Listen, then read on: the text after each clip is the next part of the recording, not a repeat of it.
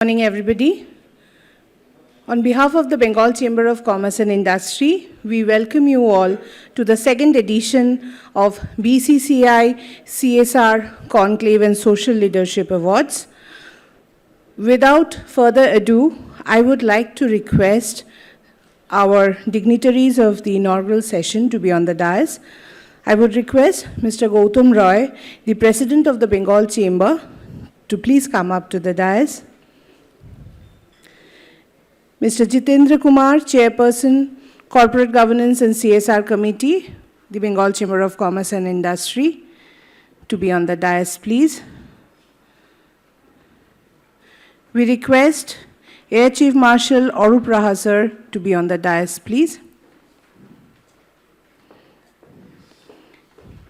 Our chief guest of today, Mr. Shubir Chakraborty, CEO and Managing Director, Exide Industries Limited, and former President, Bengal Chamber, to be on the dais.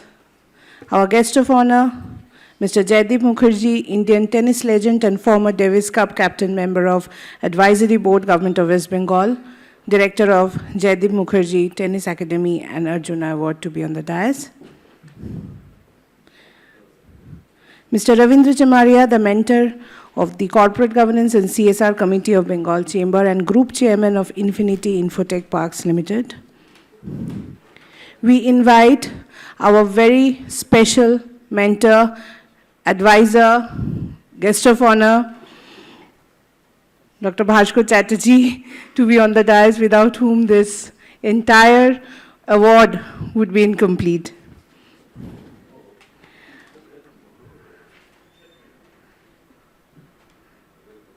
Thank you. I also request Dr. Nipa Shah Sharma, the co-chairperson of the CSR Committee of the Bengal Chamber of Commerce and Industry, to be on the dais.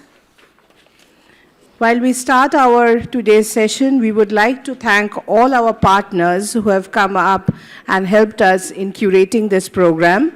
Our platinum partner, Exide Industries, our gold partner, Infinity, Chief Patron, JIS Group, our knowledge partner, Yuva Unstoppable, our creative and award partner, Presto, and official radio partner, 91.9 Friends FM. Thank you so much. With this, I would now request Mr. Gautam Roy, the President of the Bengal Chamber, to give a welcome address.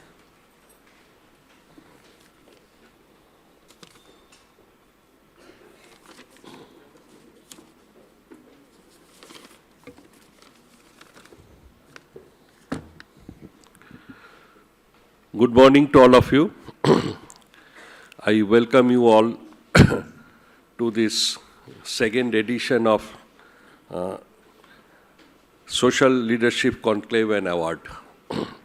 We have with us Air Chief Marshal Arup Raha, Mr. Shubir Chakraborty, immediate past President, Mr. Jaideep Mukherjee, Mr. Ravindra Chamaria, Mr. Dr. Bhaskar Chatterjee, and Mr. Jitendra Kumar, and Mrs. Nipa Shah Sharma on the dais, and dignitaries of the dais. This is, of course, has become one of the flagship event of Bengal Chamber. And the participants, I was discussing with Mr. Jitendra Kumar, that almost 100 participants from the various industry, they have joined in this award program. The award is not just, it is not just an award. There have been so many such programs are being organized at various forms, platforms, including our chamber also. But this is to understand the level of commitment for the industry towards the society in some other form. Definitely industry as such is an activity or is a, is a phenomena which is a part and parcel and integral part of the society.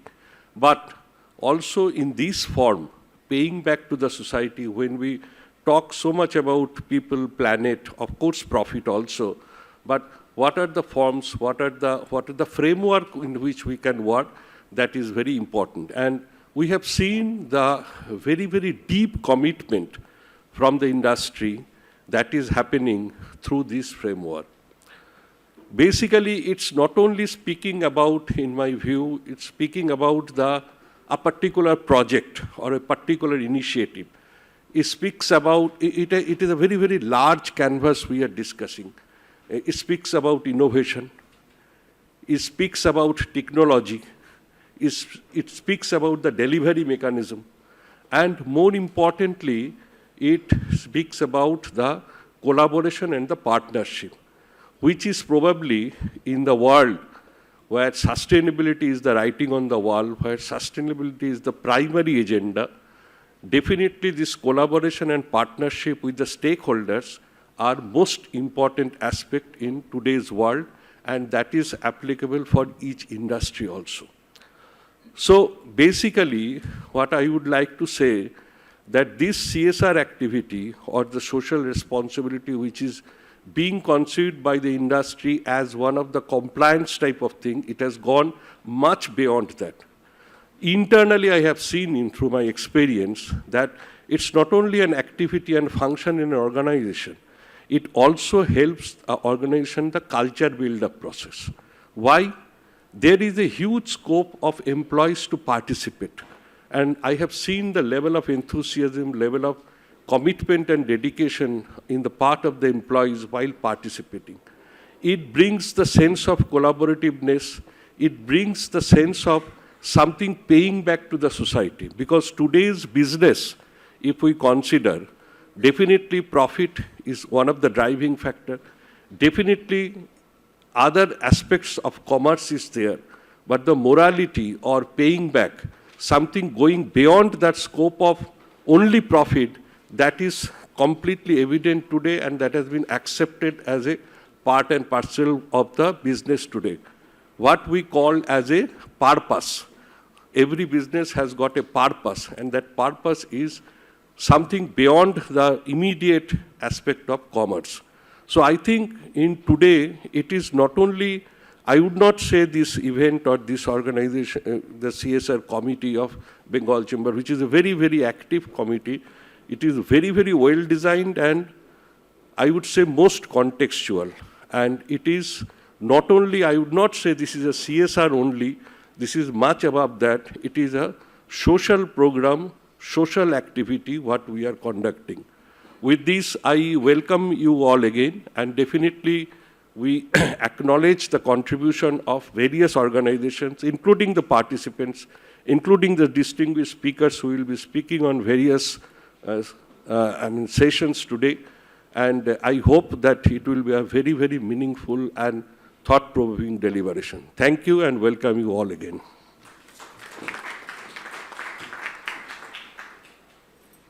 Thank you so much, sir. As sir mentioned that the word purpose, yes, the Chamber CSR committee works with a purpose, and we have also come up with a Bengal Chamber Foundation portal. We have got our representatives present here, so the corporates and NGOs who want to register with us, you are always welcome to do that. Now may I invite Mr. Jitendra Kumar, the Chairperson of Corporate Governance and CSR Committee, to set the theme address.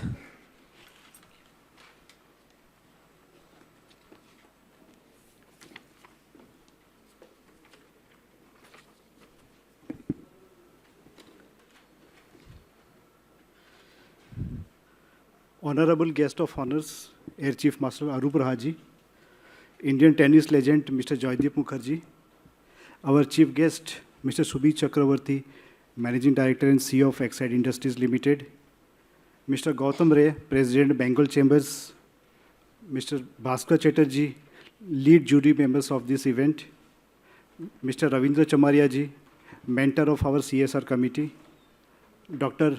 Nipa Saha Sharma, co-chair of the CSR committee. And all my friends from the corporates, NGOs, and everybody present here, a very good morning to all of you. It's an honor and privilege on my part to welcome you all to this second edition of Bengal Chambers CSR Conclave and Social Leadership Award 2023. I think at the outset, a big round of applause to all the dignitaries and all of us present here who are able to, spare our valuable time to make, time for this common cause, which is towards the betterment of the society. So, dear friends, let me just talk something about the CSR committee of Bengal Chambers, what kind of initiative we do. So basically, we work on two premises. One is to collaborate and handhold the respective shareholders, whether it is corporates, whether it is civil society organizations, and try to listen to them. Let us try to handhold them. Let us try to facilitate, the strength of each other, and try to make our society better. These things. So this is one of the objective. And second objective is to recognize and appreciate the efforts of the corporates and the civil society organizations, the kind of work, valuable work which they are doing in this society, and try to make it in the form of award event and try to appreciate that effort. So these are the basically two-pronged approach which led our Bengal Chambers to initiate this CSR Conclave last year. We started with a humble beginning last year. We were not a bit apprehensive about the response which we will get from the stakeholders. So last year, therefore, we restricted our projects mainly from West Bengal. So all corporates, all NGOs who have undertaken the project in West Bengal, they were invited to showcase their applications through the applications, and they were invited. But with the response which we got, it was a tremendous response which got from all the stakeholders. So everybody appreciated this particular event, which encouraged us to go a little bit to scale it up. And therefore, this year, it was decided by the CSR committee to invite applications pan-India. So I'm glad to inform that we have received close to 100 applications from the leading NGOs, from the leading corporates, who has shown interest to come and be part of this particular event. So congratulations to, and in fact, we are happy that the kind of response which we have got from all those stakeholders, which has encouraged us to look much more bigger in the next year. So maybe I will say that maybe next year we will be all sitting in Bangalore or Delhi and holding this event, not in Kolkata. Because the perception of Bengal Chambers to many people, those who are probably present in this hall, they know that, we are a pan-India, we are doing, great things beyond West Bengal also. But there are many stakeholders who perceive these Bengal Chambers to be, limited to the West Bengal. So this, I think, this concept probably we want to, clear up that, it is not restricted to West Bengal, because in this kind of social sector work, it does not need any boundary to or confine ourselves within a particular state. So maybe 2 years, 5 years down the line, we may see this event to be organized in Singapore, Dubai, or anywhere else. So just to give a couple of glimpse of events which normally we do at Chambers. So apart from the hand-holding the stakeholders like corporate NGOs, so we have also built up a dedicated web portal where all those corporates and NGOs have already registered. So we try to understand the kind of work which they are doing in this particular space from both sides, and then try to facilitate and handhold them to work more closely among these other. Like for example, if a company like JSW, they want to do certain projects in South 24 North Parganas or anywhere part of the West Bengal, then at one glance they will be able to know all those NGOs who are doing this kind of work, and this chambers will facilitate the marriage between the corporates and the NGOs. So that process we have started. We have got very encouraging results. I think thanks Mr. Ravindra Chamareji, our mentor, to support this particular initiative. It was his brainchild, and the entire team has worked for this. So my colleague, he is from Infinity Group, he will talk about this particular portal during the day. And we are also holding pitch sessions where their NGOs basically showcase the work which they are doing in their space. And then as a corporate, if we can come and support the kind of funding to those NGOs. So that process also we have started, and going forward we want to enlarge that thing. And I was just talking to some of the members that why don't we do it once in a month, where we can showcase the NGOs who are doing all over India, and whether the corporate come and support the kind of funding. So these are some of the things. We are going through an open canvas. We want to draw, we want to put the color which we want, and then we see how we can grow in next 1 year, 2 years, 5 years down the line. So that is how, as a CSR committee, we are open to all kind of ideas. We are looking for support from all the kind of stakeholders which are there, and scale it up, because the kind of opportunity which the CSR committee can have is tremendous potential. So we just want to tap to the potential. We want to reach out to the right kind of people at the right time, and then see where it leads to. So now talking about a little bit the CSR space which is going on in India. So we are privileged to have the presence of Mr. Bhaskar Chatterjee, our former Director General and CEO at IICA, who was basically is the instrumental behind the CSR Act and rules which is prevalent in India. So when he was the Secretary of Ministries, so he was the instrumental who framed all those rules, act, and what we see today. So this is one of the brainchild of Mr. Chatterjee. So big round of applause to Mr. Chatterjee. Sir, I'm sure that you must be proud to see how CSR in our country has panned out and driving innovation and impact. The concepts like individual giving and employee volunteering programs are also getting embedded in the corporate culture, and it augurs well for the future. So I'm quite optimistic that the second decade, because now we are closing towards the first decade of completion of our CSR rules in 2014. So I'm sure that the second decade of CSR in India will be a golden decade of partnership and will play its part in the holistic development of our nation.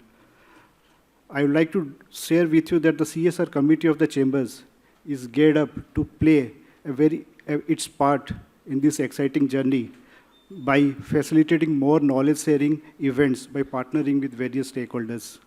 So before I conclude, I would like to appreciate the effort of my CSR committee members, the Chamber Secretariat led by Sukanya and her team, and each and every one who have contributed to this event. The journey has just started, and our endeavor is to make bigger and better every year. With the support of and the blessing from all of you, I'm sure that going forward, this BCCI CSR Conclave and Social Leadership Award will be one of the India's leading national corporate CSR award event. So we look forward to having you once again for the third CSR Conclave and Social Leadership Award. Thank you. Thank you.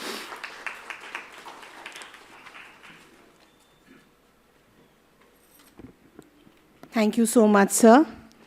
May I now request Air Marshal Arup Raha, former Chief of the Air Staff, Indian Air Force, and former Chairman of the Chief of Staff's Committee, Honorable Member and Ambassador Extraordinary of Bengal Chamber, to give his address.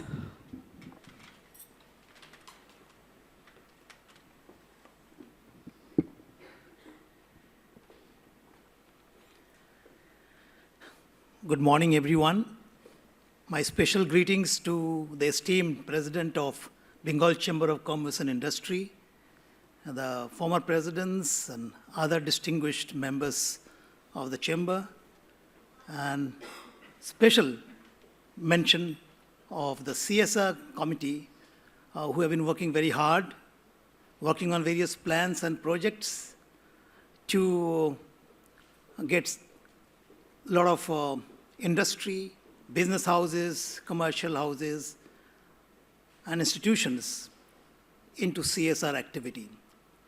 So to my mind, it's a great honor to be here in this iconic building, India Exchange, and the most ancient in terms of the period over which Bengal Chamber of Commerce and Industry has worked in India. I believe it is the oldest Chamber of Commerce, nearly 190 years plus. So it's always a proud occasion and honor to be here, to be part of them.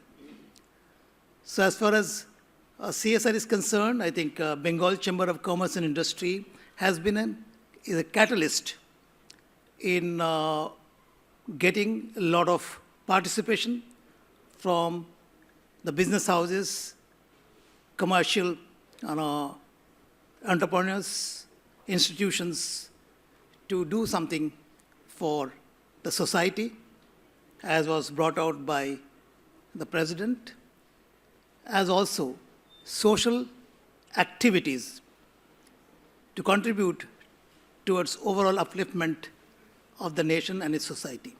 There are so many areas in terms of social index in India where we lack, and a lot can be done by the industry, entrepreneurs, business houses to make sure that there is a lot of improvement in the quality of life as well as standard of living of the most downtrodden people.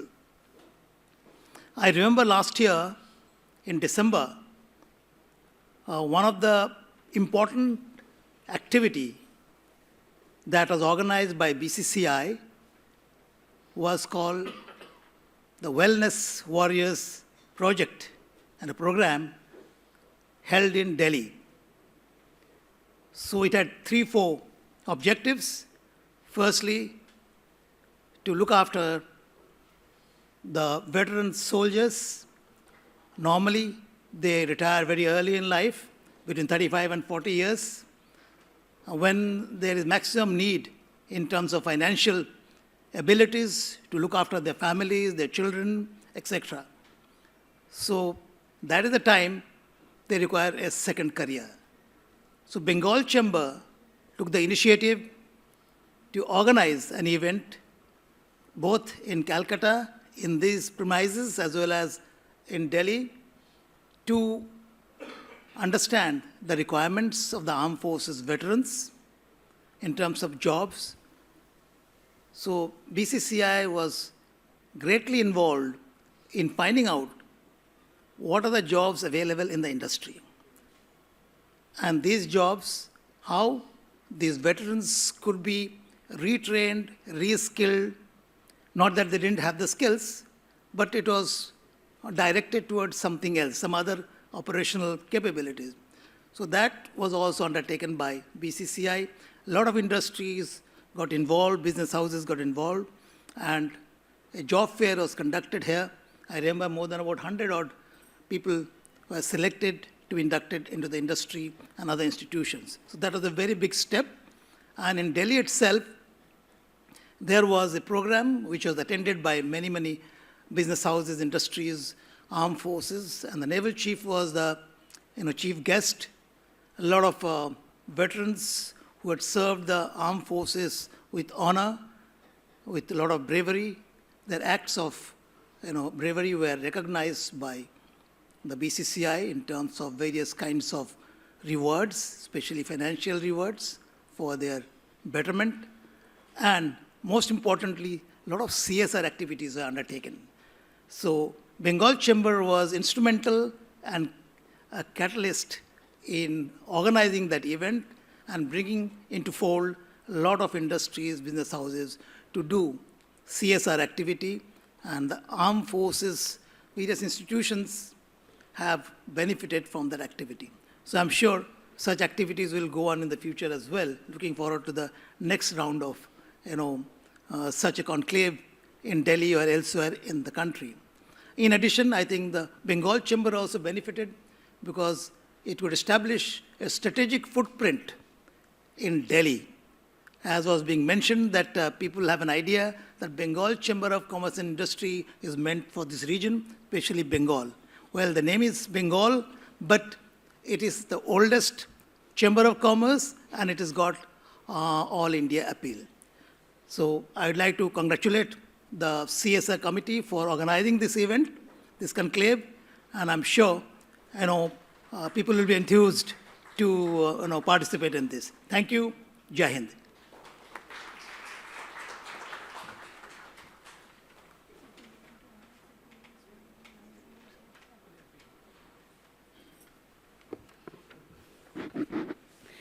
taking points in, as Arup sir mentioned, yes, we have been working with the armed forces, and we are happy to share that we have already adopted 2 schools of Air Force.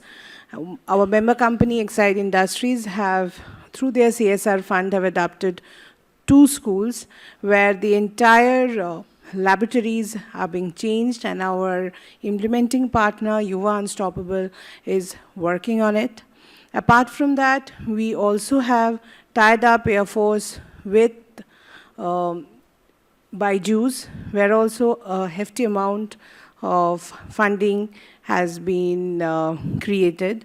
So that is also we have done through Yuva Unstoppable. So these are our small ways of coming up with CSR contribution as much as possible. And therefore, with this also, we have created the Bengal Chamber Foundation, which is being mentored and guided by Infinity Group, where we are trying to pull the NGOs and corporates in one thread. With this, I would now request our chief guest, Mr. Shubhit Chakraborty, CEO and Managing Director, Exide Industries, and former President of Bengal Chamber, to come up and give his address. Thank you, sir.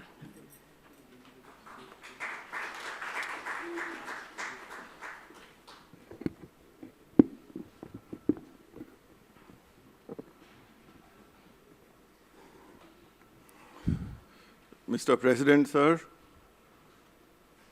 dignitaries on the dais, and all members of this very distinguished audience, a very good morning to all of you.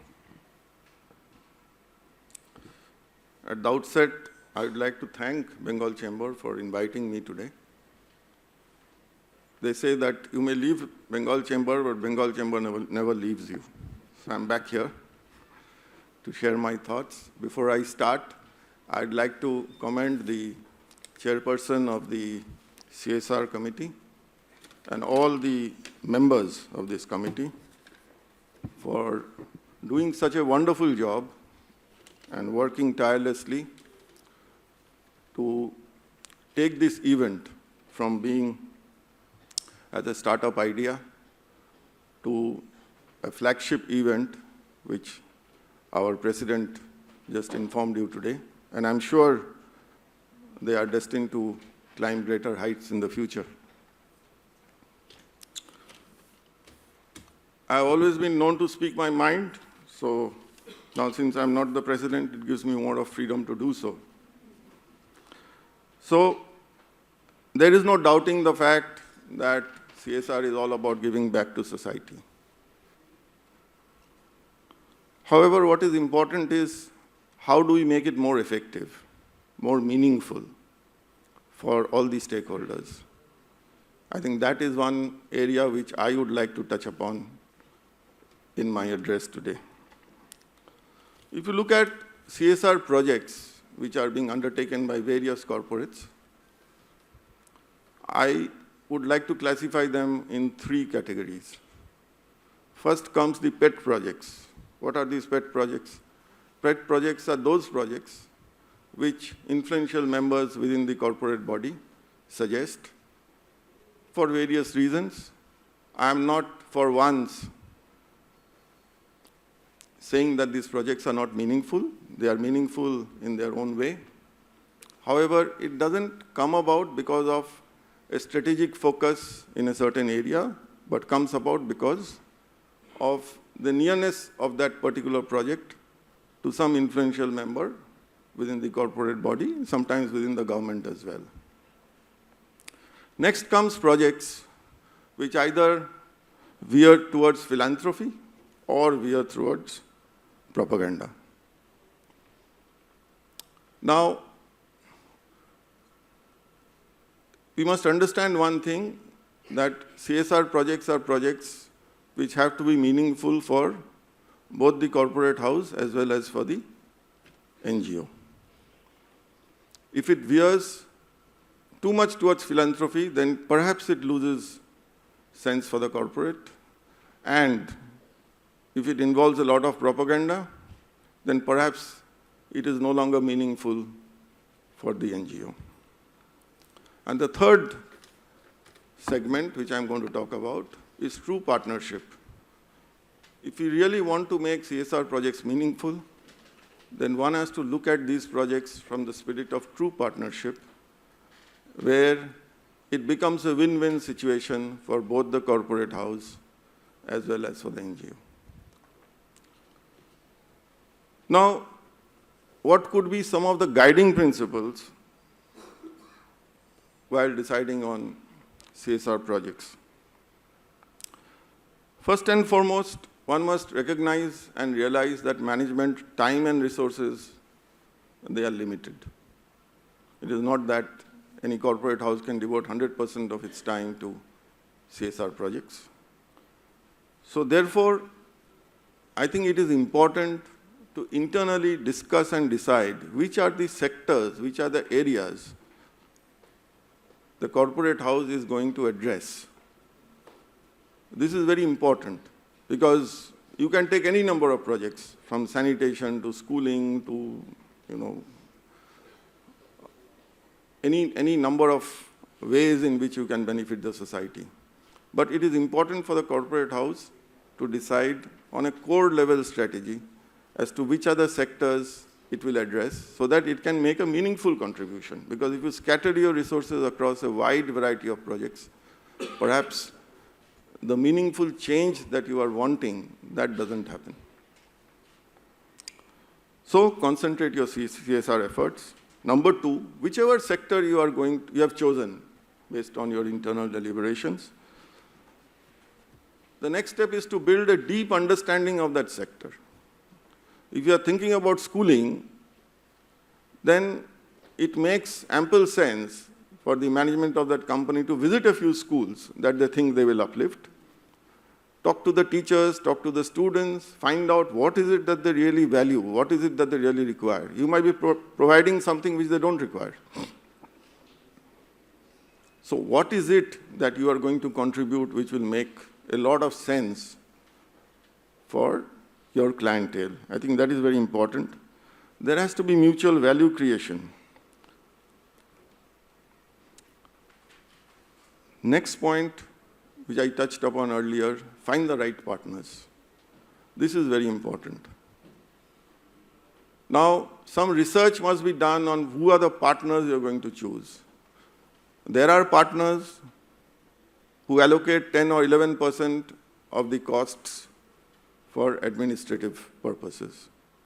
There are partners who allocate 3 to 4%, which means if you allocate 100 rupees, then either 90 rupees goes for benefiting the society or 96 rupees. This is something that the corporate body must inquire and find out, that the money I am giving, how much of it is really going towards that specific purpose or goal.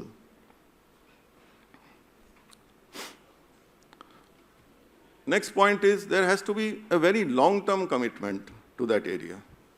For example, if you have decided on schools, I keep on talking about schools because Exide has decided schooling as a sector in which we will invest with our CSR funds. Then we have to be focused in a long-term way because, if we fritter our resources, then it cannot result in wholesome upliftment. So this year, for example, you take care of the electricity through solar power. Next year, you take care of the classrooms. Third year, you look at sanitation purposes. Over a period of time, those schools that you're addressing, they become almost like model schools. And that makes a lot of difference to the students who are studying there. Next point, CSR cannot be limited to the CSR head of a company. There has to be engagement of workforce across levels, especially the leadership. If the leadership is not engaged in any CSR activity, then I can tell you with a lot of certainty that that project will only receive lip service. The leadership will have to be engaged. They have to visit these projects. They have to understand what is happening on the ground. and they have to engage the whole company, be the inspiration for the entire workforce. And lastly, you have to do impact assessment periodically.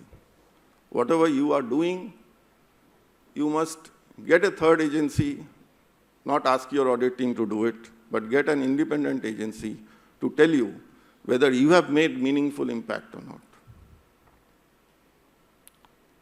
So, in terms of benefit assessment, there could be long-term or there could be short-term assessments.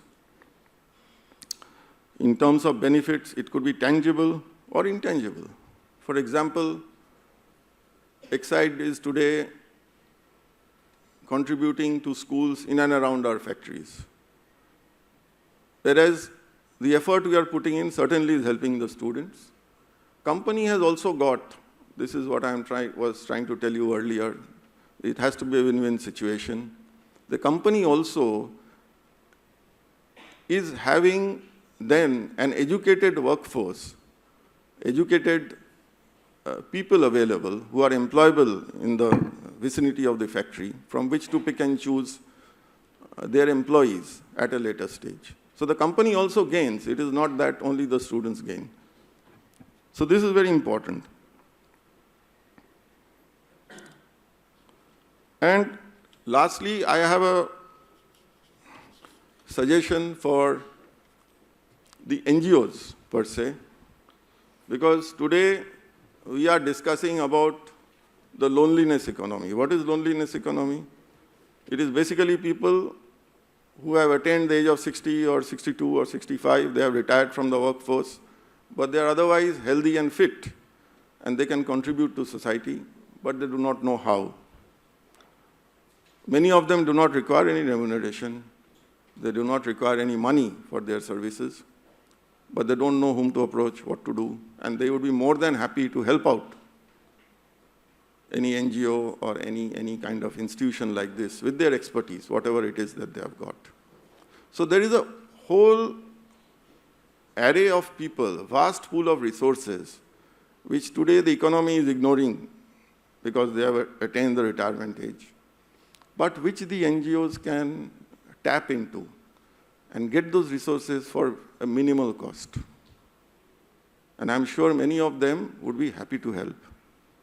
If there is a way to get this movement going, and I will suggest to the CSR Committee of Bengal Chamber to create a portal through which people interested in providing such services can register, from which the NGOs can then pick and choose.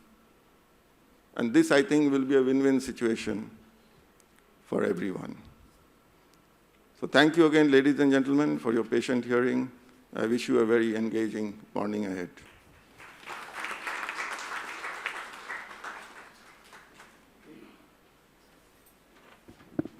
Thank you so much, sir, for your kind words. May I now request Mr. Joydeep Mukherjee, India tennis legend and former Davis Cup captain, member of Advisory Board of Government of West Bengal, and director of Joydeep Mukherjee Tennis Academy and Arjuna Award winner, to please come up to the dais and give his address.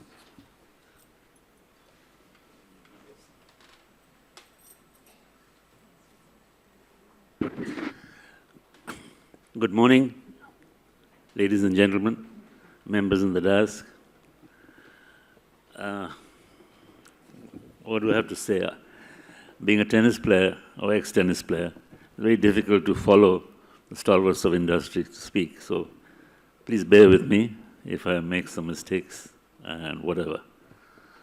First of all, I would like to say a healthy body makes a healthy mind.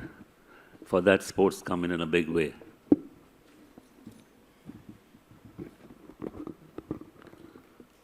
Thank you.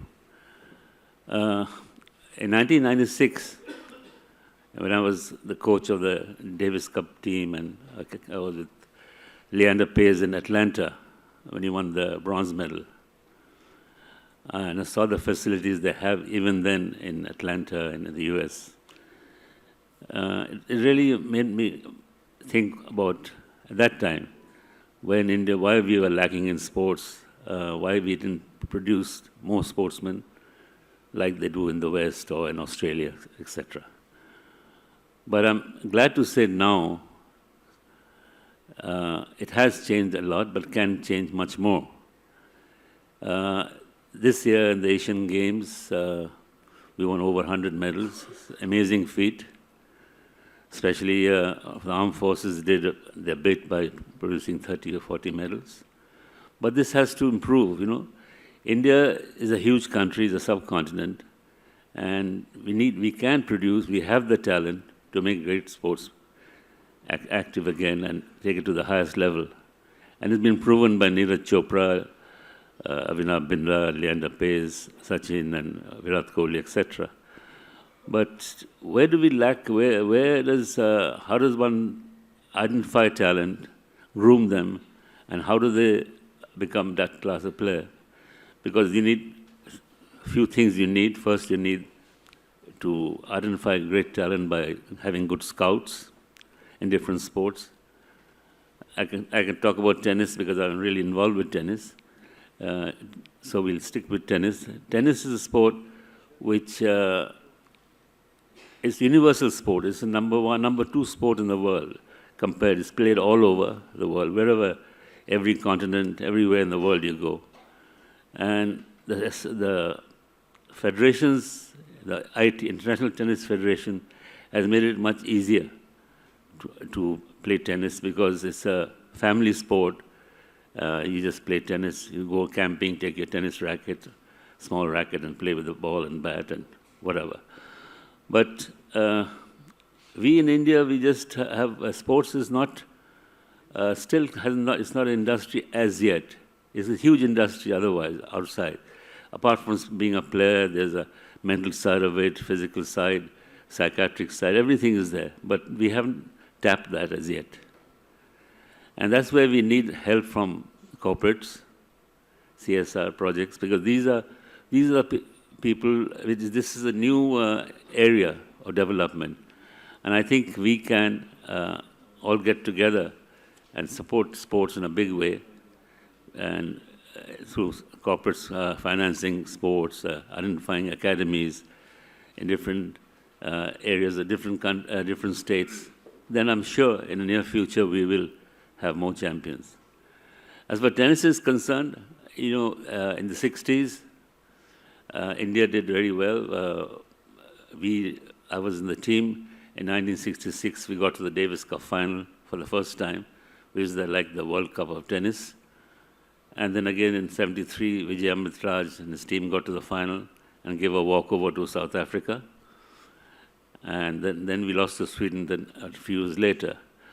But after Ramesh Krishnan and Leander Paes, there is a downslide. I remember tennis was the top 4 sports in the country. I think I'm a little older than all these gentlemen, but it was cricket, football, hockey, and tennis. Badminton and squash racket game was nowhere in the picture. But look at now badminton, where it has reached, and tennis, where it's come down to. This year at Wimbledon, I was shocked to find there was not one player in the singles draw of Wimbledon, not even in the qualifying, where earlier we had reached semi-finals. Ramanathan Krishnan was semi-finalist. So there's some sort of gap somewhere as far as tennis is concerned. We have to look at it, but I think talent is abundance in areas like Northeast, in Kerala, in all over. Even in Bengal, we have a lot of players. Bengal was the nursery of Indian tennis. South Club was a place where we all produced about 20 Davis Cup players. But right now, there's nothing. So we in the tennis sector, whatever, we are trying our bit to do something.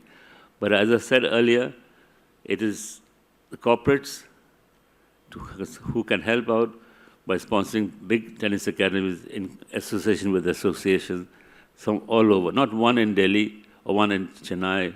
Has to be smaller tennis academies where you can pick up talent, nurture them, and bring it to a second level. It's like going to a school. You don't have the same teacher in nursery and same teacher in class 4 and same in class 10. You change your teachers. In tennis is the same way. The coaches change. You can't have the same person teaching tennis at about 10-year-old and same person teaching a Davis Cup player, or the same person teaching Djokovic or Federer. So it is a very different ball game. For that, advisory team by the government has to be formed, get all the heads together to discuss what we can to do to take it up. Because tennis and sports is coming up faster than you think. It's getting bigger and bigger and bigger. That shows, you can see when you read papers about the fees the footballers make now, the prize money that Djokovic is making, or golfer Tiger Woods is doing. It's all, people, you look at it and said, how much did he make? $5 million. $5 million koto holo, so many crores. People say, "Arey, ami to khelle bhalo hoto. Why did I work?" But it's not easy. No one can be a tennis player or a footballer. You have the talent, work hard, dedicated, and fitness. All this takes time. It's like a race for a long-distance runner. You keep on running, then you don't know when you're going to, what's going to happen. Finally, I don't want to say anything, but I would like to thank Bengal Chamber of Commerce and Exide, because we have a foundation where Mr. Arup Raha is there with me, and we have just formed which is catering for the underprivileged children. We have about 20 or 30 children playing from the grassroots level, and I'm glad to say some of them are playing really well, and in the near future they might just do what I just said earlier. So thank you, Bengal Chamber, for inviting me, and it's great to be here. Thank you.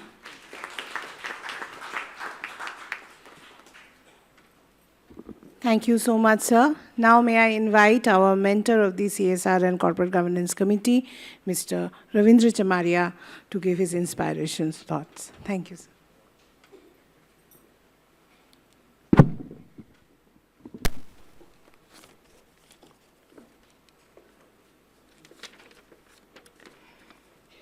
A very good morning to everyone present here today. Mr. Gautam Ray, President, BCC, Mr. Jitendra Kumar, who heads the Corporate Governance and CSR for the Chamber, our guest of honor, Marshal Arup Raha, and Mr. Mukherjee, and the Chief Guest, Mr. Subir Chakravarti, Dr. Nipa Sharma, and Mr. Bhaskar Chatterjee. Thank you very much for having me here for the second edition of your CSR Conclave and Social Leadership Award 2023. Over the years, CSR and its allied topics have consumed my thoughts and have come to reside in my heart, and I will therefore, with your permission, take this opportunity to speak from my heart this morning. Convention or logic would suggest that the less you give, the more you have. I have often found the converse to be true, which is the more you give, the more you have. Abundance creates the ability and the possibility of giving, but giving creates more abundance. And I don't mean this only in financial terms, I mean it as a principle of life. As goes the adage, when God blesses you, don't just raise your standard of living, raise your standard of giving. I would like to extend my compliments to Bengal Chamber of Commerce and the CSR Committee for making a vital difference in bridging the gap between those who can very much want to donate, to give and make a difference, and those who are already doing great work and committed to a cause and could use support to further their cause and work.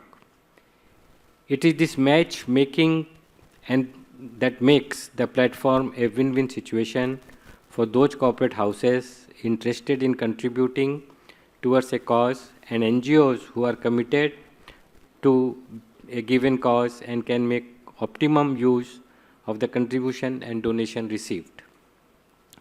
I wish both the corporate houses and organizations the very best. Let us continue to do what we can to give, not with a sense of obligation, but a sense of privilege, and receive, not with a sense of entitlement, but with gratitude. Thank you very much.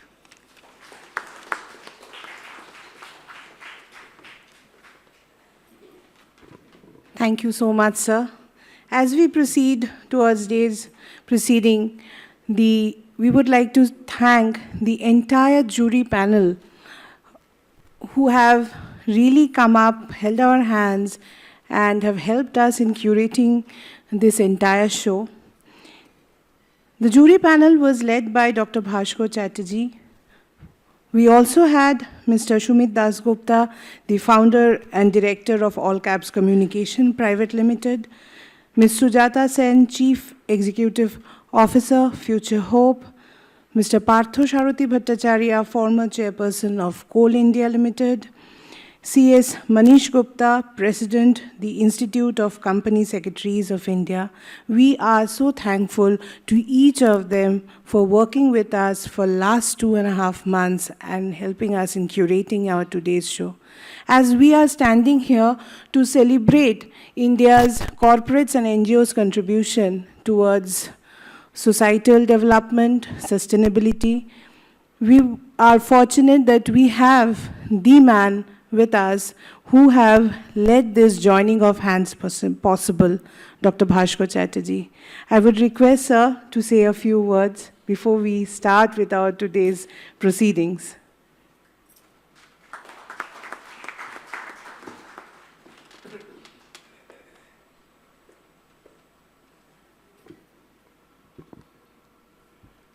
Dignitaries on the dais, distinguished delegates, ladies and gentlemen.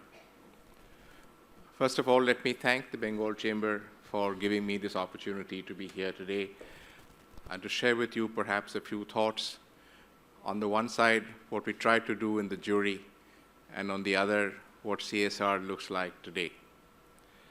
First of all, Sujata, my colleague who was on the jury, Partho, whom I missed being here, fellow members of the jury.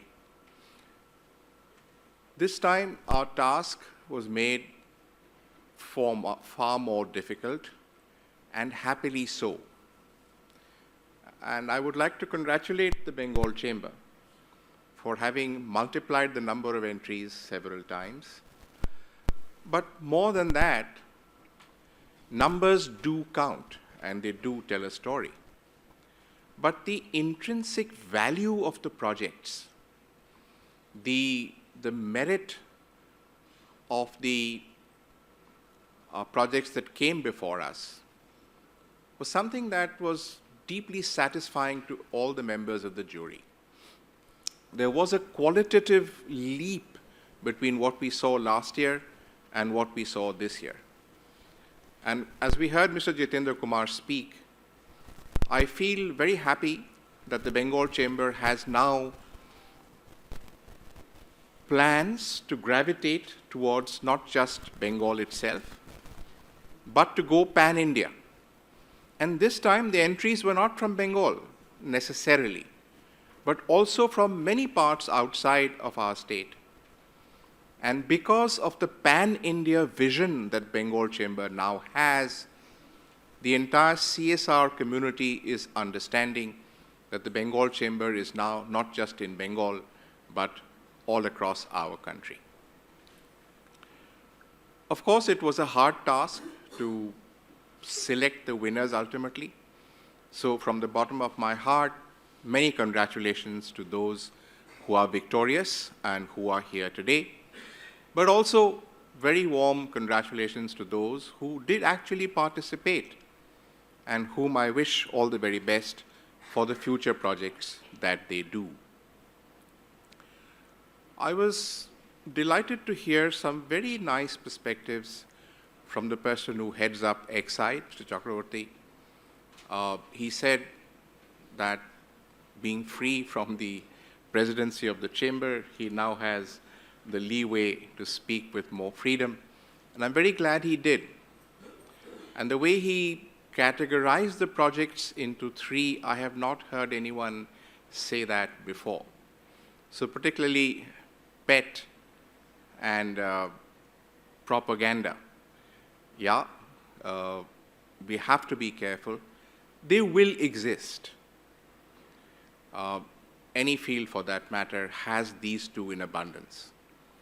But I am happy to say that they are not necessarily very large in number. They constitute a certain element of what we do in CSR. But even those can be made meaningful, as he rightly also said. At the end, it is the word meaningful, purposeful, impactful that counts. Echoing the thoughts that he expressed, those of you who are practitioners would know that in the 22nd January 2021 circular of the Ministry of Corporate Affairs, we have already written very clearly that the third-party assessment of projects becomes mandatory, particularly for the larger ones. And this is now more and more in vogue because CSR committees and the leadership of companies wants to know exactly over the years that they have spent, we are 10 years into CSR, what is the real impact that you have had? You can do all the corporate communication around what you are doing in CSR. You can maximize your brand value. You can maximize stakeholder perception of what you are doing. But what will really tell is the quality that you deliver at the grassroots. When we were trying to write the law way back in around 2011-12, there were two unique concepts that we tried to introduce. And I'm happy to say that they have pretty much stood the test of time. One, these are elements that exist nowhere in the world. We came to know that as POP, which is not plaster of Paris, but percentage of profits, a concept the world had never even thought of ever before, but new to India because we were developing a law for India, by India, in India. And that 2%, again, a number that we deliberated on a great deal, but again, stood the test of time. The other unique concept, again, nowhere in the world has it, is to bring in civil society sector as partners. And you can imagine that initially when we were writing the law, with all due respect to corporates and entities, there was a lot of resistance on their part. And many of them said, Dr. Chatterjee, fine, okay, if there is something we need to do in CSR, we've been doing it in any case for a long time, but happy to make it strategic. But why NGOs? Why civil society? They are, well, in their words, not a formal sector. It's hard for us to put our money into that unorganized area. And the reply there was quite simple. India has 3 million NGOs, 30 lakh. If even 10% of them are really good, that's enough to service all our needs. And today, all corporate leaders speak of partnership, partnership, partnership. Because again, I'm glad to say that in the perception and the vision that we had of CSR, I could not imagine an ecosystem where that sector, which works at the grassroots, who are often derisively called chappal and jhola walas, are today at the vanguard of the CSR movement, if I might call it, in our country. And I'm also happy to say that the way I conceptualized CSR as a triangle, with government at the apex, facilitator, regulator, and the extremities of the base, on the one side, corporates who fund, who monitor, who assess impact, and the other side of the base, civil society sector, that actually does the work on the ground, who live and breathe within communities, who understand what community needs are. And because they are there, because they serve communities, that the excellence of our CSR is manifest for all of us to see. And therefore, those two concepts which I had introduced into the law have pretty much stood the test of time. 10 years on, if these principles had not stood, we would not be in a situation where we could say with pride that India is a nation that leads in give back. Nowhere in the world is there an ecosystem as we have here.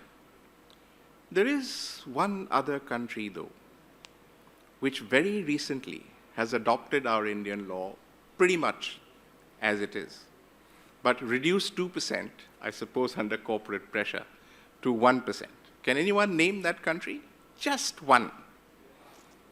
Who said that? Congratulations. I was in Nepal recently, and I was feted by the government of Nepal for, bringing that onto their radar. But it's good to see that our immediate neighbor has actually also gone that step. I just want to say, and I'll finish with that, we began with about 10,000 companies who around 2014 fell under the aegis of Section 135. We are today at 18,000 plus companies, almost double the number. We began modestly with around 12,000 crores. Today, we're at 26,500 crores, 250%. And the whole movement, if I may call it that, has grown exponentially. It has got the finest minds, the finest brains in the corporate world, in the informal sector, our civil society sector, in academia, working together, synergizing, coming together to push that movement forward. So as we stand now on the threshold of completing 10 years, it is with great pride that we feel, all of us in the CSR community, that we stand as a sector of the economy, as a pillar of the economy. And in times of great need, at the heart of the COVID crisis, it is government which reached out to the CSR community to help us overcome some of the greatest challenges that any nation has ever faced. It is with those words and with great pride that I stand before here today. Thank you very much.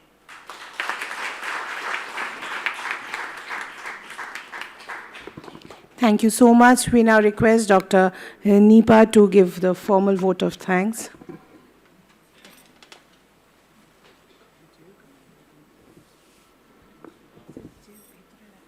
Good morning, our esteemed chief guest, guests of honor, distinguished panelists, eminent judges of the second edition of BCCI CSR Conclave and Social Leadership Awards, valued delegates and guests. It's an honor and privilege for us to get this opportunity to thank you all.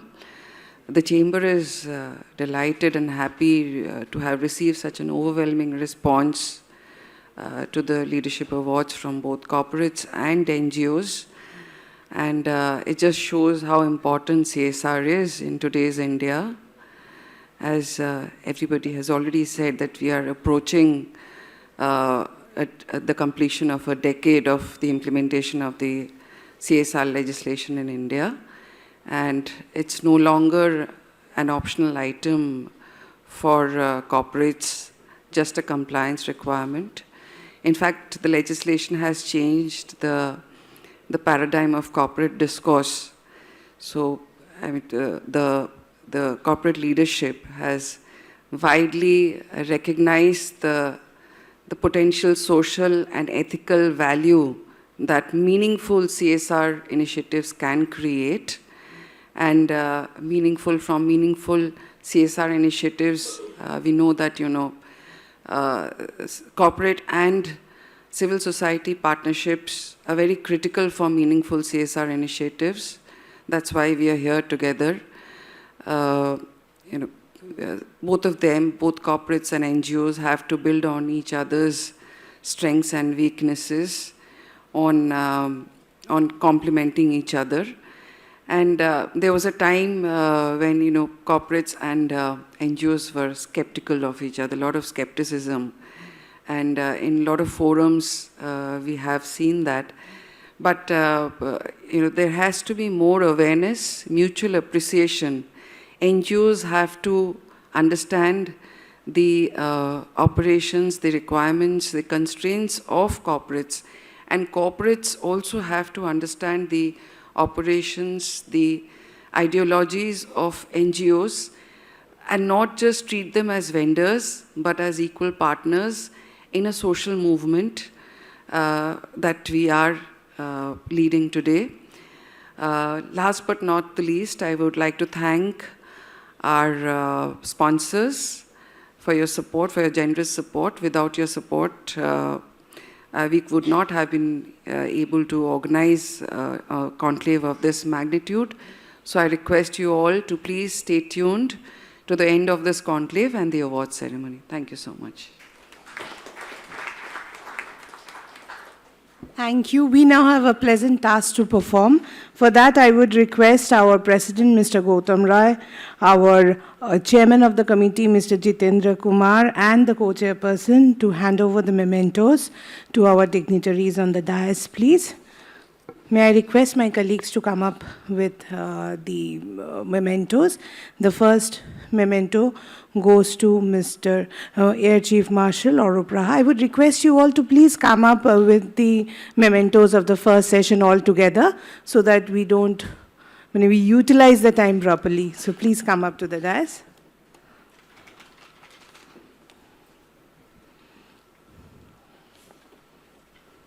A round of applause, please, everybody, to Sri Air Chief Marshal Arup Raha. The next one goes to Mr. Subir Chakraborty.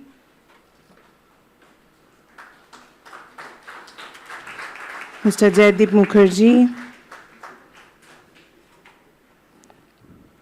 Mr. Ravindra Chamaria ji. To Dr. Bhaskar Chatterjee.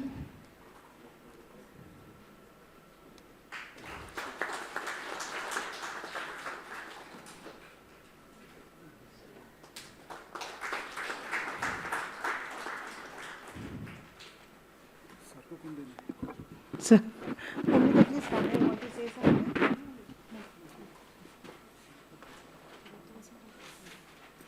I would request Jitendra sir to hand over a memento to our President, Mr. Gautam Rai also, please.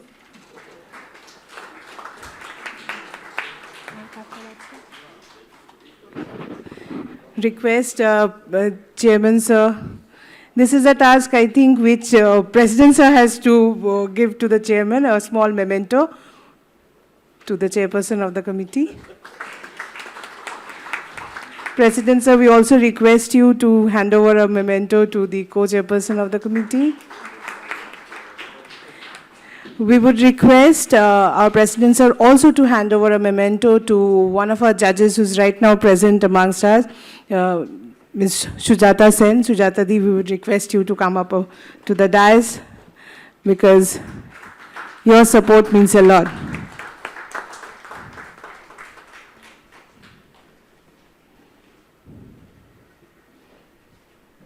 A big round of applause for our judge. Thank you so much. We would now move forward to our next session. We request the dignitaries on the dais to please join us. I would request my colleagues to arrange for photo opportunity, please.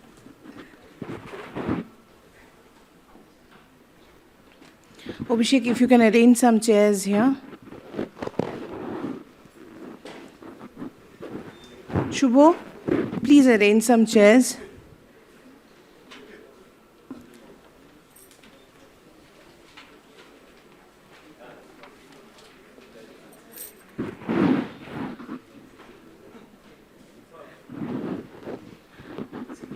Okay, sir.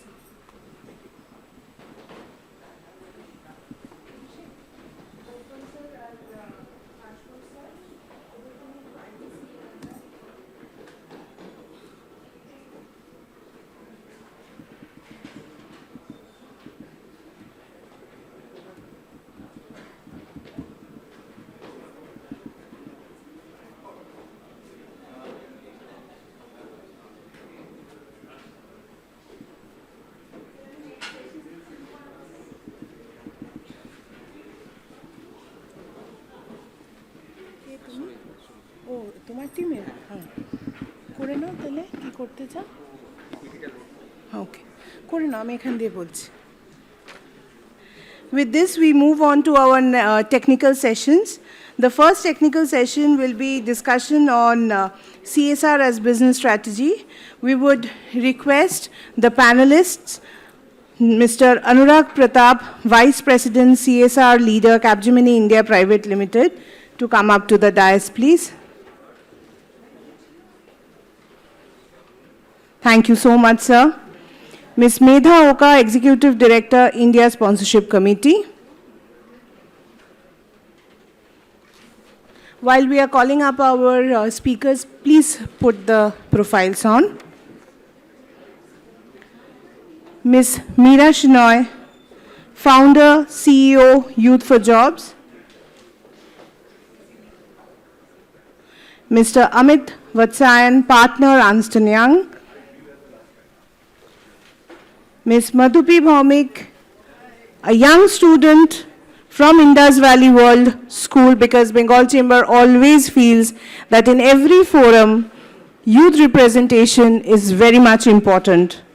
We now invite the moderator of the session, Dr. Bhaskar Chatterjee, former Director General and CEO, Indian Institute of Corporate Affairs, to be on the dais, please.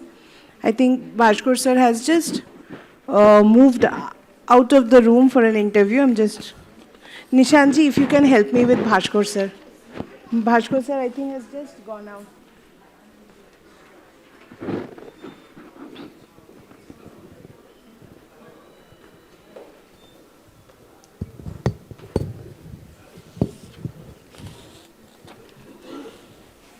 You want to download?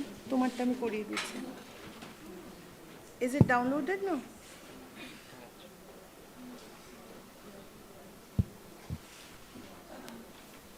We would request 2 minutes of your time. I'll just quickly invite Bhaskar sir and come. I think he has gone for a media interview. I'm just asking him to join us because without him, we can't start the session.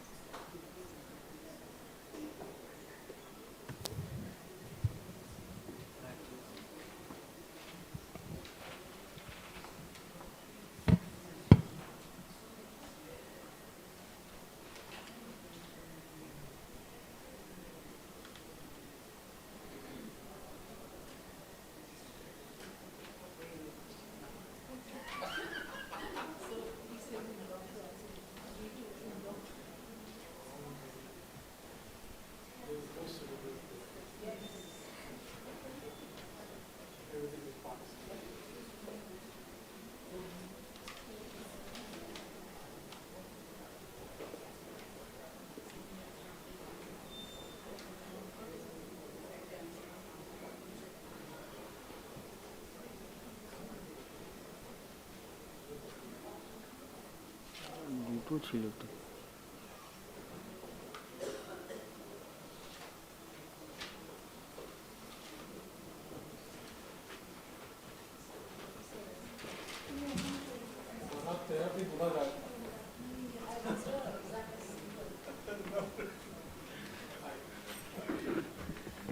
Thank you, everybody.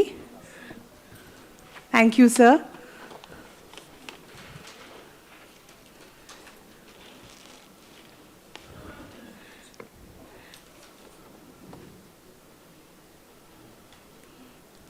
So we would request you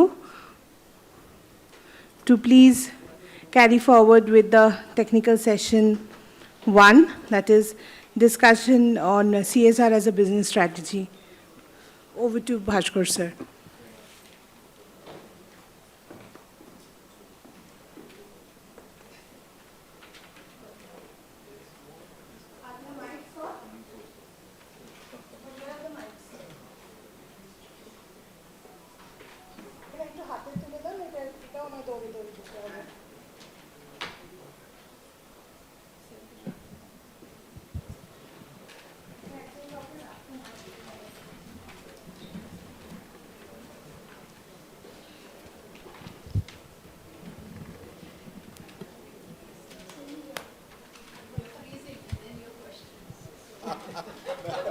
This is promise.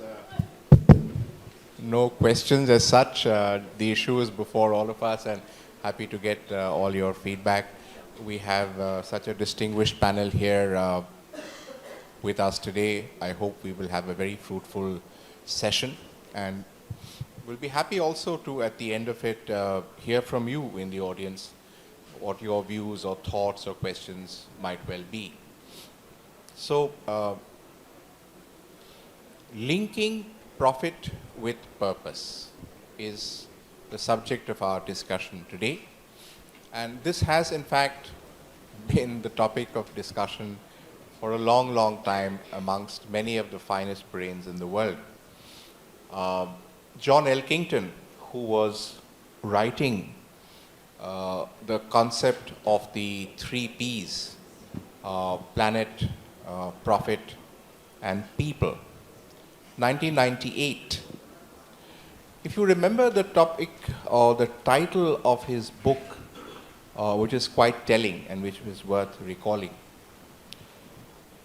the title was Cannibals with Forks, the Triple Bottom Line of the 21st Century. And he characterized corporates as cannibals with forks. And why did he do so? Because he saw them as completely profit-oriented. To them, humanity or the planet mattered none. It was the bottom line, and that's pretty much it.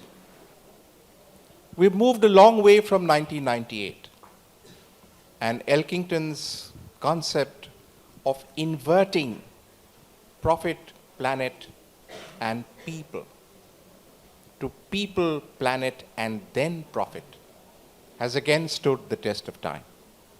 So in what we do now, in our give back, in our understanding that whatever we do commercially, we take profits out of the community or from the community. And therefore it behoves, it is incumbent upon us to give back to that very society from whom we extract our profits. And we can only do that if there is a purpose in what we do, a higher, nobler purpose. Accountability to our people and accountability to the planet in which we live. And it is with those introductory thoughts that I would request Mr. Anurag Pratap to kick off the discussions and let us have his thoughts, please.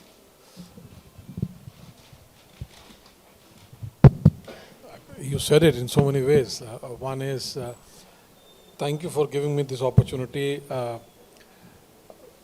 Largely, if I look at, and I'll be, apologies, I'm not someone who will be always very diplomatic in these conferences there. Incidentally, what has happened is since 2014 or so, corporates are still grappling with the reality that their 2% profit is going away. They are still sizable corporates. They still don't know how to link their larger purpose with the business there. We are still a hugely compliance-driven CSR that we are running today.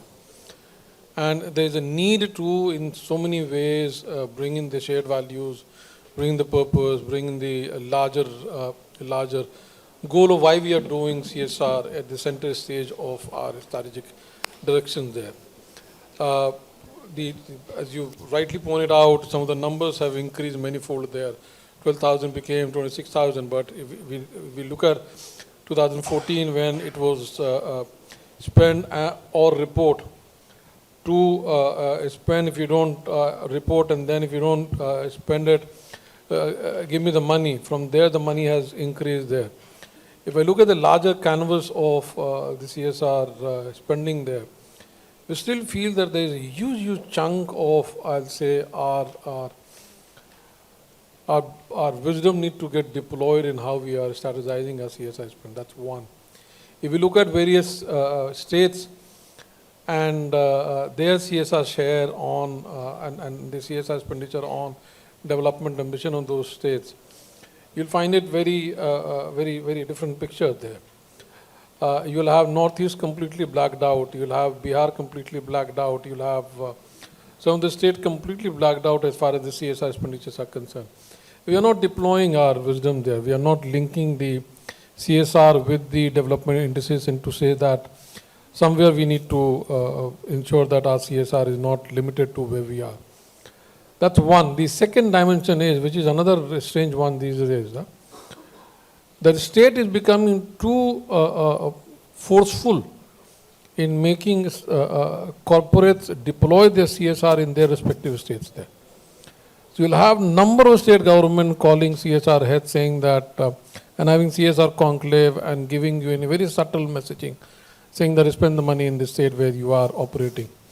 Otherwise you'll have, and then there are ... there, so you don't get it what you have to do it. He talked about COVID there, and COVID again, there was a huge chunk of thing, and there are a number of NGOs who are sitting here. Imagine the plight of some of these NGOs who suddenly realized that their project money was taken away to fund something which went in there. There are people who are still looking for a job after 2 years of the COVID onslaught there. And we happily went to the Twitter to say that I'm committing 100 crore there for COVID, without worrying about what will happen to the NGOs from where I've taken the money there. In context of all these things, become very pertinent for us to bring in purpose, larger purpose in the way we are strategizing our CSR there. It becomes very important for all of us who are part of the CSR movement, people who are part of academia, people who are part of state, people who are at the leadership position in the corporate world, to come together to look at, I have a small chunk of money available there, how best I can utilize it, which will give the communities a sense of hope and sense of aspiration there. And that's for me larger aim and agenda of CSR, because 26,000 crore in no stretch of imagination one can say that this is the fund which is needed for development. This is the fund which is good to fill the gap of development funding there. Excellent, Anurag. Very well put. I've always valued the deep insights that you bring into any discussion on CSR. And yeah, there are even now corporates who are still discovering what they need to do. It's been 10 years on, and yes, and the other point I wanted to mention was that when we began to write the law, the idea was, should we make it mandatory or not? It was a Hobson's choice. And we initially then looked around to say, how can we make it such that corporates are attracted to the idea, not coerced and forced to drink the water? And so we scoured the United Nations landscape and came up with this idea. Comply or declare, right? So you either complied with the law, or in your website you gave a reason why you could not comply. And that's how it began. And we were indulgent towards corporates from the Ministry of Corporate Affairs for about maybe 6 or 7 years, and we said, I think that's about enough. The first real notice, which became a compoundable notice, actually came sometime maybe around 2018-19, just before pre-COVID. And then at COVID time, again, we served no notices. But then the change comes towards the end of 2020, early 2021, when we move away from this principle, from comply or explain, to a regime of penalties. Today, the regime is a penalty regime. You either do or you pay, and you pay heavily. The initial regime was either you do or you pay / go to jail. The go to jail part has now been removed. We have, if you do not comply, you pay heavily. And you pay individually, and you pay as a corporate entity. So the penalties are today really severe. And therefore, maybe at the end of the day you need some element of compulsion, otherwise things would not happen. So, Both are wrong. and perhaps they could be one way or the other, but what to do?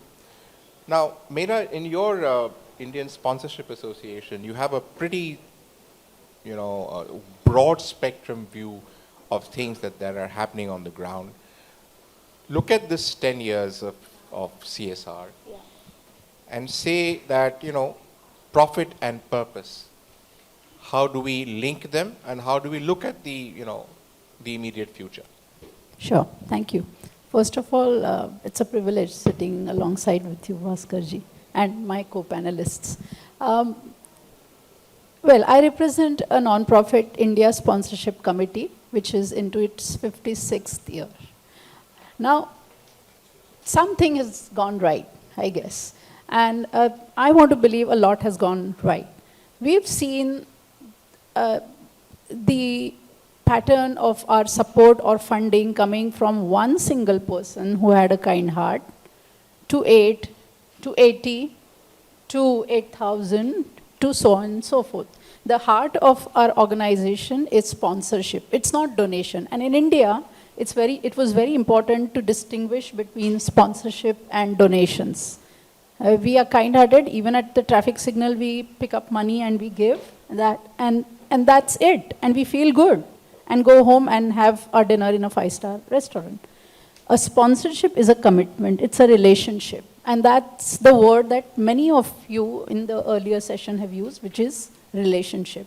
I want to believe that if purpose and profit has to be linked in a good way,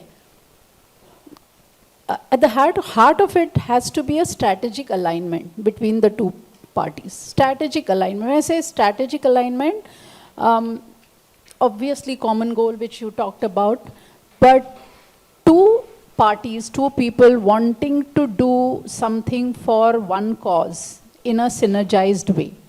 I'll be giving a couple of examples directly coming from the field, if that can throw light on this subject, which will be candid and as we speak. And you did mention about the last 10 years. So our funding pattern has changed tremendously with the CSR legislation, and there are a lot of things that we can think of doing because of that. But at the same time, we can't put all our eggs in one basket.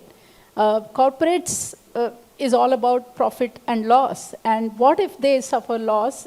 All my children are not going to be on the road. Like you said in COVID, they still have to live, breathe, eat, play.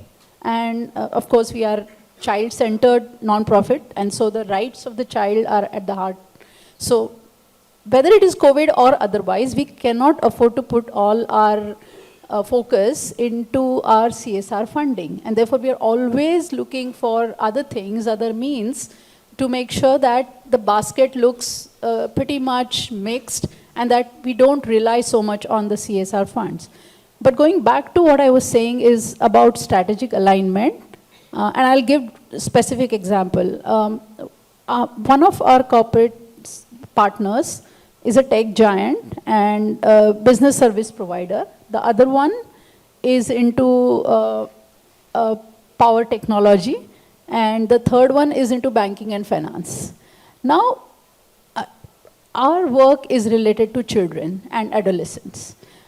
The fact that all of them have a common goal, which is to serve the underprivileged, underserved, and marginalized children, and to make sure that the India of tomorrow, day after many years, becomes a place of our dreams, is a great start point, because we have an aligned goal, we have an aligned vision and mission, and therefore the thrust areas which you talked about, whether it's education, whether it's health, whether it's technology, then are synergized.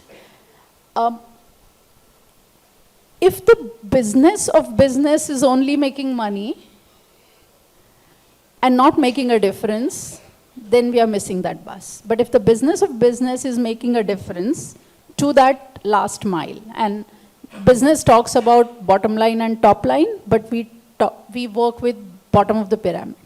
And so the moment they realize that and work together, there is a value that they immediately see. And the example case in point is that same technology giant invited their customers from the developed world to visit us to show them the kind of purpose they serve, this corporate serves. They spent 2 days with us in our campus on Lonavala. They were so impressed, they gave the testimonials and backed the contract. Isn't that a profit for them? And hasn't it come from the other side of the fence? The banking and finance sector CSR partner of ours, their common goal with us was empowerment of women. Our tagline was, Kamate Raho. Why shouldn't women of all strata of life feel that they have a power to earn, whichever way? And so the Saksham program of ours, which they support, has opened a completely new geography for them because they've started working with us. So it's win-win, it's give and take, as long as there is a alignment and a shared value. Thank you. Beautifully put, Meera. Top line, bottom line, but bottom of the pyramid. Beautifully put. Let me turn to you, Meera, because you've been at the vanguard of an incredible movement. In a few years, you made so many people job worthy, providing them employment, and you have grown exponentially. So yours is an amazing journey. What would be your perspectives on our subject today? Thanks, Dr. Bhaskar Chatterjee. And I'm happy to be with one of our funders and other partners over here. I think one of the good things which the 2% did for people like us is if an NGO these days has strong building blocks, which means that if you're transparent, if you believe in the potential of the poor, and you use technology well for good, if you have these 3 ingredients, then you'll find that funders actually come to you. And this could not have happened before.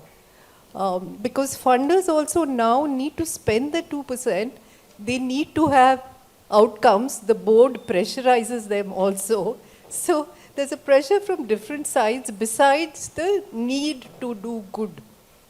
And therefore, I think it's an opportunity for NGOs like us to do a greater good and to push ourselves every day to do better and better. Having said that, I think the work which we do, I represent Youth for Jobs, which is the largest in South Asia to train youth with disabilities and put them into jobs. I'm really happy to say that members of BCCI like Exide are big partners of ours, very good partners of ours, ITC. So we're happy to be here. But the crux of our work is that we tell people not to hire out of pity, but because it makes business sense. So there again, you have profit and purpose beautifully blended together. And just to give you an example, we have a company, I'm just giving you one example. We have a company which is the largest manufacturer of mobiles. So their Asia Pacific CEO heard me at one of the international conferences. They only hire girls. So he said, shall we do girls with disabilities? And I said, why not? Our team went there, looked at the processes. We found 40 processes people with disabilities can work. We had our team stationed there. They thought first, let's do a 2%, then 4%. Today, they're hiring 10% is their target of girls with disabilities. And they're not doing it, mind you, because they love our face. No, these people are, in fact, attrition gets reduced, productivity gets higher, especially in some of the operations where there's a bit of monotony. But not just that, even people like Capgemini will tell you how in many of the places it really helps business. So I think the two get beautifully blended in our work. Several CEOs tell me this, that, why they do this. And I just want to end quickly with one example. And I think actually it's beyond money, because what happens is that when you start giving money, there are several other unmeasurable attributes which happen. For example, we started a mentorship program for the visually impaired with a multinational bank. And I said right in the beginning, let's do this mentorship with measuring outcomes, because you have to feel good. We know some of the outcomes, what they are, but I think let's measure it so that we feel good. Every year the program is getting stronger. And now the board joins each year when the program ends. And every year I hear the international board saying the same things to me, saying that, listen, as much as your youth benefit, our employers also benefit. And these relationships, obviously it really supports our youth, because our youth are rural, they're poor, and they're blind. But for the company people, to know how you can function without challenges, to know that you can do work with challenges, I think for them it creates a shift. It creates a shift in the person who mentors, it creates a shift in the working environment, and therefore it's win-win for both. Terrific, Meera. Very, very well put. Turning to you, Amit, in all this talk about this triangle of government and corporates and NGOs and partners, I now feel we tend to ignore the role played by corporate consultants. There are the big four, there are the big six, but there are a host of other corporate consultants also who have built up a very, very strong, robust CSR practice, which now is evolving into a CSR ESG kind of practice. And I think over my career, I have not given them enough credit. But in the advisories, and now that I actually am in the private sector, and I see how much we do rely on information, on advice, on collaboration with consultants who benchmark what we do, who give us perspectives on what could be done. They play a very valuable role. I want to, at least for the first time, acknowledge on a platform the role that they have played. And I say this because in the initial years when we were doing or trying to write up the law, and in the initial years of when the law had come in, my personal conversations with Mr. Memani of ENY, I discerned in him a very, very clear idea. He was so much on the side of doing the CSR law, because I was facing so much opposition from the corporate world at the time. And he was one of the strong believers. So do convey that to him. I really mean that very sincerely. And I know that in the way that you in ENY and others operate, you're doing a great service there. So Amit, I'll be very happy to have your perspective. Thank you so much, and it's my pleasure to be with you, sir, and of course with my esteemed panelists and old friends. Meera, that's to you. I think just on a bit of a personal note, in fact, I was involved back in 2008-9 when the voluntary guidelines were being set up for CSR in the Ministry of Corporate Affairs. And I think if I really look at currently how this ecosystem is evolving, and I'll quickly also come to the point which you made, sir.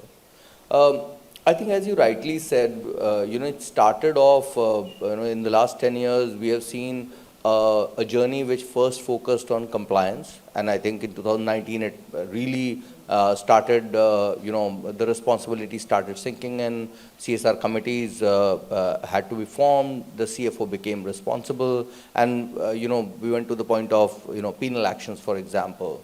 I think from there, if I see that today, the spend is about 25,000 crore, which is happening. And out of that, if we look at the top 10 companies contributing, it's about 5,000 crore being spent. But if I see a lot of the companies struggled at two levels. One is, how do you really get high compliance given that we are in a compliance regime? And second, how do you then, along with high compliance, get high impact with reference to impact on the society? And I think, making that transition, I think the high compliance in a way came more naturally. Companies are used to regulations and, they do quickly respond to it. But along with that, really also getting into the high impact journey, I think that's been fascinating. It again got further aided by also the ask which came in later in 2021 on the necessity for impact assessment. So if you see from a regulatory perspective, that also was brought in, that if the overall CSR expenditure is about 10 crore and for every project which is over 1 crore, impact assessment must be done. And I think Mr. Chakrabarti earlier made this point. I think we saw a lot of companies begin to look at, how do you measure that impact? What are the matrices? Companies are quite used to having a matrix for profit. But when one is talking about social or environmental impact, how do you really build that into a system and really calculate that? So I think that is an area where, and I'm very glad to say that many of the companies, and now, some of the esteemed panelists here are already talking about it, but many of the companies have started having this strategic perspective where instead of a very diffused focus, they've started looking at how do they create an alignment between the company's purpose, the employees' values, and of course, with reference to the communities they operate in. And last but not the least, on nation building. So I think, sir, that's really the space where earlier we used to get large companies coming in and asking these questions, but now even mid-market companies are coming in and seeking help. And you're right, the other thing which has happened is that a lot of professionals who have worked in this space, not only large companies, because we also have now relatively smaller companies who are profitable and who are contributing to CSR, where a whole professional workforce is coming into play, supporting these companies in making that journey. I just want to say that I think if you currently look at, and maybe just to name a few, if you look at a Prabhat or a Nanni Kali, these are in a way national flagship programs. And to a large extent, government is also now giving that due credit and not just identifying it as good work being done on the ground, but also learning back from it to feed it back into government policy making. So those are the trends which I'm seeing. Very nice, Amit. Let's go to the youngest member of our panel, and I'm sorry we're completely running out of time, so I'll request you to be brief, but wonderful to hear from you. Please.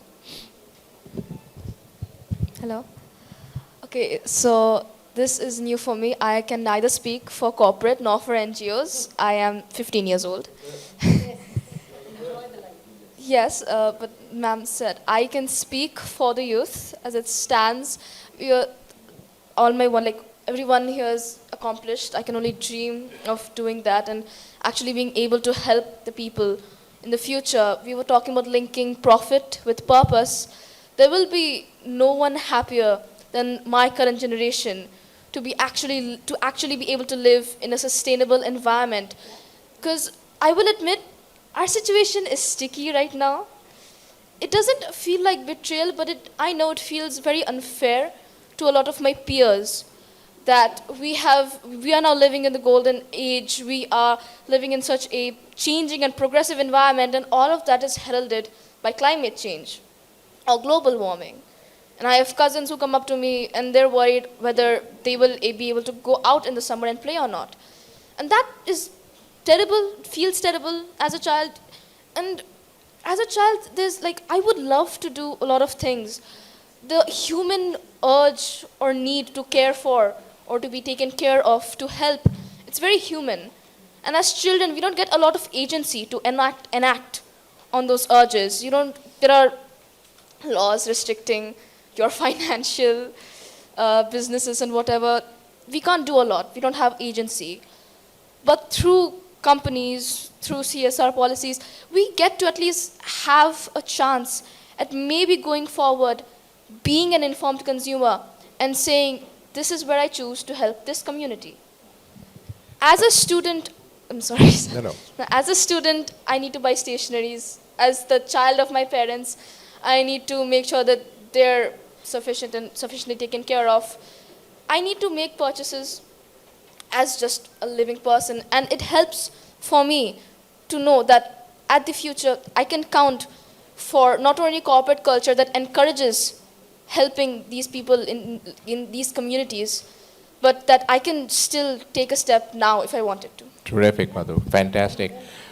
Amazing how articulate she is. If I cast my mind back to when I was 15, my God, I would have been sweating and howling and running away from the back door there.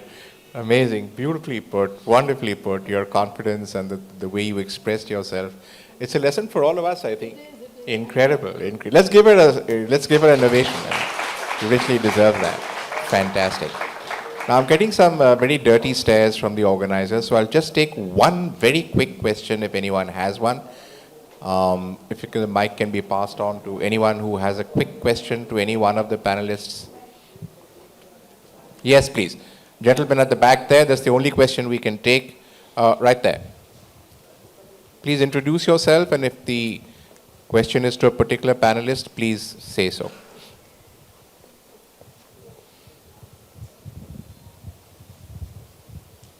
Hello. Myself Tapas Chakravarti. I work at Vaikantapur Tarun Sangha that is located in Sundarban. And that for last 41 years that we have been working for the community in Sundarban Delta areas where the locations are very much isolated for socio-economic and environmental reasons. So very delightful sessions that I have got through throughout the sessions actually. And just I have some quick questions to you actually to get some insight on this. That just recent report that has been passed few days back by the Minto and Satba Consulting who did this survey, that almost that 35% revenue of this sector, particularly for the NGO sectors, those organizations who are located in Delhi. Okay, so for us, like the organizations who are just sitting in the remotest part of the country, that how they can get such resources actually, so to nurture and improve our own programs for more sustainable development goals, towards the sustainable development goals. And that question number... So, I'm sorry, we ran out of time here. The question was just that much. Yeah, this is of course a conundrum that we are trying to work hard with. One of the reasons why this happens is that most all India NGOs who have a footprint across the nation tend to register themselves in Delhi. So maybe you see a skewed distribution for that reason. But these NGOs, mostly all India NGOs, are present across pan-India. So that doesn't necessarily mean that the work of CSR is happening in Delhi or around Delhi. In fact, when you spoke of the geographic distribution, we see that most of CSR happens in Maharashtra, in Tamil Nadu, in Gujarat. So it's what they say, the privileged get more. But remember, in those states, there are very, very, very, very backward regions. And a lot of the activity also happens there. But I think now, in the Ministry of Corporate Affairs, we are trying to see how we can improve that, the spread by maybe incentivizing rather than again coercing spend in the aspirational districts and in the Northeast. I think that's one thing that is crying out to be done, because we don't have, as you rightly said, in Bihar or in Jharkhand or in the Northeast, we don't have too many corporates there. Because corporates are not there, therefore they tend to service them much less. So I think somewhere along a correctional measure is being debated now in the Ministry of Corporate Affairs as I speak. So hopefully we'll have something there. So I need to shut this session down. Thank you to all my panelists. I'm so sorry, they will kill me after this. But we'll discuss this offline. Yeah. She won't get killed. Give her 30 seconds. All right. And this is an appreciation for the young girl. And the point that you raised about climate change, environment, sustainability. In this hall organization, we have platinum partner Excite. Now, I was talking about alignment, and they are packed power technologies.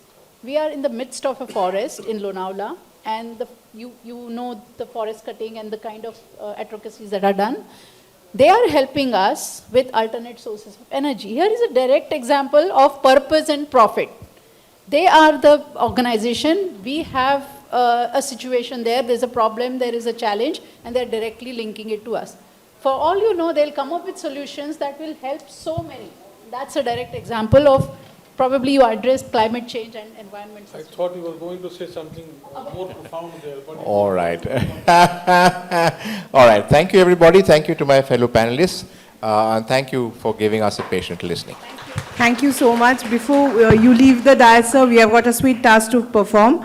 I would request the chairman of the committee, to Mr. Jitendra Kumar, to come up on the dais to hand over the mementos to our panelists here. I would also request our CSR committee member, Snigdha Shah, to be on the dais to give up some mementos. Please come.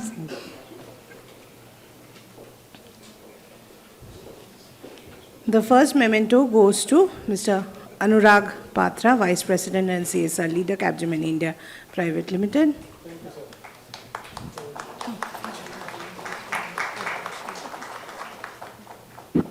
Would request Snigdha to hand over to Ms. Medha Oka, Executive Director, India Sponsorship Committee.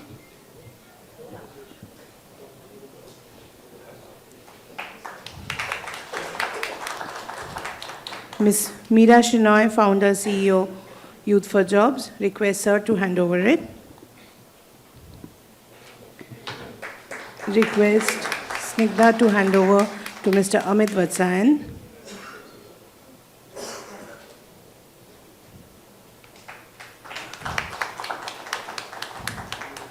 Would request Jitendra sir to hand over the memento to our youngest panelist, Ms. Madhupi Bhaumik. Thank you, and it was really wonderful. Thank you so much. With that, we request all our panelists and moderators, sir, to please take their seat among the audience. We would now quickly move. A photo opportunity, please.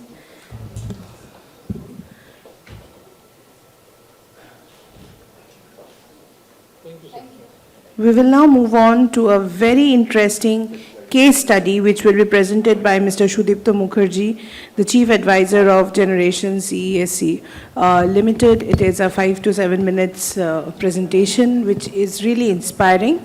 So we request Mr. Mukherjee to please.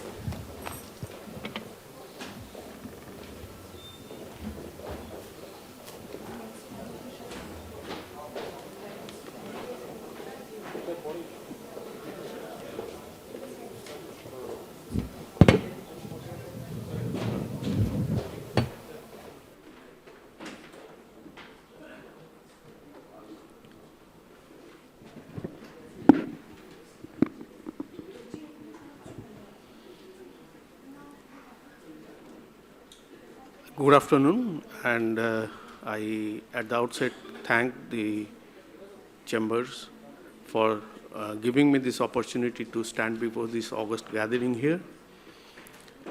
Let me confess that I am not a person of this fraternity. I am from the engineering background. But this initiative is very close to my heart. Before going into the presentation, let me draw the premise. We were talking of Sustainable Development Goal, which was agreed by all the nations in 2015. In the 2023 report, it says that we have achieved only 15% of what we think to be a goal for the globe. We are on about 50% time we have elapsed. Now, where do we land? We probably are stepping into the era of global boiling, not warming. We have almost reached 1.2 out of 1.5 degree agreed in the Glasgow meet. And it is estimated that if we continue in this speed, in this rate of rise, by the close of the century, we will reach to 2.8 to 3 degree. I don't know what will happen. At 1.2, we have seen severe extreme weather events in many parts of the globe. Don't know what will happen beyond that. And with the GDP-based developments, we are proceeding. It is very difficult that the rate will decelerate and we will go a cleaner earth to live. Until and unless we become socially conscious. So a term is coined today, socially conscious leadership. From the corporates, it is my humble request that economic prosperity is not development alone. We have to integrate social and environmental part in a holistic manner to coin the term development. So with this, I will present a very short case. The case relates to setting up a greenfield project at Haldia at a time when the state is having very turmoil situation in regard to setting up industries, acquiring of land. But believe me, during this process, I was also involved, so that I can tell from my heart that not a single hour of disruption happened during the entire journey. So let us, and whatever we discussed in the morning session, that the attributes of the CSR initiatives, the myths are that we are funding, so we should dictate terms. Only funding or money will be more than enough, donation, etc. And it is kind of a charity, it is kind of a philanthropic activity. These are all myths.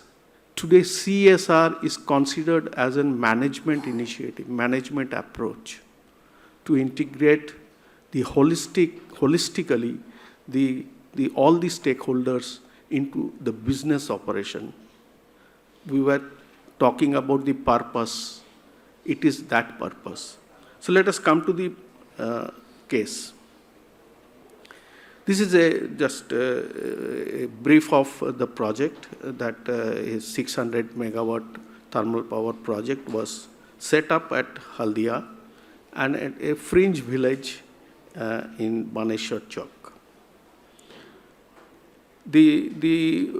Why we went in through this process, we felt the need right from the day one. So we thought that within the district, the coverage area will be the location of the plant and the adjoining villages.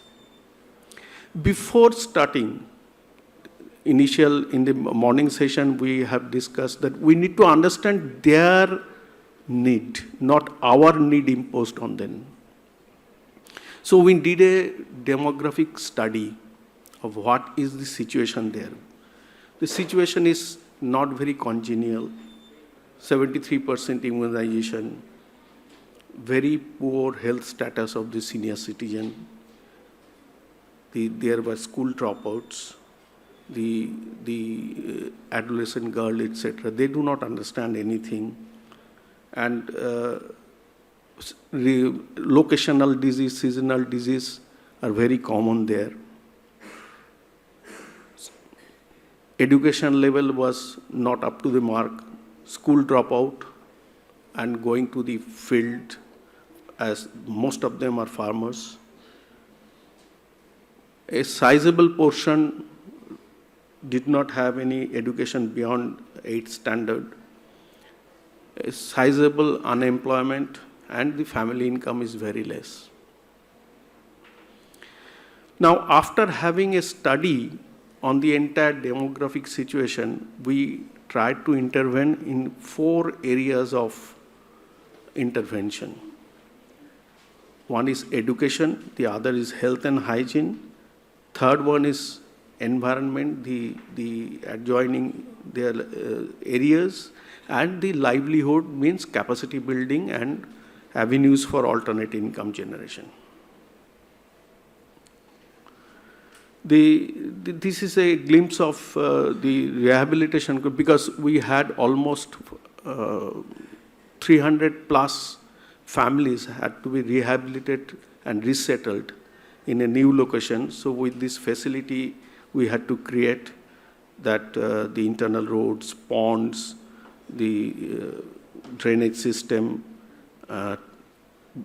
community water facility, drinking water facility, etc. In the field of education, we try to intervene in a different way. Apart from building up of school, we try to also impart areas where digitization is also sensed. So digital classroom, computer laboratories, because they didn't have this kind of facilities in their own area, smart classes. And in one school, we have elevated them to the Nirmal Vidyalaya under the government of West Bengal. This is the glimpse of the computer laboratories developed and the smart classroom developed in some of the schools.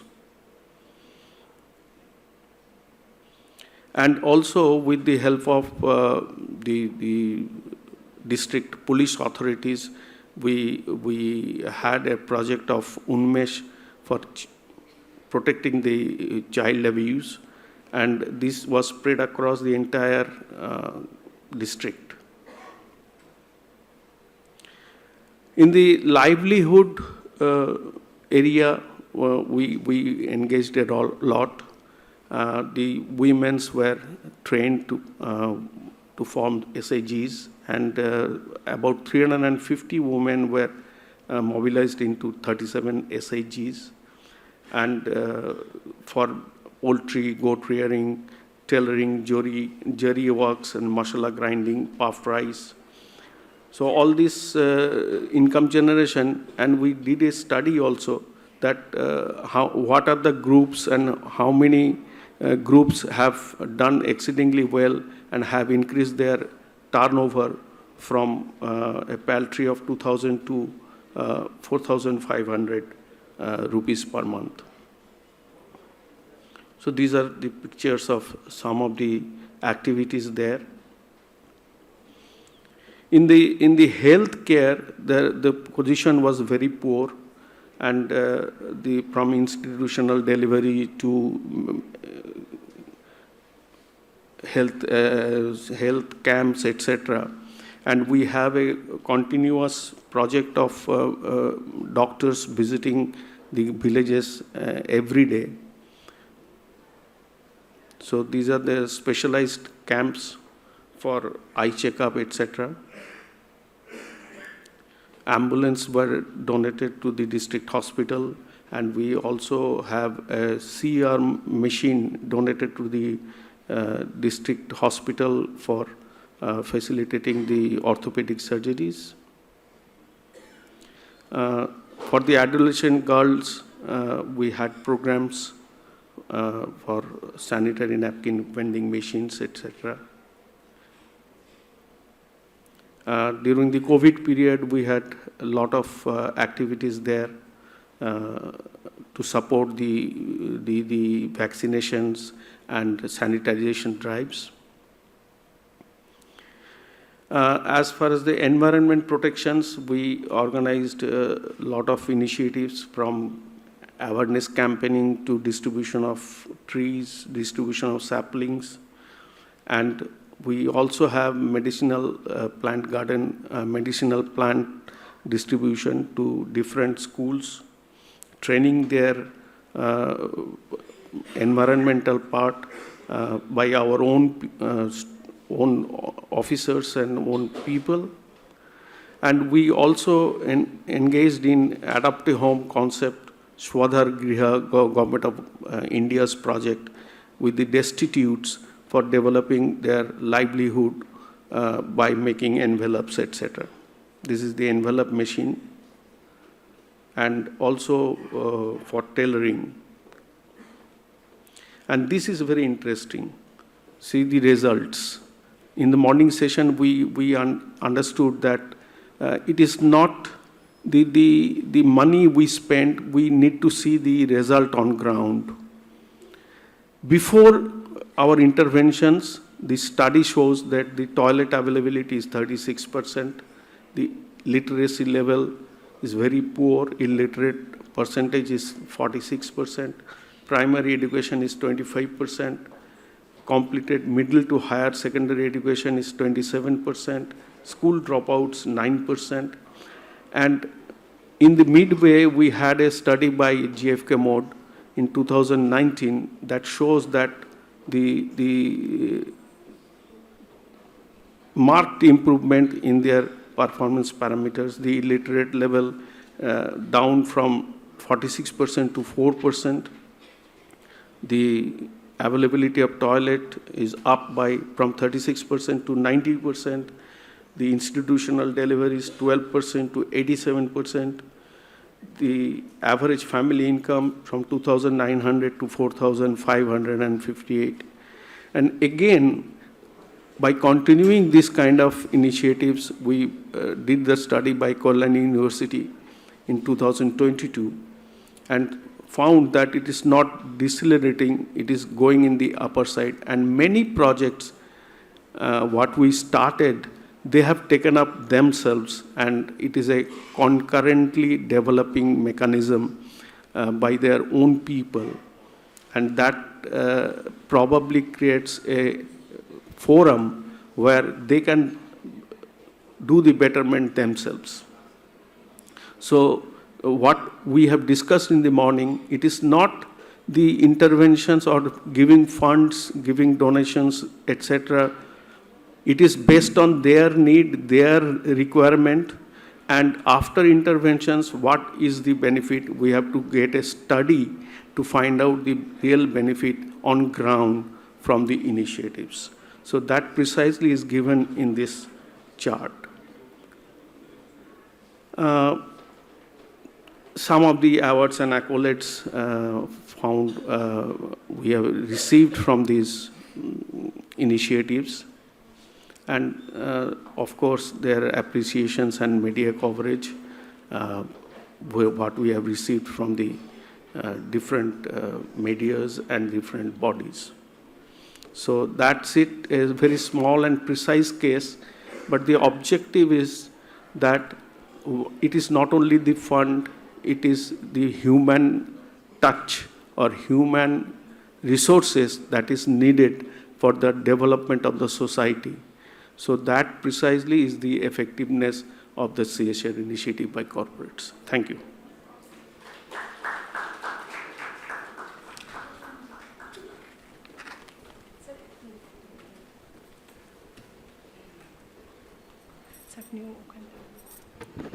Thank you so much. I think it was really a wonderful case study, and we from the chamber have also visited their unit, and it is really something which has inspired us, and it is different. Thank you so much. I would request the chairman of the committee, Mr. Jitendra Kumar, to come up on the dais and present a memento. Abhishek, can we have you here? If you can please bring the memento of Mr. Sudipta Mukherjee. Allow us a minute of time. I would request my team to be ready with the mementos as we are running short of time.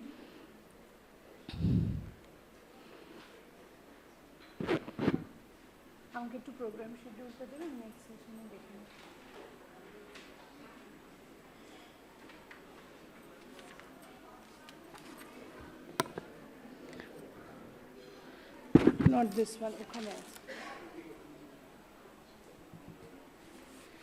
May we request Jitendra sir to come up to the dais to present the memento, please?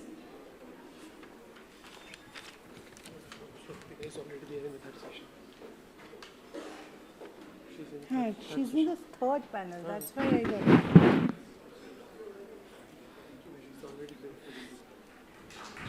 Thank you so much.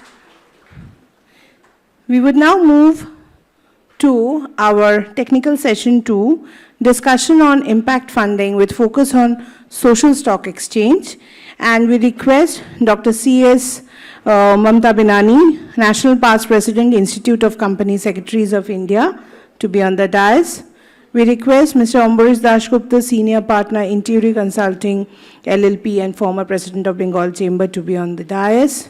We request Dr. Bhaskar Chatterjee, sir, again to be on the dais, and also we request C.S. Rupanjana De, Central Council Member of ICSI, to be on the dais, please.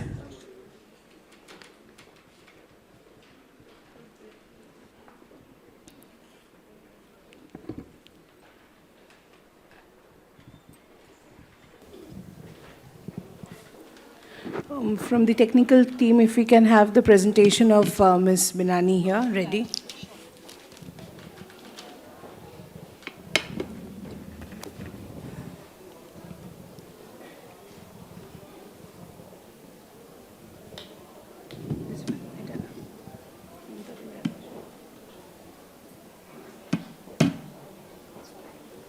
BCCI PPT.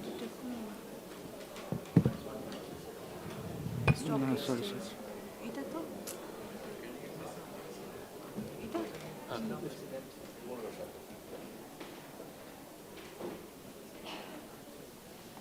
Over to you, Mamta.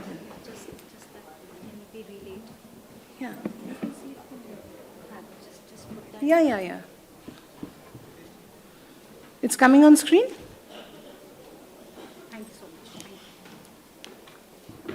A very warm good afternoon, and thank you so much for this kind invite.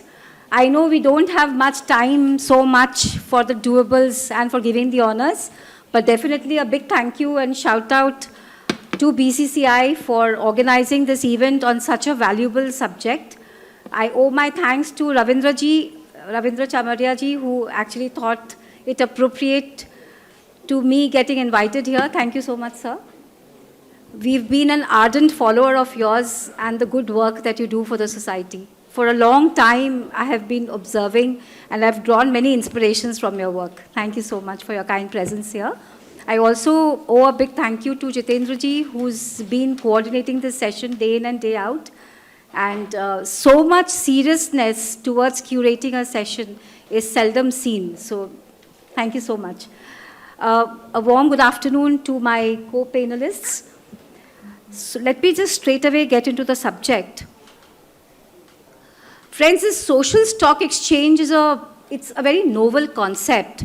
And let me tell you, India is not the only country which has brought such a concept to the forefront. Definitely, it has taken loan of this concept from other countries like London, Brazil, so on and so forth, Singapore. There are five such nations where social stock exchange is already operational.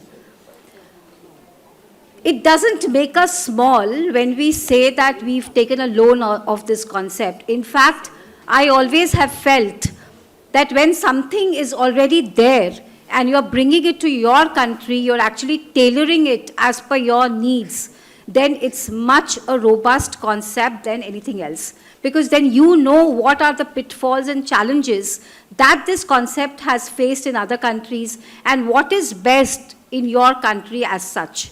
Therefore, India took actually the lead in 2020, just to give you a few dates, because it helps you to appreciate the concept. We'll go through this in the next 10 to maximum 12 minutes, so that you also get a wavelength of what other panelists has to say about the subject, so that from here, when you go today, you get a wholesome meal of this subject.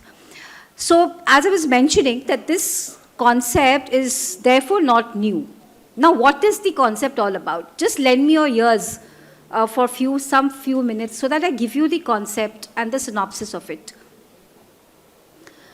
social stock exchange, as the word denotes, is a stock exchange. Now, as any other stock exchange, like we have BSE and NSE, Bombay Stock Exchange and the National Stock Exchange, this social stock exchange platform is a separate platform created by the NSE and the BSE, of course, under the aegis of SEBI. Okay. Now, these stock exchange is therefore a platform which is created in a specialized manner, which will enable NGOs and also for-profit organizations, okay, on this exchange. Now, let us specifically deal with NGOs. So, what is an NGO? We all understand the subject. So, for social stock exchange, the word that has been given to an NGO is NPO, non-profit organization. And for profit, it's given as FPO, for-profit organization. Okay. Now, this NPO and FPO both are eligible. Now, for eligibility, of course, in any platform, you know, for example, if we have to get married, we know what are the eligibility age, right? Eligibility criteria is definitely ruled by the society, but age is given by the law. So, therefore, everything has its own eligibility criteria. So, for an NGO, if you know the figures, let me just give you, it's quite startling. In 2009, there was a Sensex study which said that in India, there are 3.3 million NGOs in our country. That was the figure given in 2009. So I'm sure today the figures are quite high.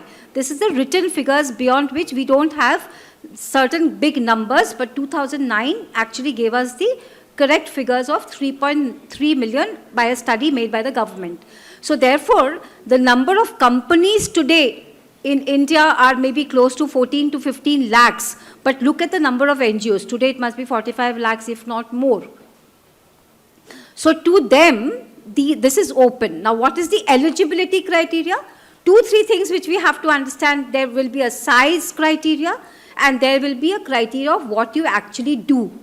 Now, if you see on the screen, there are some Millennium Development Goals and Sustainable Development Goals, right? The government has said, they have listed out 17 such goals. And if we are doing any work out of those 17, then we become eligible to actually think of coming to social stock exchange. Now, in those 17, poverty alleviation, etc., is women empowerment, working for national heritage, art, culture, okay, employment, giving employability, etc., all that kind of things are included. Second, it says that the NGO which wants to come on the platform has to be at least 3 years old. Will have to be at least 3 years old, okay? And in the last year, so say for example, today you want to get yourself listed. The word that I used is listed. Today, if you want to get yourself listed as an NGO, you first have to get yourself registered and then you go for listing. So there's a concept of registration and listing. I'll request one of the speaker in the panel to speak about it more, but just try to grab the concept. Now it says that today if I want to get myself listed as an NGO in the preceding financial year, which means 22-23, financial year 22-23, at least there has to be a spending of 50 lakhs. In your balance sheet of an NGO, there has to be a spending of at least 50 lakhs. And there has to be an inflow of at least 10 lakhs. So, you know, some people were asking me that, oh, then any and every NGO can get itself registered and listed. The answer to this is yes, of course, but you have to come to that level first. So therefore, 3 years, 50 lakhs, 10 lakhs, and of course, you have to have those income tax registrations, you have to have a valid PAN, and all those registrations, etc., has to be valid for at least the next 12 months. And you have to make sure that you do not have any IT income tax concerns or any such issues in your NGO for FEMA, etc., the foreign exchange contributions, etc. So the point that I'm trying to drive home is that the government is wanting to make sure that we come with a very clean slate. Now, very importantly, as I was mentioning about the SDGs, that is the Sustainable Development Goals and the Millennium Development Goals, I have to tell you, there's one more criteria which is very important, and that is, in the last 3 years, guys, are you all with me? Yes, thank you so much. So in the last 3 years, the government will also see before it makes you registered, that is 3 more things. That's say for example, you work for eyes, okay? You make sure that you go to apni grame grame jaan, you are letting people do their eye testing, and tarpore apni cataract operation koracchen, but you're getting all that done, and you are specializing in the eye sector. So the government will then check whether 67% of your amdani and kharcha has happened in the eye segment or not. Okay. So in simple words, is jo aapka aa raha hai aur jo ja raha hai, 67% of your income in the sense of your receipts, because it's not an income for an NGO, 67% of the receipts, which means donations, has specifically come for that eye thing. And 67% of the funds you specifically spent for that eye particular stuff that you're doing.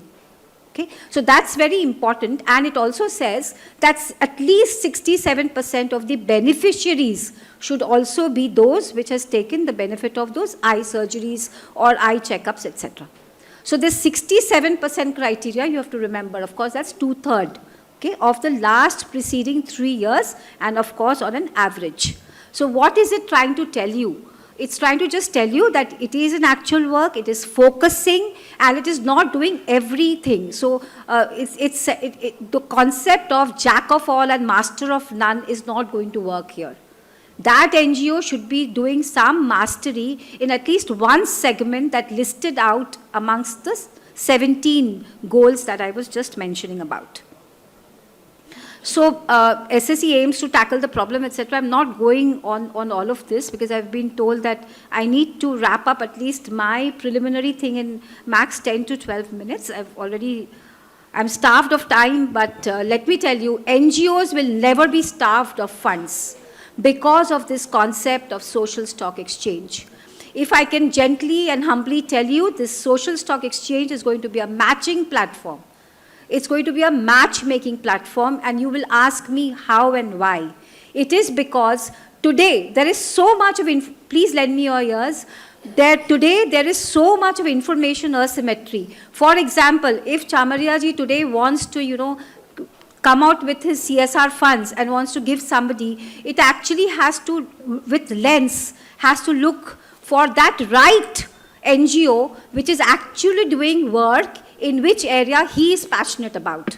For example, just for an example's sake, if somebody is doing work on greenhouse emissions, reducing greenhouse emissions, or whatever, so he will then, his heart is always there. For example, women empowerment. He only wants to give that NGO money which is working in reality on women empowerment. He will now just go to social stock exchange. As you, say for example, you want to look at what ITC is doing. What will you do? You will actually just click ITC, Google it, and you'll get to know his annual report. You'll get to know the balance sheet of ITC. You'll get to know what the board is doing through the board's report. You'll get to know the financials because the accounts are audited. So therefore, apnar bhorsha ওই অ্যাকাউন্টসের উপরে এত বেশি থাকবে, because why? Because they are audited. They are real figures in front of you, and you know that an outsider, a third person, has actually audited those figures.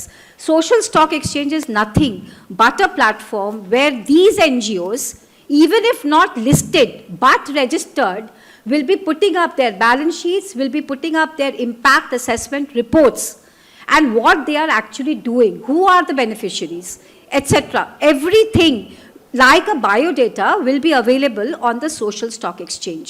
So of course, only those NGOs which are registering itself. Suppose my NGO is not registering myself, I can only register if I am meeting those criteria. Not every and any NGOs can just walk in and register as an NGO in social stock exchange. Those criteria which I just mentioned has to be met with. So what is the difference between registration and listing? So registration is I get myself registered and I sit at the fence. I'll watch the match. I'm not going into the playground. I'm not playing. So for some years, I can just sit on the fence and notice that what is happening in the social stock exchange. Then I become big. I want to now, I get charged up, I get geared up, I become warmed up. I may decide one fine day that now I want to get myself listed. Okay, so there's two concepts. For profit organizations, there's no concept of registration. You can straight away go for listing. Lastly, I want to just tell you that as a social stock exchange, please understand the concept that if Jitendra ji is from Exide giving a CSR fund, is it asking anything from that NGO as a return? Yes or no?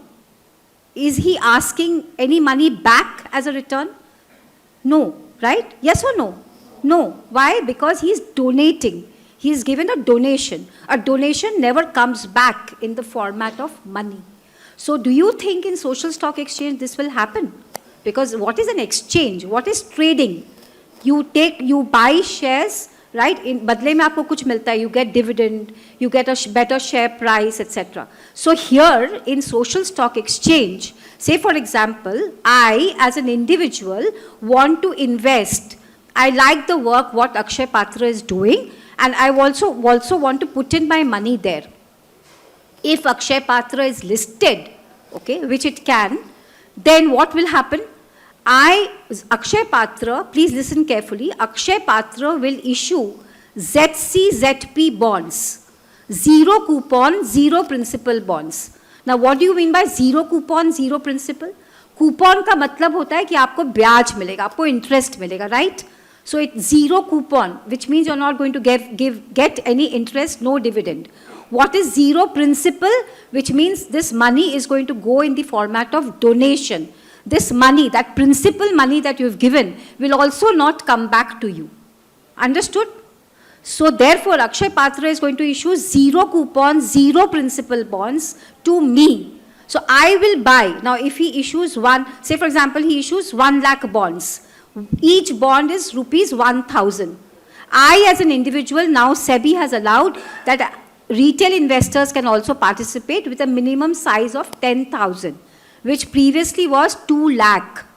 Just on the 23rd of November, this change has come, where SEBI has encouraged now participation of retail investors. So I can buy Akshay Patra's bonds of rupees 10,000.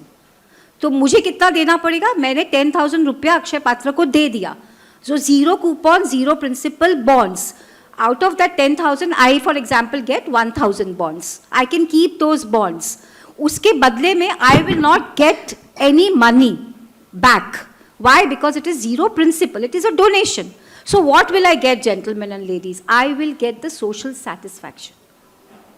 I will be able to monitor what Akshay Patra is doing in my own humble way, because every data point will be available in the stock exchange because it is listed, it is registered.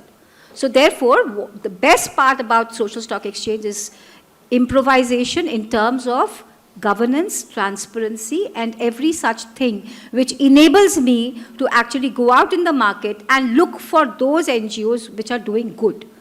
Have you got this concept up to now? Yes? Any questions so far? Any questions? So ZP, ZC bonds is what you have to remember. Okay? Hi Atulji. Yes, please.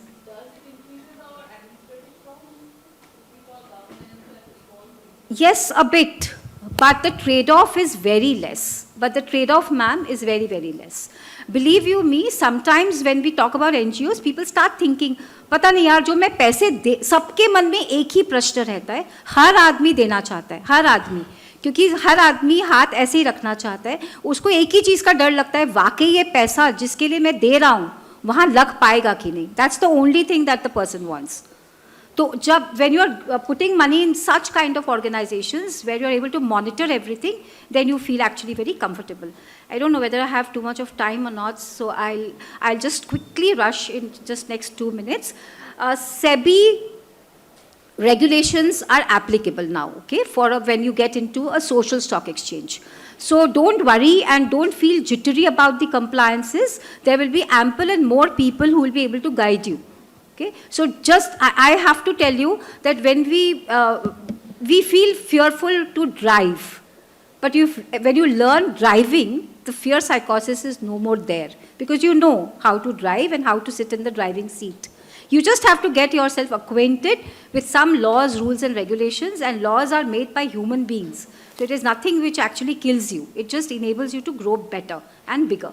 So SEBI ICDR regulations, if it just puts a buzz in your ears, and LODR regulations.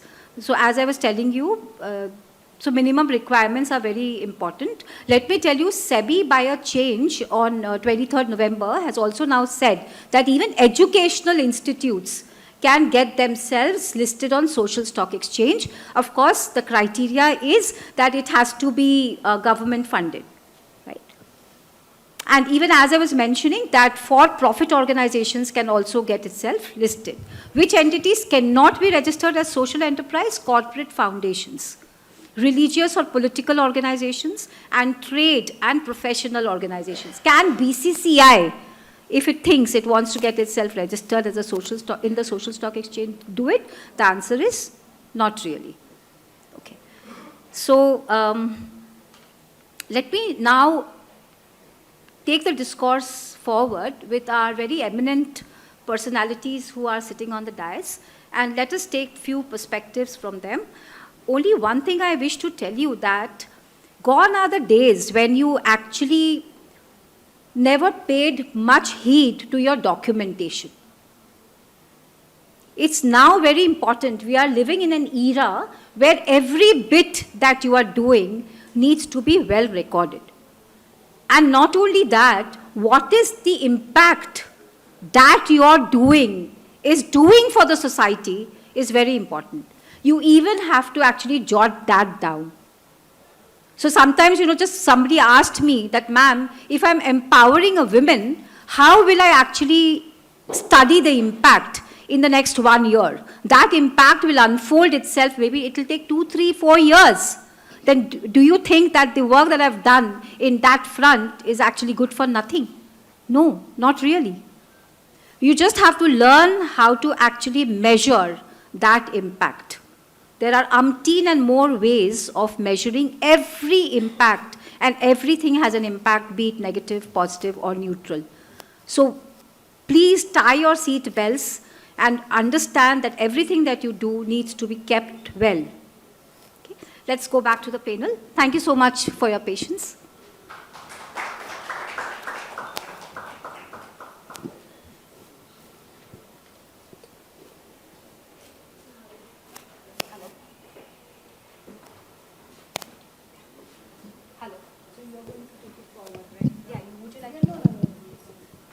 If you want to do it, I was told that, okay. Thank you so much. So we have. Can you just explain a little bit about the credibility of this?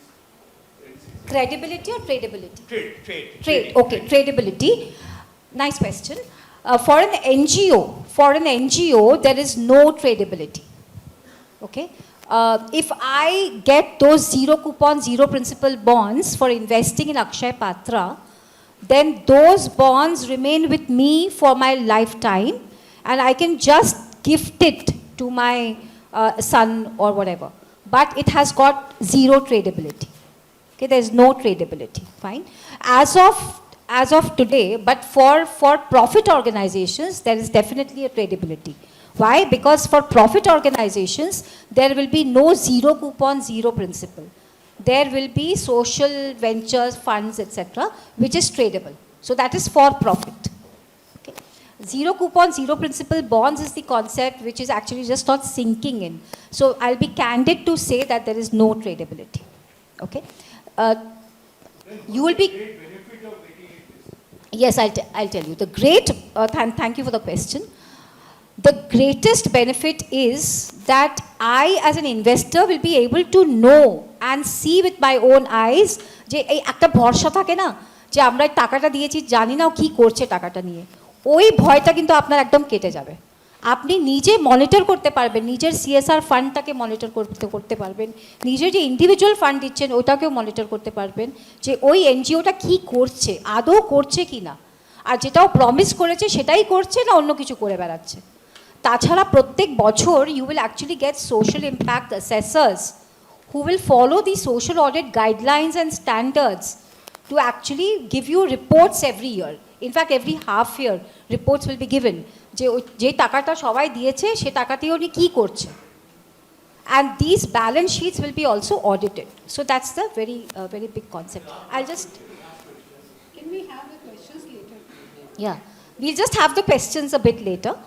So today we have the benefit of Ambarishda. Ambarishda is with us. Ambarishda, would you like to tell us about this concept, and what do you think about this social impact assessors? Are they larger than life, that they will be able to do so much and put forward so many facts and figures on paper, and we'll be able to take help of it? Thank you, Mamta. It was very lucid clarification of the rules and regulations around the SSE. And yeah, there are so many rules around the NPO, so many rules around the FPO.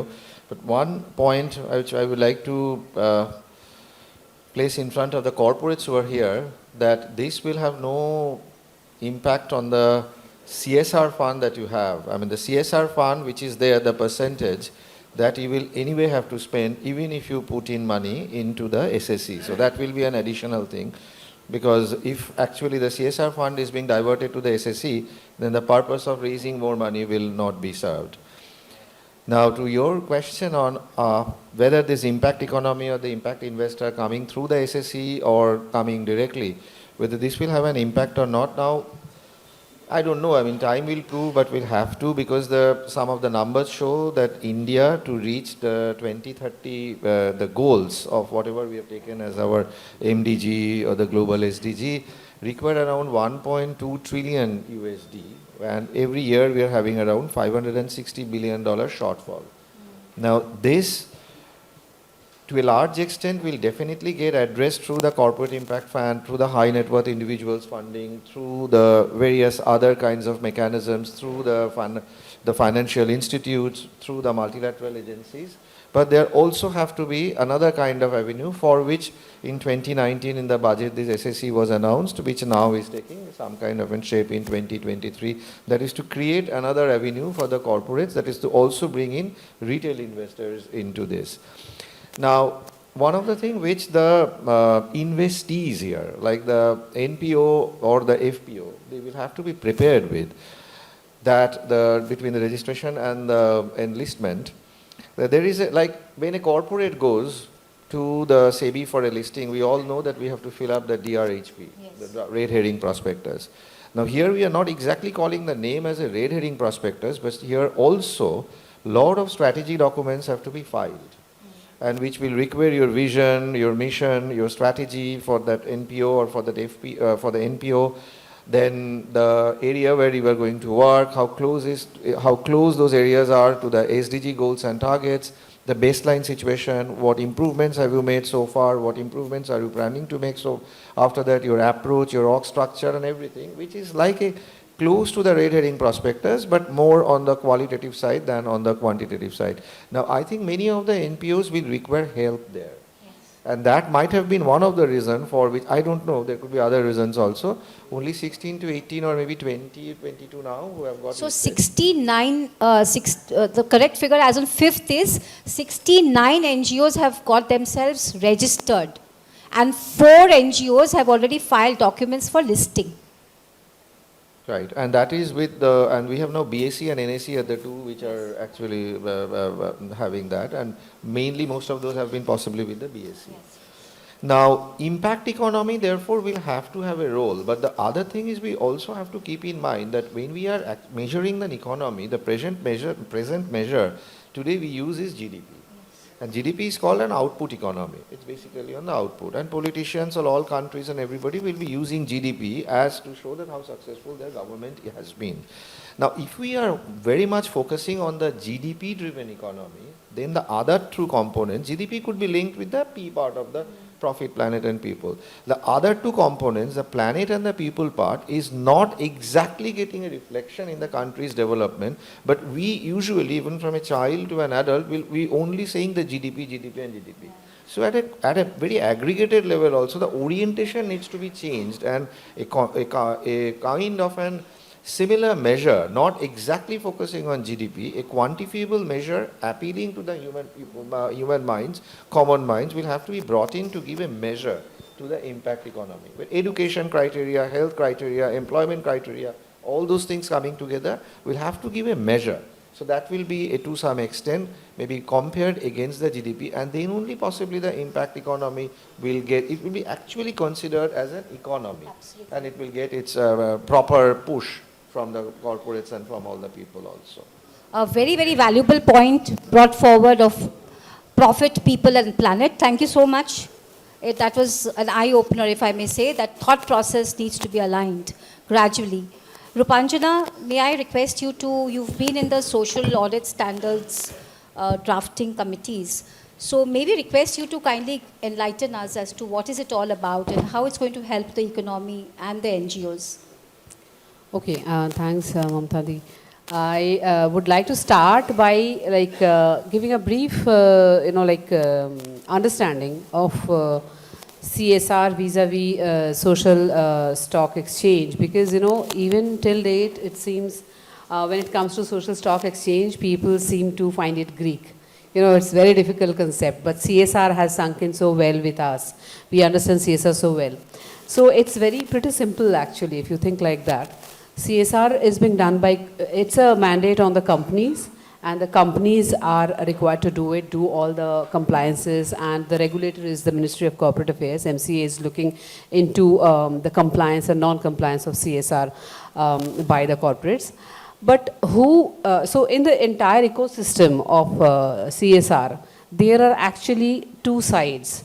One side is the corporate who are spending as required under Section 135 of the Companies Act. The other side are the non-profit organizations or the NGOs or social entities, whatever you call them. So that is the other side who are receiving the funds and spending the funds on behalf of the companies. So they are being the implementation partner. So till date, because a few of these, a percentage of these are Section 8 companies, which allows the MCA to regulate them.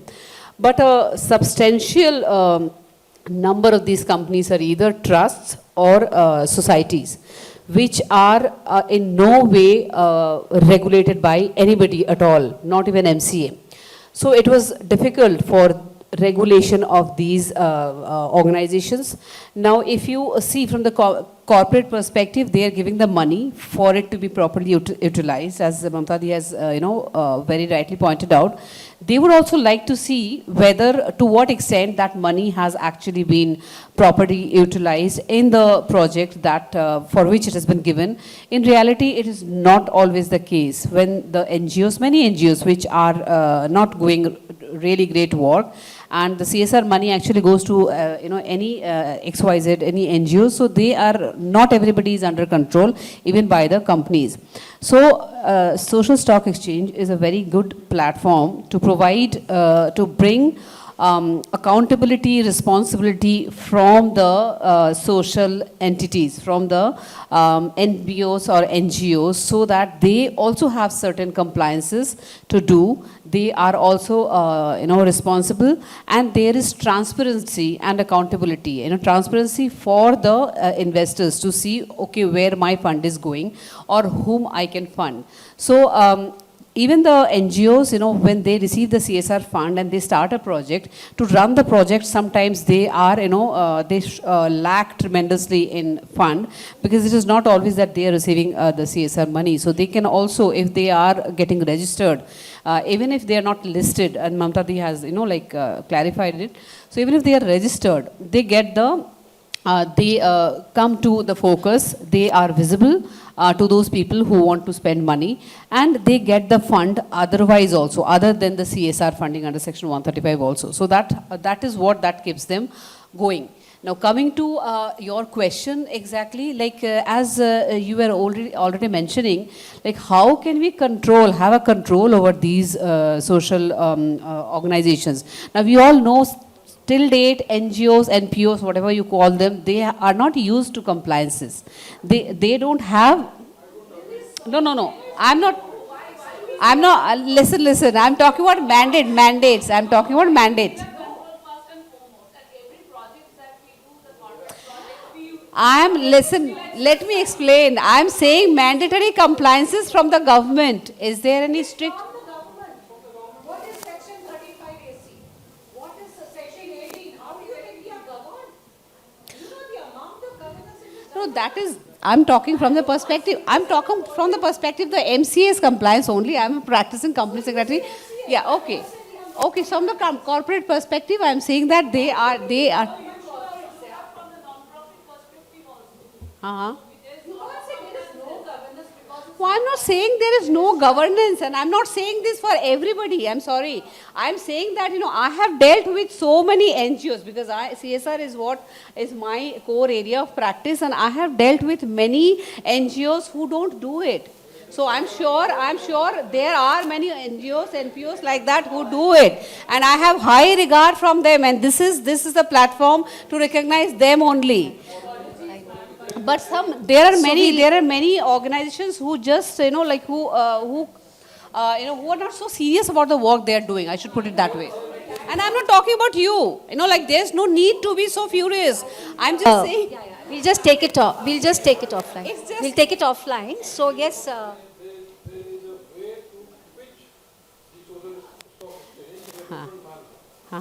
always pitch it differently, but you can't pitch SSE by de-pitching someone else.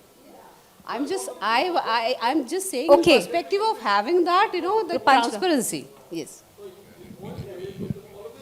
Let me intervene in this debate. Absolutely correct. Point taken. I don't think she meant it in that way, so don't take it in a pejorative way. I will try and round up this discussion because we have completely run out of time, and I don't want to intercede in the field of Mamta. We've derived a lot of information on what this social stock exchange is about. And let me say without hesitation that although I knew quite a lot, but even for me it was quite a learning experience. The way I see it is there are two kinds of dampeners here, which maybe were intentionally put for the social stock exchange. One dampener, let's see it from the corporate side. If I were to donate to an NGO, it would be beyond the 2%, which in any case I'm required to spend under Section 135. I'm already struggling to spend my 2%. Why would I take an additional burden? This is a dampener, which again a corporate has to take very seriously on board. If you look at it from the NGO side, what's the problem there? One, I must be a domain specialist. If I do not spend 67% of the monies that I receive on one single domain, I neither can register nor can I list. Now, NGOs generally are, what you rightly said, trying to keep their doors open, keep the wolf also from the door. They like to take whatever is available. So if they become domain specialists, and there are many among us who are, which is a good thing, but it will limit the number of NGOs who can enter this space. Therefore, the registrations are low. So maybe now, if the registrations are low, there will be more relaxation of these elements. But for NGOs, this is one great advantage, that if you do register or you do list, then you will get funds above and beyond what you would get under Section 135. So that's the other side of the story. So this is just a very quick roundup to conclude the session and to say to you that it's been a great learning experience. Thank you. And the minimum that you can raise is 50 lakhs, which was hitherto 1 crore. That has been tempered and made it 50 lakhs. So Mr. Chatterjee has actually summed it up pretty well, and I can also see her body language is telling me to actually now conclude the session. So just allow me to take 2 questions, just 2. Yeah. Anybody who was asking, yeah. My question is that what would be the effort required, the return percentage? Because for not-for-profits, I think fundraising is the biggest job Challenge, on yes, hand. true. So how much effort would be required and what would be the return? Is it consistent? Return in the format of receipt of funds. Yes. Right? Yes. Yeah, it's continuous because when you get into to the exchange, you are actually putting everything in the domain of the exchange, which everybody can see and watch. So, no, but once documents are uploaded and Yeah. you file, you get listed, then then the impact assessors are going to do their part of the role, whether naturally the not-for-profit is going to have to furnish data. Apart from that, what else will be the role of the not-for-profit on a regular basis? I think I've understood the question. Our question is that whether the effort that seeking an organization, an NPO, seeking an investment or a donation that they will be putting in to come to that SSC is commensurate to the amount or to the return that they will be having. Yes and no. For any such organizations like an NPO who is really having a good sponsor behind them, who is handling them year after year, like somebody mentioned in Delhi or in Bombay, possibly for them it may not be that essential. But for many other organizations who are not having access to the capital in that way, the SSC is giving them a forum to at least have an access to the capital. It's a similar concept in a similar stock exchange also. If I'm having access to the capital, I may not always need to go through the stock exchange. But it's just for the sake of getting myself known, getting myself visible, and access to the capital that could be very helpful to the mass NPOs and FPOs working all around the country. Thank you, To sir. add to Yes. that, I think, like every 45 days after the end of every quarter, you also require to, furnish to the stock exchange a report on, usage of the fund that you have received. So that is listed companies do have quarterly, reviews and all that. So for these registered and listed both, they will require, furnishing the data. Now, this is for the listed only. Because and then 90 days after the end of every financial year, they have to submit this annual impact report, now which is to be done by the social auditor.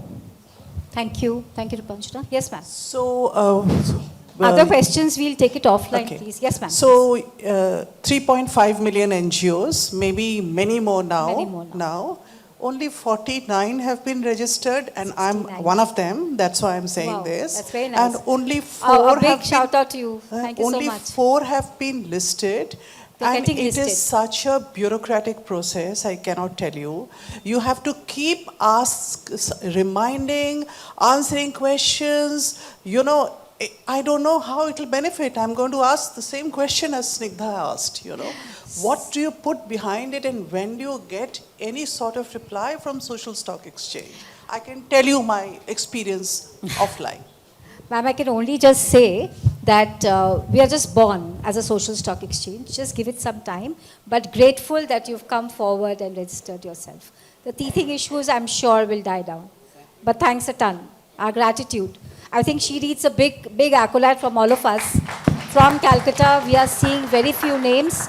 And the 4 which is getting listed, ma'am, it's still not listed, which is getting listed, one is Unnati SGBS, that's from Karnataka. One is Ekalavya, another is an organization from Uttar Pradesh, and the 4th organization is from Delhi. So that's how the spread is. I don't know if there's any information on Unnati because it was supposed to be on Yeah, 30th of November. it's now actually even put in the document for listing, the final 30th document. November they were supposed Yeah. to be.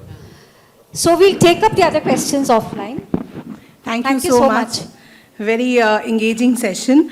We would now request our chairman to be on the dais, Mr. Jitendra Kumar, and we request our committee member, Mr. Anindu Dash, to be on the dais to present the mementos to our panelists, please. Come up. Thank you so much. Request Jitendra sir to hand over a memento to Ms. Mamta Binani.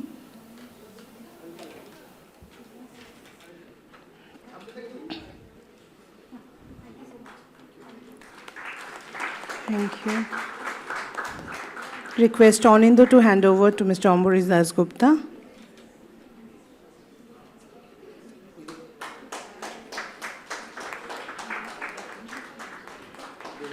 Mr. Jitendra Kumar to Ms. C.S. Rupanjana De. Thank you so much. With this, we take a short break of lunch. So the lunch will be served at the Palladian Lounge, 3rd floor. Request all the audience member to be there.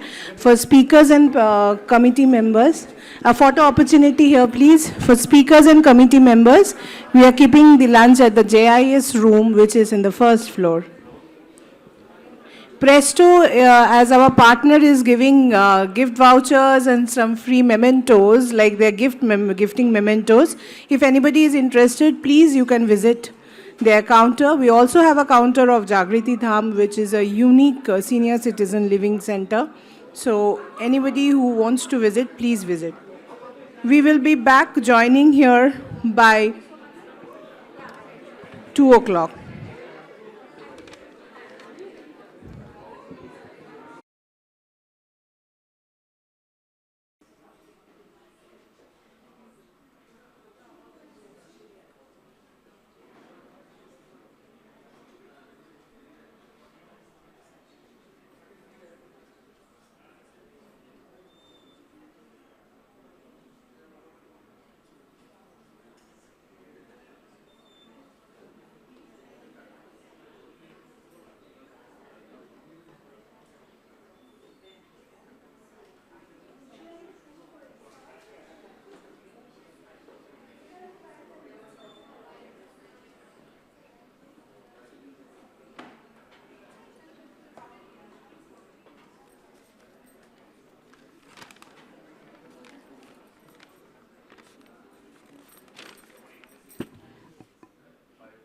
Thank you, everybody, and welcome back after the lunch.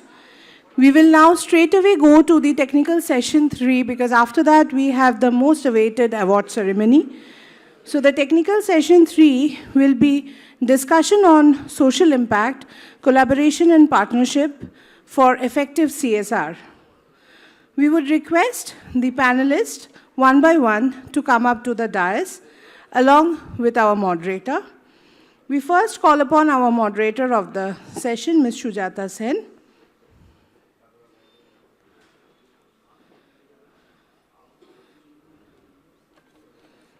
Thank you.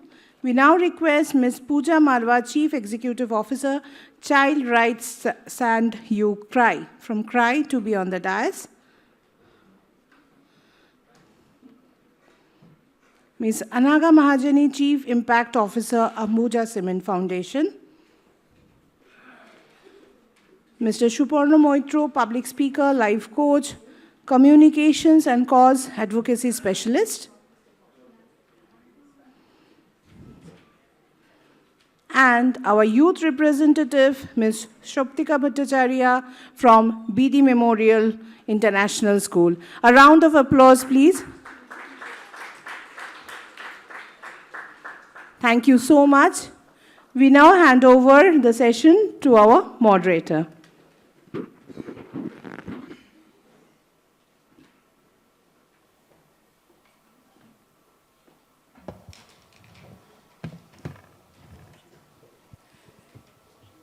Thank you so much. I'm not Mr. Bhaskar Chatterjee, I'm only his fan, and a great fan. And I'm very happy to be here because he is away on an urgent call.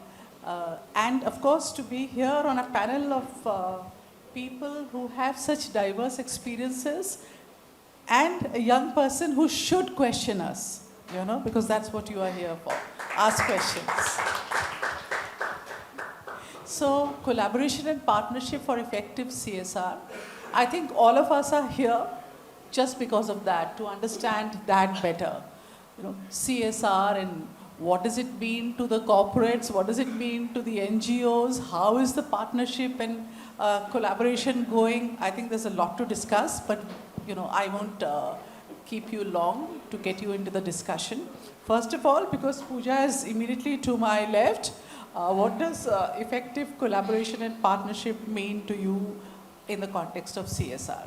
And what has been your personal experience? I think that's what everybody is interested in, because it's CRY, and everybody in the country and outside the country knows CRY. Thank you, Sujata. That's way too kind. You know, in fact, I'm glad you told me to tell a story because that's what I do best. And CRI has been working with corporates since 1991. So since 1991, we started a function to work with corporates.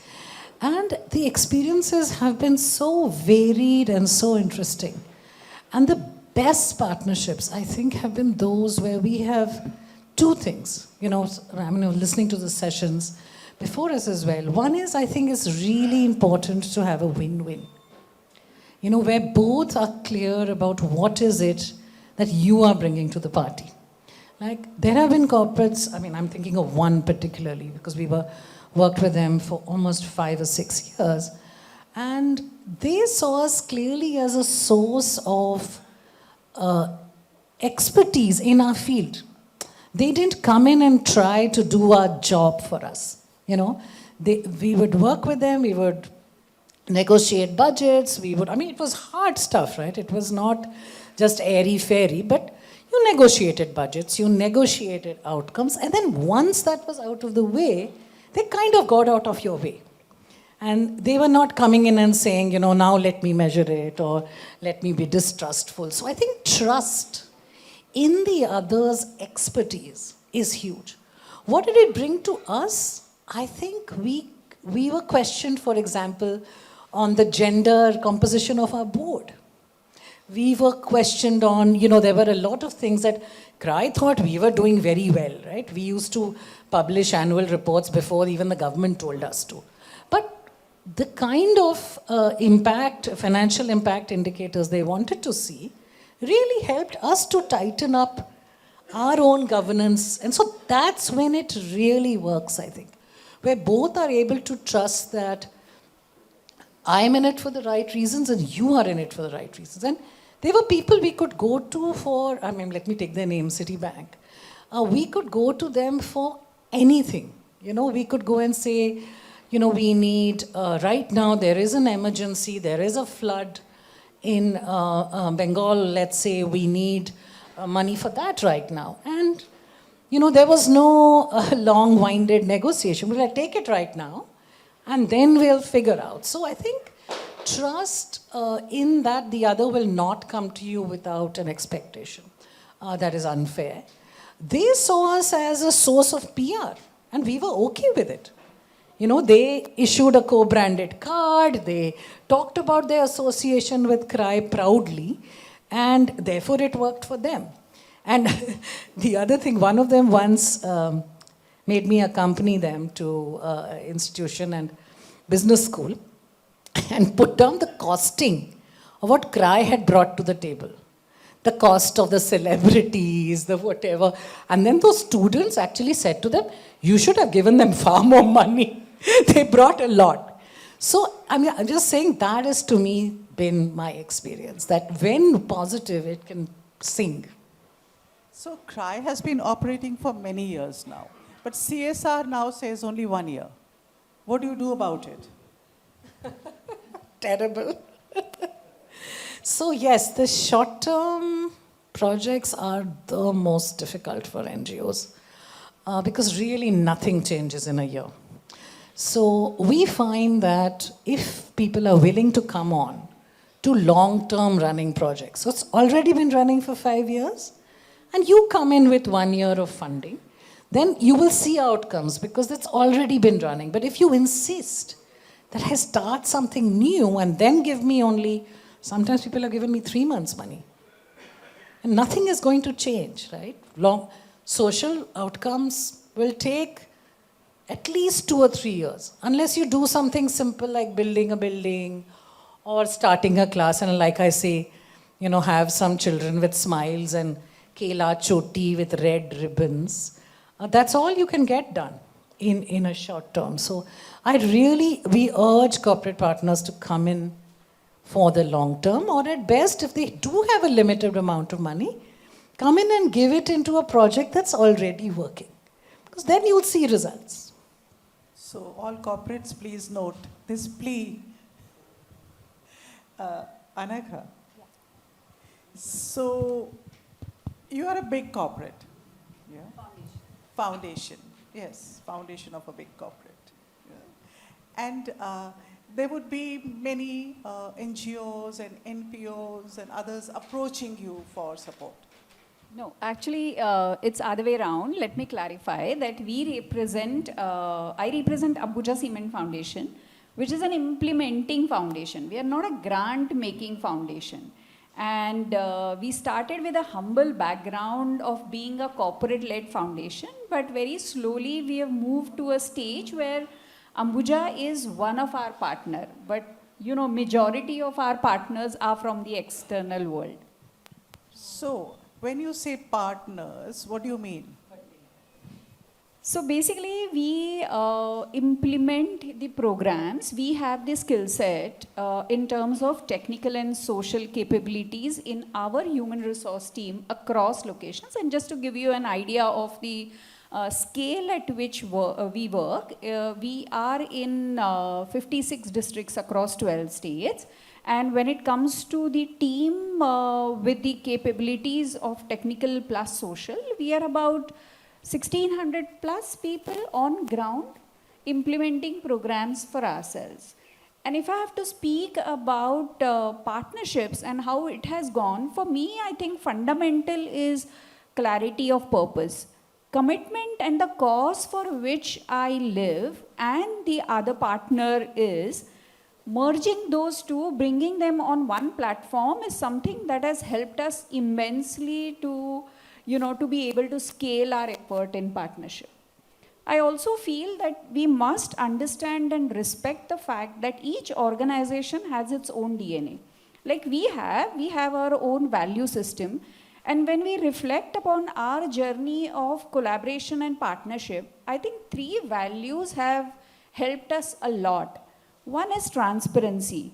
Transparency is basically the accountability for the fact that we are utilizing resources of the other agency. So to be able to say what have been the targets, what has worked, what has not worked, and showing the accountability to the other partner is one value that has helped us a lot. Second is our strong foot on the ground.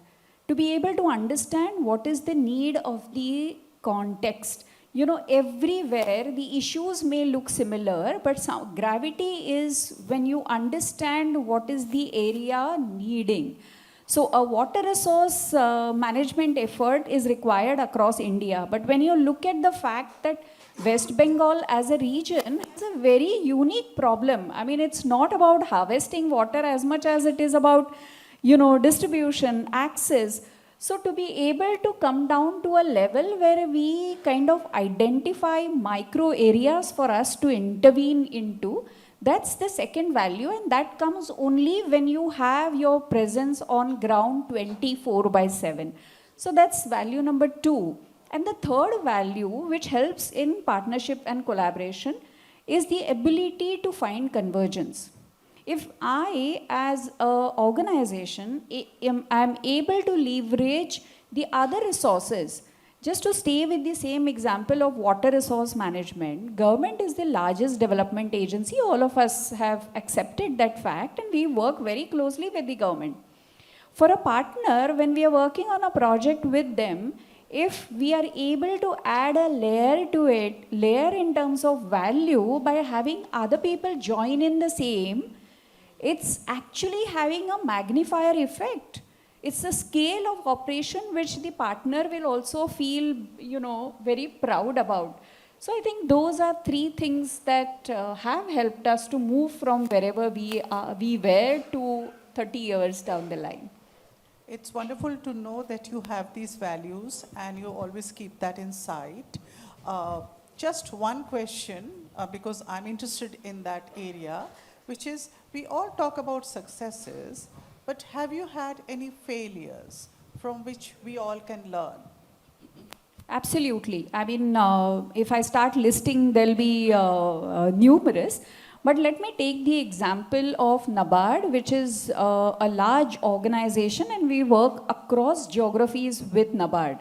There is one program of NABARD which is called Wadi Development Program, which is like wasteland under horticulture cultivation. and some allied activities in it. And across locations, we tried to roll out this program. It was only in 2 locations where we found success. All other locations, for whatever the reasons were, we could not make a headway. That's one example, but at the same time, what we did is at a regional level of NABARD, we were very clearly reporting on a periodical basis our efforts. See, another point that we all need to remember, that in our sector, unlike business, it's not also in business, that 2 plus 2 is not 4 always. Invariably, you find a very different equation. Now, how will you explain that you have made an effort, but there is no impact or there is no change? You don't have to judge yourself by impact always, but it could also be in terms of your inputs and your outputs, which are your immediate changes that you have brought about. It shows the accountability from you as an implementing organization. So that's one example that I have. I also have immense examples. Skill training is another area wherein we have had the best case examples, but also certain examples where we were not, and we judge ourselves not by how many we train, but we judge ourselves by how many have gainfully employed. So it is that gap where we find that there are a lot of places where we need to course correct ourselves and do much better than what we are doing. Thank you so much. Mr. Moitro, all of us here have been trained to go through elevator pitches and storytelling and lots of other presentations, which makes it, very good communication. I mean, sometimes I wonder who's listening. So my question to you is, what are the 3 things, 1, 2, 3, to make your communications to a corporate or to an NGO or to anybody very, very effective and strong? First of all, it's my sheer privilege to be here and to be chaired by such a distinguished chairperson. It's my honor and privilege to be here, and the session being chaired by such an illustrious person, done a lot in the roles that she was, right? And first of all, let me congratulate Bengal Chamber for what they have achieved and what the Parliament has failed to achieve. At least they have got almost an 80% women empowerment on the days. I almost being an outlier out here, but they suddenly had some mercy for me, and they believed in the Pareto that 20 can also make the 80, and that's how I make my position out here. Now, to answer your question, it's very important because whenever an individual is trying to communicate something, and the means of communication may not be always speaking. It could be dance. It could be non-communication mode. You're not speaking at all, but you're communicating. So when your mother is angry with you, that, okay, when you're growing up, and your mother is angry with you because she doesn't want you to leave your books and go out to play, suddenly she will go on a mode that she's just not listening and not talking. And you always say, "Ma, shuncho, ami ki baire jete pari?" And the mother is not responding. That's a great way of her to communicate without speaking a word what she wants to communicate. A boss, when he doesn't want to give an increment, would always show that he's busy, he's in a meeting, call me later. And the WhatsApp status will also show like that. So it's not always not about you need to communicate to be doing that. So that's the first part. Second part is when we are trying to communicate something, we always have our interest in mind. The communicator has his interest in mind. So my limited understanding of what I've understood in my years is this: you'll have to understand the need of the audience and not your need, right? You don't need to show that you know a lot. Rather, you need to, after you've spoken for some time, if you can do a check that whether what sort of a retention is there, that would depend on how much successful the communication is all about. So, and about corporations, about governments, they write so much on their website, on their material, right? The key one word is one word which is going to be remembered by people. As I met Pooja ji today, right? I was finding what a contradiction, because she's representing CRY and the whole afternoon she made us laugh, right? So it always happens like that. There could be contradictions personified that when she does it. So it's important that what do you exist, what is your raison d'etre, which is understood by the people, because people are very ruthless in their minds because they don't have too much space for remembering Sujata Sen. Sujata Sen is not British Council, Sujata is much more. But what's the first call? British Council. So I think that's in short for my first thing, that what do you need to be remembered as, what is your identity, because what you really are, what is being understood by the others, what would you like to be remembered as, your identity, your positioning, that's all very, very important. Thank you, beautifully said. Now, Shubhtika, I'm going to hand over my moderator's job to you. You have to ask questions. Okay. Okay, so I have a very brief knowledge about this topic. So I would like to direct a very, I think, simple question to all of you. That is, CSR, according to my perspective, is not necessarily donation or help. But I believe that it is investment because we get back in a much larger form. So there are certain areas in which CSR is often directed, like sustainable skill development. But we also expect that in the CSR report at the end of the year, the impact of these kind of efforts will be mentioned. But this does not have a very short-term effect, but we can only understand its impact after a long time. So how can this be measured, or how can this be justified? Thank you. So this, I'm sure Anagha will know as much about this or more than me. But it's a very simple question, which is, I always say as NGOs, our key stakeholder, for example, is children, right? Children did not ask us to become an NGO.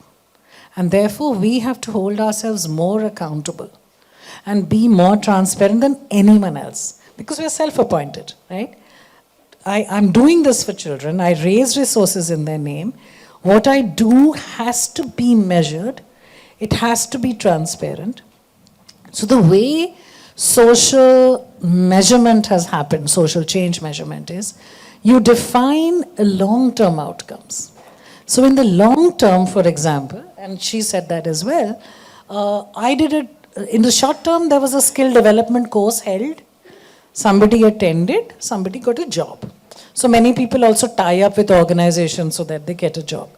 The real long-term measurement will be that 10 years later, did that person's life change? Or as we have learned from a lot of skill development programs, most people drop out within 6 months from that job. So then you have to re-look at that model and say, something is wrong with long-term impact. So there is a science that is, you have to understand that internationally, development has been a science which is ODA of the countries combined would be $3 billion. So there is a science of measurement that's been created, and all of us have learned, and we are, so when I hear people saying, but how do you measure social change? There are methodologies to actually measure almost everything. Just add to it, Anagha, because brilliant answer about long-term and outcomes, etc. That's exactly how you need to look at impact. But her question would also be answered if you would say, some of the projects are short-term and corporates want to know what impact is it had. How can you actually measure a short-term impact, and what does it prove? So basically, I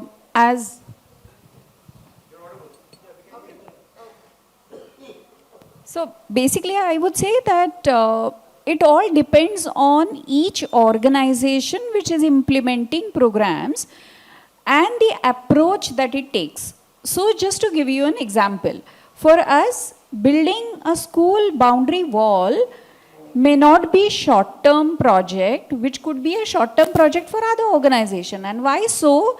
Is for us engagement of the community which is going to use this boundary wall is as much mandatory as it is for us to be able to do what we have committed.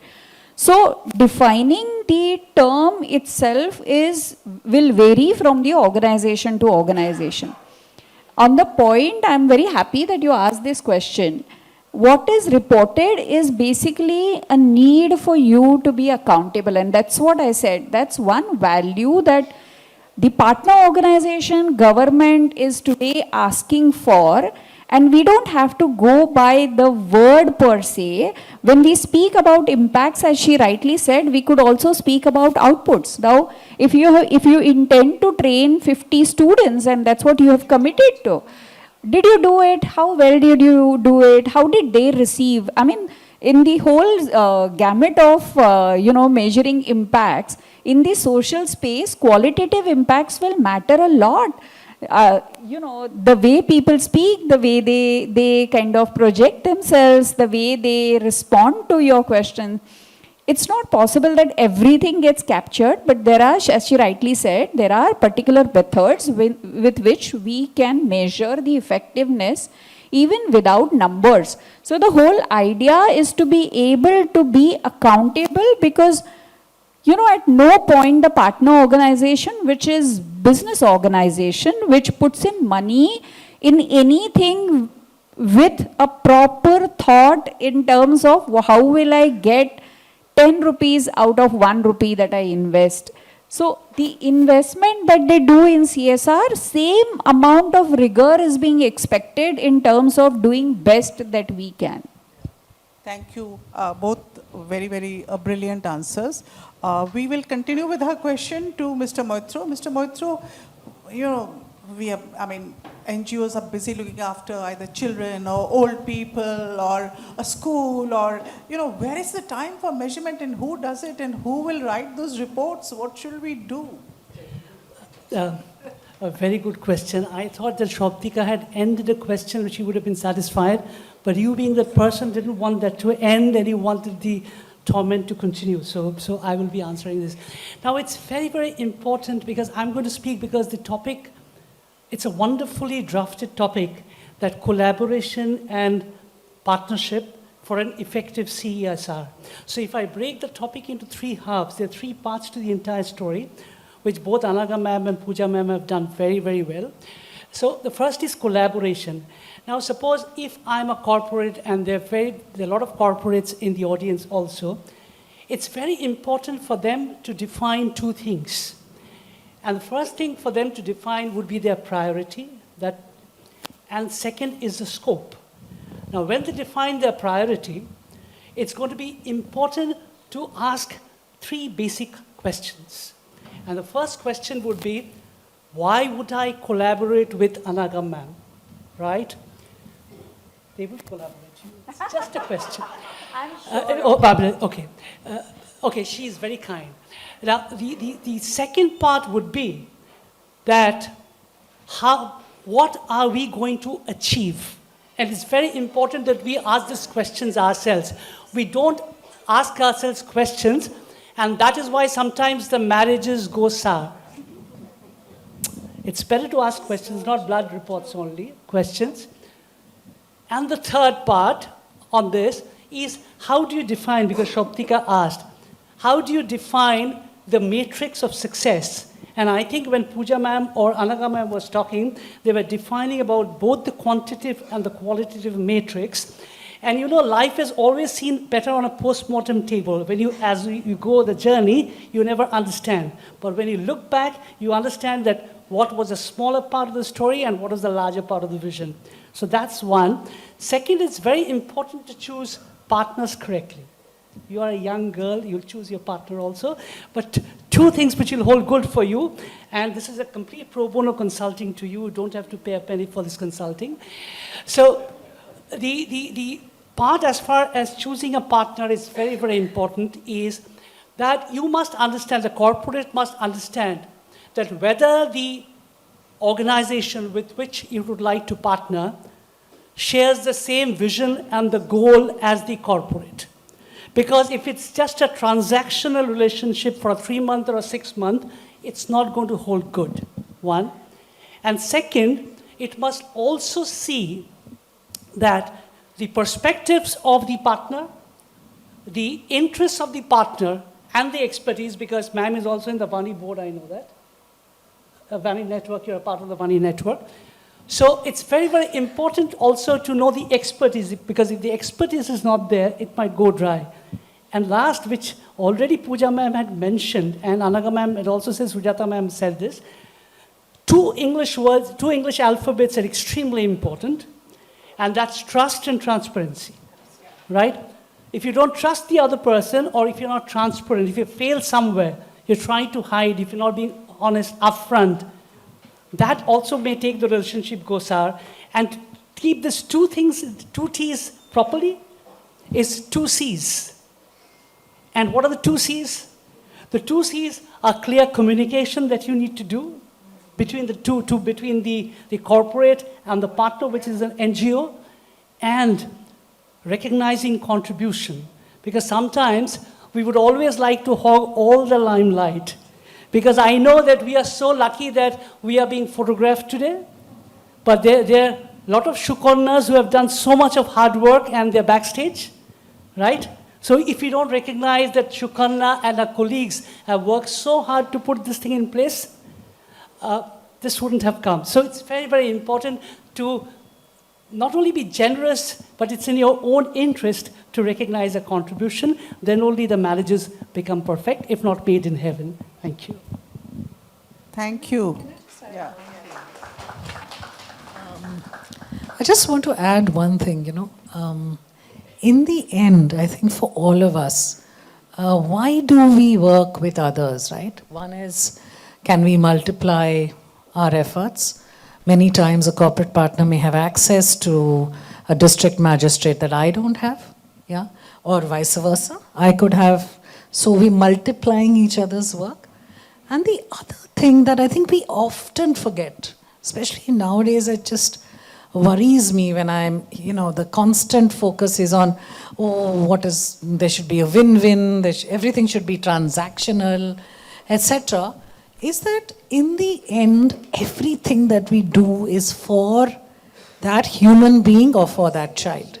And that right, that impact should come first. The first question to ask is, in what ways do I wish to change their lives? And then let's flow our objectives, everything from there. So I think to me that point is very, very critical. It has to be in the room when you have that discussion. That's the ethos. That's what we are here for, basically. Thank you. Shubtika, another tough question. Do you have another question? And is that for me? I'll outsource my answers. I was actually going to ask another question, but I think it has already been answered by you, ma'am. That is, what is the need to actually collaborate? Because I think the corporate sector, they do not leave everything to the NGOs when they contribute their CSR fund, but they also do their grassroots level study or micro level study, whatever we call it. Okay. So I felt that maybe they do, but just like you said, that it is important to multiply, and also there should be a common point of convergence where both agree and so they can together work towards it. Since there's nobody actually from a pure corporate CSR role here, or maybe someone from here can answer it. But there is a school of thought that says that the business of business is business. And why are you making us do CSR? That, we are here to provide jobs, to generate, GDP for the economy. We are here to provide profits to our shareholders, to provide growth to the country. And now you're telling us to do CSR as well. So I think it is part of the country's attempt to say that each entity and each institution in this country, so to speak, has to be socially responsible. That in a country where 50% people still live under the poverty line, however we may manipulate it, that we have more malnourished children just in India than in the entire of sub-Saharan Africa. That in such a country, there can be no entity that is free of this, that says, I am not responsible. My money is my money, damn the poor. So I think it's very critical from that citizenship point of view for each one of us. If I may just add, the collaboration is also required because the kind of issues that we deal with are magnanimous. They are complex. One can have an ego saying that I am able to handle it, but honestly, unless and until we kind of co-create, collaborate, and make it better in terms of our efforts to address, I think nothing can change. I'm not even going to a higher level issues like climate action that was just required, that was mentioned in the earlier sessions. But even addressing the issues, day-to-day issues of the people. I mean, since yesterday I have been around and the whole issue of waste in Kolkata and around Kolkata. How do you expect one organization, one stakeholder to address it? So that is where collaboration is required. Thank you. Mr. Moitra, yes. I'd just like to add one point to Pooja ma'am, because Pooja ma'am raised one issue while answering Shwaptika's question. Almost as if she was speaking from the corporate's point of view, as if she would have made a very good advocate, though, for the corporate. And she was trying to ask that when we are doing so much, why this again? Now, Pooja ma'am is right, but the time has not yet come. So when the people of this country become extremely conscious that they would not expect the corporates to run sweatshops, they would not expect the corporates to do something which is not right for the society, they would not buy those products from those corporates, right? And the corporates, out of their own gumption, will be doing that.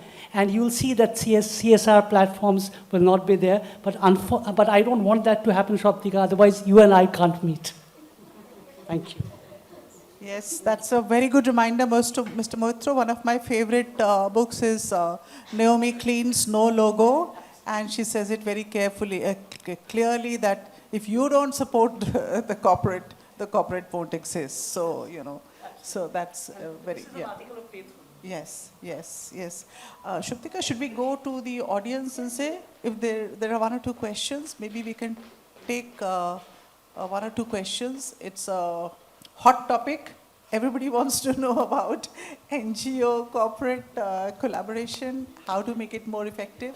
Yes, and before you can ask the question, I have to congratulate Shwaptika's teachers.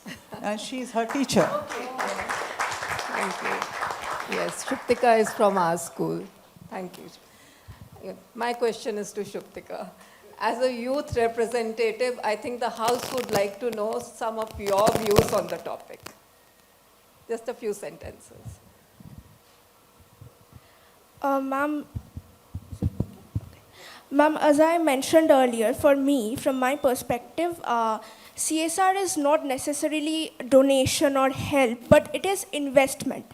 And investment in the direction of what I feel that my generation needs is there is a lot of lack for employment opportunities. And employment opportunities that totally and fully utilize our potential.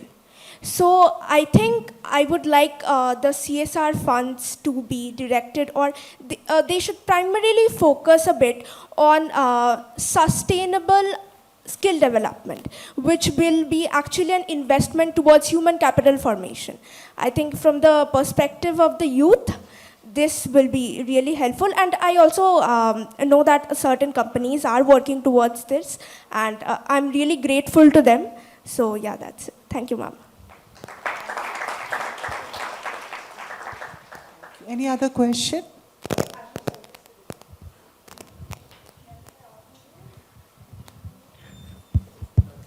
I'm Ashish Mitra. I'm representing a corporate. That's why I'm coming in.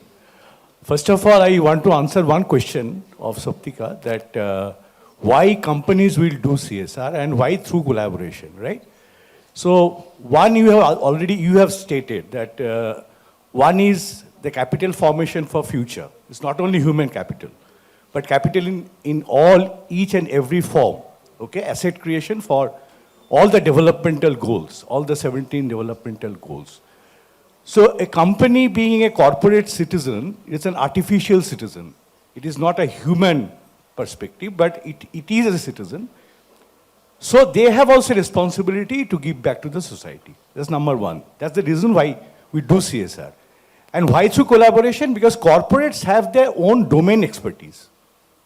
They are not expert on doing social projects all the time.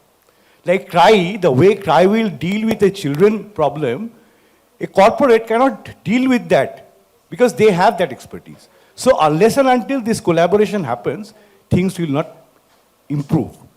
Coming back to your first question, after the year end, the reporting on CSR, right? There are several aspects of it. One is outcome-based reporting. So what we do is outcome-based reporting, right? After outcome, we give an output-based reporting. It's an output that this number of students were being trained, this amount was spent, this is the area we covered under an agricultural agroforestation. So these are all outputs. These outputs will convert into outcome after some time, and after several years after that we will see the impact. I will give you a simple example. I run a program in Chennai under which we train 100 paramedic students, all female, and coming from SC/ST background, okay? All of them, 100. So these 100, after completion of the training, they will get employment. So the 100 is a number which is output. After 2 years of training, when they get an employment, that will be an outcome because they get an employment. After 5 years, when all these 5 years, they are earning an income of 10 to 15,000, 20,000 per month, and she can build a house. That's the impact, to put it in a very simple way. Thank you, Mr. Mitra. That was a very good class taken for us on impact assessment, really. My question remains to Mr. Moithra and to everybody, all the other panelists. When do we do this? Who does this? Where is the time to do this after your operations? 5 years impact assessment? I'm just, puzzled. So last word from all of you. Yeah, I won't beat around the bush. I can see that, as you can see, I'm not good at political correctness. But it's very tough. A lot of our frontline workers who should be spending that time, for example, conversing with communities, with tracking children to look at, has the malnutrition level increased or are actually spending their time entering data, learning how to measure data. So it is a struggle, I think, as NGOs. What would be wonderful, I think, sometimes could be that I wish, many funders could align on outcomes. Like if we have an impact framework and you come in and walk into mine, I think what becomes difficult for us is, we have 200 funders and then we have 200 formats. And then we have to generate that data all over again. So it is hard. But I also think that data is a weapon. It's a weapon for that frontline person who's collecting it. So it also has great value. So it's both, this impact is a double-edged sword. It's giving us huge amount of learning, but it is also tedious. 100%. Pooja's really talking about effective collaboration for CSR. Yeah. Anaga, last word. I would say that as communities or the audience that we work with grows, so is the case with the NGOs. I mean, we also grow in our capabilities, and I would say that 10 years back, the way we were able to collect data and to create, reports of evidence of change, I'm very proud that we are doing much better 10 years, down the line. So it's the growth of both the stakeholders, people that support our efforts, and we as an organization. So I think it's an ongoing journey, and we should be honest in reporting what we are doing. Also, I think there's an appeal to everybody, which is that this needs investment. It needs people, it needs resources, it needs technology. And you know, in the morning, I was thinking in one of the sessions, someone was talking about we must measure organizations on, 2% and 3% costs. And that really troubles me because, people expect outcomes from me, but they won't give me money for my technology. The reason CRY today has a software that can track every person is because Oracle gave us 7 crores to develop it and did not ask for number of children and what have you. So it is of huge value that we look at NGOs as organizations, as you would look at your own organizations. I keep thinking, when people ask me, so you run an NGO? I'm like, yeah. So it's a not-for-profit. I'm like, you know what? It's like if you would run a 70% profitable dhanda, I run a 70% profitable NGO. And you have to be able to see it like that. I think I can see Shukarna being very stressed because she has the most difficult job to see that every session ends on time. So while I was looking at a face, a similar face came to my mind. And as I end my last word, nobody can have a last word like that, but if I'm allowed to do so. So, see, I think the corporates today have a problem because sometimes the public representatives have also been told that this company has got a lot of CSR funds. And sometimes the corporate is located in a particular location, but could be benefiting some other location which is in the same entity. So XYZ Corporation, who has got maybe 10 locations, but working on a project which is not in the place where the factory or the office is located, the public representative finds it very difficult to swallow that thing. And there could be a lot of demand on Mr. Mitro. He has really survived doing many things on Chennai, staying in Kolkata, and I wish him all the very best. But it will be very, very difficult because you need to invest the place where you are in, right? Whichever fund you call it, you can call it a rent-seeking fund, but you will have to fund it. Thank you. Thank you to all the panelists. This is a topic we could have discussed for many more half an hour or 45 minutes and many hours, but we'll bring it to a close because Shukarna is there. Thank you, Shukarna. Sorry for being the time clock, but we are really now moving forward towards the award show. But before that, we would like to thank all our panelists, and we request our CSR committee member, Mr. Nishant Sinha, and Mr. Ashish Mitra to come up on the dais to give a small token of memento on behalf of the chamber to the panelists, please.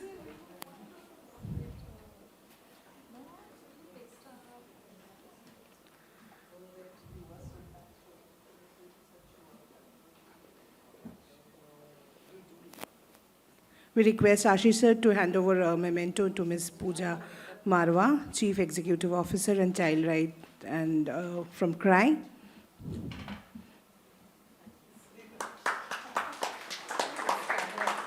Thank you. Ms. Anagha Mahajani requests Nishant Sinha to hand over the memento.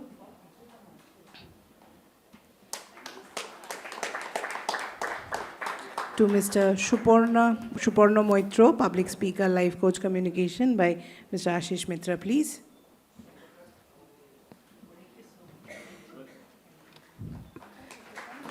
Before we hand over the memento to our youngest panelist, I would like to introduce her properly. Shoptika participated in National Youth Parliament at Jaipur, and she had bagged the first prize. Her topic was balance between ecology and economy. A round of applause, please. I would request both Ashish sir and Nishanji to come and hand over the memento to her. Thank you and congratulations. Very well done. Thank you so much. We request for a photo opportunity for all with the, if you can all stand in a line for a photo opportunity. Nishanji. Thank you so much. We will now step towards our next initiative. While we put our stage ready for the award show, as we mentioned from the very beginning, that Bengal Chamber has come up with the Bengal Chamber Foundation portal. We would request Mr. Anindo Das, who's the Vice President Marketing of Infinity Group and a member of the CSR Committee of the Bengal Chamber, to come up on the dais and give a short glimpse of about this particular portal. I would request Anindo to be on the dais.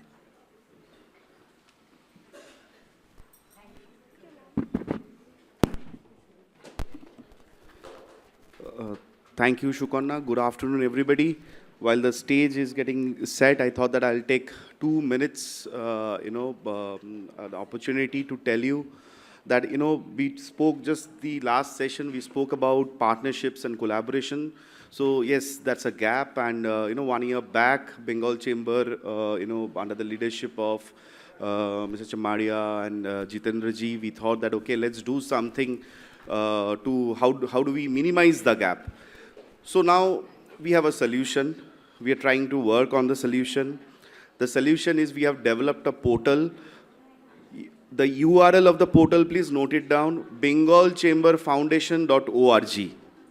If you go to that portal, you will see that you can register the, there is a registration form. The NGOs can get registered.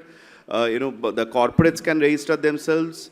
The main idea was the corporates, the SME corporates also, they don't know which are the NGOs, which are working in different areas, the different verticals. There's a huge gap. Unless and until we know where the, who are the NGOs, where they are working, which are the different geographies they are working on, it's very difficult for us to understand. Like somebody was asking me, like from Infinity, we want to do a sustainable project in Sundarban. Now, I don't know in Sundarban who are the players who are working. So like that, there must be several corporates who are facing the same issues. So bengalchamberfoundation.org solves that problem. That's the first step. The portal has been developed. It is structured. Last year, we just launched it. This year, it is growing. Registration is happening.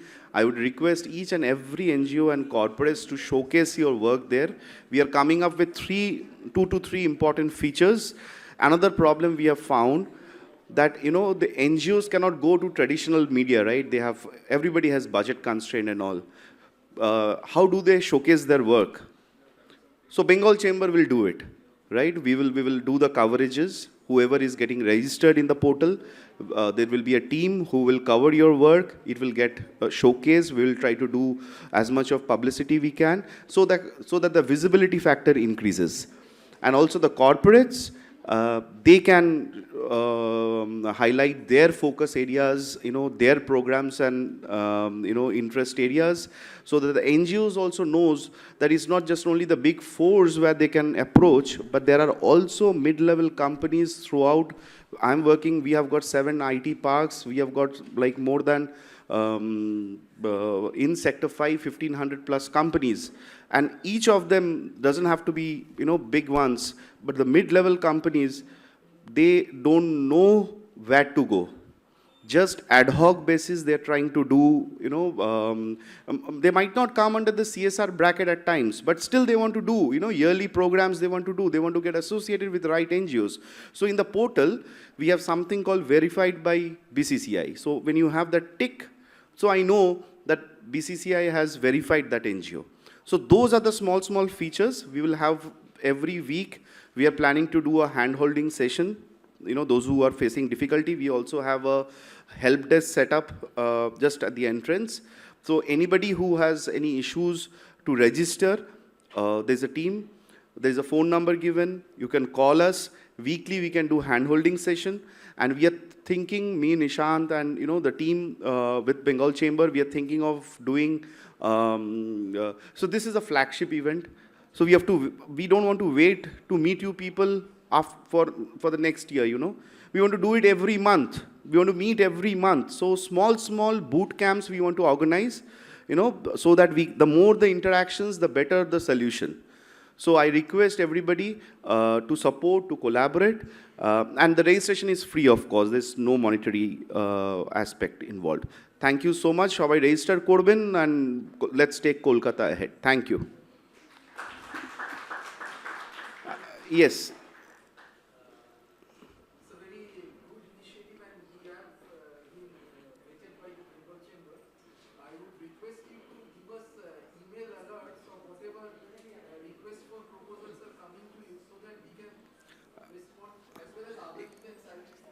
Absolutely. So what we are doing, sir, is in this, there are 2-3 couple of developments which are happening in the portal. So one of them is that whoever are the new registrations which are happening, you will get a notification in your email, the registered email ID. And the team is getting, because we know we are all working in corporates, we are all coming ahead to put in some time to for this. Right? There is no full-time team behind it, but even anybody of you want to get volunteer for this work, we can form a team also. But there's a team is getting formed. We have already formed that team.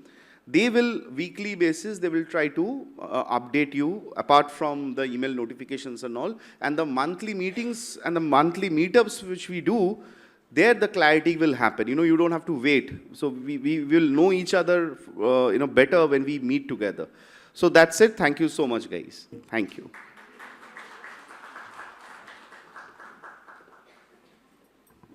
Thank you, Anindo. Now the time begins. We are now approaching towards announcing the awards. So I would request Mr. Parth of Yuva Unstoppable, who is the knowledge partner of the entire award show, to come up and explain the process regarding how things got selected. Over to you, Parth.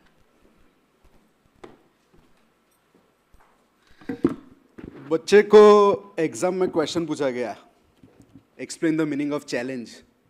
उसने 2 पन्ने खाली छोड़ दिए और बाद में लिखा कि हिम्मत हो को पास करके दिखाओ. मेरे को भी लगा था कि आप लोगों के सामने बोलने का मौका मिलेगा, मेरे लिए चैलेंज है. पर इतना अच्छा ओपनिंग सेशन और इतने सारे टेक्निकल सेशन और उसके बाद लंच और उसके बाद और 5 मिनट का सुनना शायद आपके लिए चैलेंज हो सकता है. तो 5 मिनट के बाद अवार्ड्स शुरू होंगे. मेरा नाम पार्थ वसावड़ा है और मैं युवा अनस्टॉपेबल करके ऑर्गेनाइजेशन है, उसको रिप्रेजेंट करता हूँ. सबसे पहले a big thank you to the Bengal chamber of commerce कि हम सब लोगों को आपने होस्ट किया in the city of joy. And the second big thank you to the jury members कि उनके एक्सपर्टीज़ की वजह से हमारा जो अप्रोच था वो हम शेप कर पाए.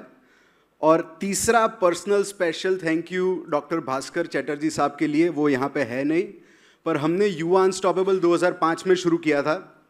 लोअर मिडिल क्लास फैमिली से आता हूँ. छोटा सा क्लब शुरू किया था कॉलेज में. 2012 में भगवान ने उनको आइडिया दिया और उन्होंने एनजीओ डाल दिया CSR में. उसकी वजह से 2018 में मेरी शादी हो पाई, क्योंकि मेरे फादर इन लॉ बिजनेसमैन है. तो वो सोचते थे ये झोला और चप्पल पहनने वाला एनजीओ के लड़के के साथ शादी क्यों करवाऊं. पर एनजीओ को ऐड किया, उसकी वजह से हम लोगों को, मेरे को ये पर्सनली फ़ायदा हुआ है. 2005 से युवा जो काम कर रहा है उसमें हमने तकरीबन 5000 स्कूल में, 25 स्टेट्स अलग अलग है, उसमें 5000 स्कूल्स में, गवर्नमेंट स्कूल्स में बेसिक इंफ्रास्ट्रक्चर, टेक्नोलॉजी इंटीग्रेशन और न्यूट्रिशन के ऊपर हम बच्चों के लिए काम कर रहे हैं. अभी तक 70 लाख बच्चों को हम मदद कर चुके हैं. हमें ये मौका जब मिला नॉलेज पार्टनर्स बनने का, तो तकरीबन बहुत सारी एंट्रीज आई थी. उसमें से 30 एंट्रीज को सिलेक्ट किया गया. 2 दिन फुल डे जूरी ने सारे के सारे प्रेजेंटेशंस देखे और उसमें से कुछ लोगों को सिलेक्ट किया गया हुआ है. कुछ पैरामीटर्स हमने डिसाइड किए हुए थे. जो पैरामीटर्स थे वो थे गवर्नेंस, उनकी प्रैक्टिसेस कैसी है, उनकी इवेल्यूएशन स्ट्रेटेजी कैसी है, इम्पैक्ट उनका प्रोजेक्ट क्या ला रहा है. और सारे के सारे ऑर्गेनाइजेशंस को हमने स्मॉल, मीडियम, लार्ज कैटेगरी में डिस्ट्रीब्यूट कर दिया, जिसकी वजह से सबका कंपटीशन एक सेम लेवल पे हो और सभी को मौका मिले. हमें ये मौका देने के लिए जो दूसरे मोस्ट इम्पॉर्टेंट पर्सन है उनको मैं थैंक यू बोलना चाहूँगा. उनका नाम है mister Jitendra Kumar from the Exide industries. उनकी वजह से हमें ये मौका मिला और सौभाग्य मिला कि मैं आज आपके सामने खड़ा हो सकूं। मेरा जो एक लाइन वाला जोक था वो शायद चैटर्जी साहब यहाँ पे नहीं थे इसलिए मैं उनको बता नहीं पाया, पर चैटर्जी साहब मैं आपको थैंक यू कहना चाहता हूँ पर्सनली, इसलिए क्योंकि मैं 2005 में युवा शुरू किया था, शादी मेरी 2018 में हुई क्योंकि युवा एनजीओ था। 2012 में आपने एनजीओ को ऐड किया, उसकी वजह से मेरे फादर इन लॉ को थोड़ा कॉन्फिडेंस आया कि ये कुछ कर पाएगा, इसलिए मेरी शादी हो पाई। तो उसके लिए पर्सनली थैंक यू कह रहा हूँ। ज़्यादा टाइम नहीं लूँगा। Over to you Sukanya.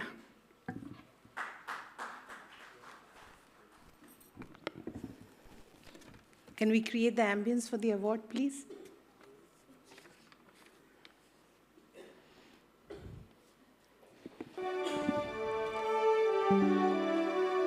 We are now going to announce Special Jury Award in NGO category small. It goes to, बाद में आते हैं. Let me invite Ms. Sujata Sen and Ms. Nipa Shah Sharma to hand over the prize and the award. If we can have you on the dais.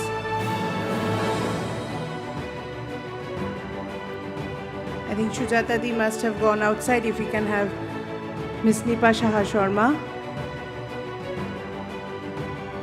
on the dais. And the Special Jury Award in Small NGO category goes to Rangeen Khirki. Can we have the representatives of Rangeen Khirki up here? Congratulations.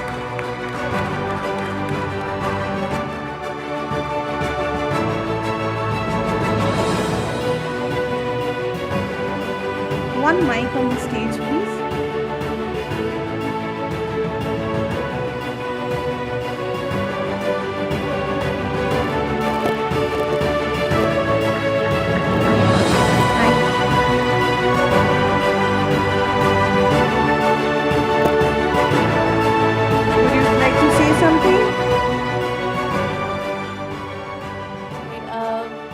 Thank you everyone. Thank you the Bengal Chamber of Commerce. I would also want to extend thanks to Snigdha and I can't see Anna, but SVP team also who's been pushing us constantly.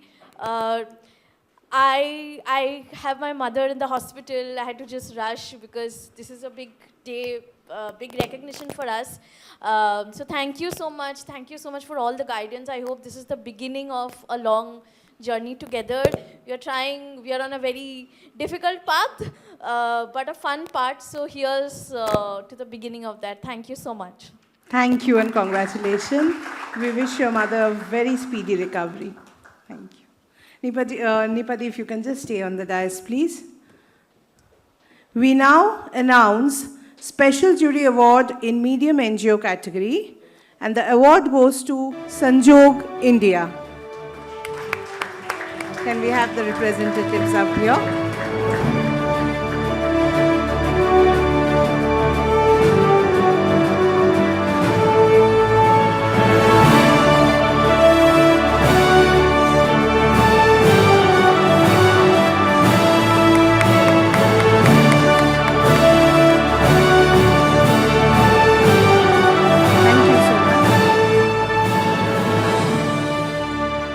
Like to say a few words?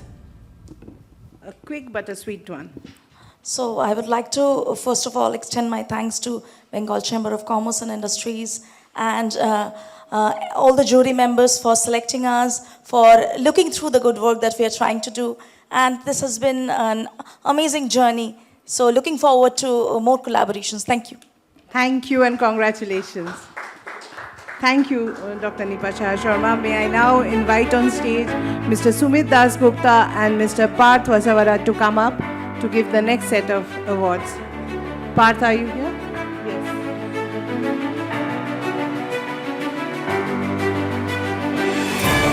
We are now announcing the Special Jury Award in Large NGO category, and the award goes to JSW Foundation. A round of applause, please.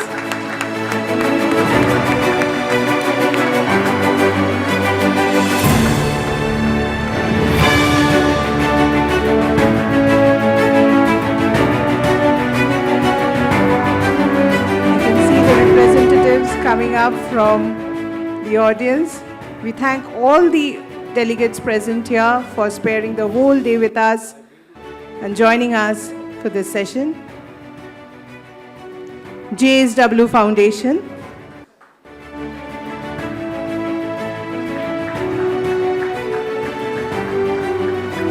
To all the award winners, we really congratulate you and just want to inform you that we are capturing this moment. So after the event, please don't go away. We are framing a picture for you all, so please collect it from my representatives. Congratulations, JSW Foundation. And if you just want to quickly say something. Thank you, BCCI, and thank you, sincere thanks to all the jury members, respected jury members. And this actually inspires us and makes us more committed towards giving back to society and JSW's journey to inclusive growth. Thank you very much. Thank you and congratulations. We request Shumit Dasgupta and Mr. Parth Pasawada to be on the dais. We now announce the second runner-up in the large NGO category, and the award goes to Vihan. Congratulations. Can we have your representatives up here?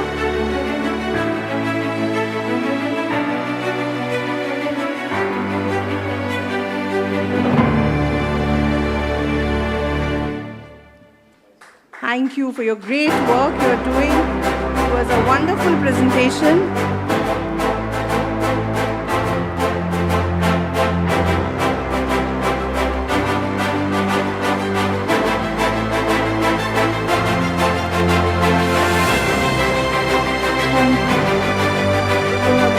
Representative from Bihan, if you would like to say a few words before you leave the dais.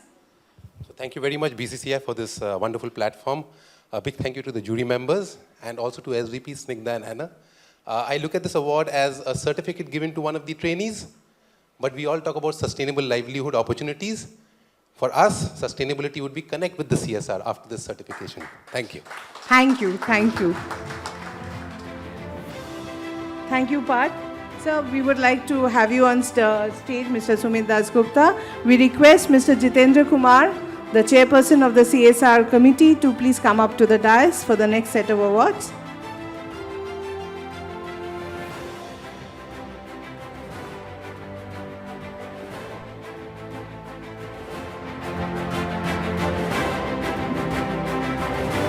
Thank you. The first runners-up, large NGO category, goes to Parivar. Congratulations. Please come up. To all the award winners, I am repeating myself that we are capturing the moment, so please carry your beautiful photo frame after the event.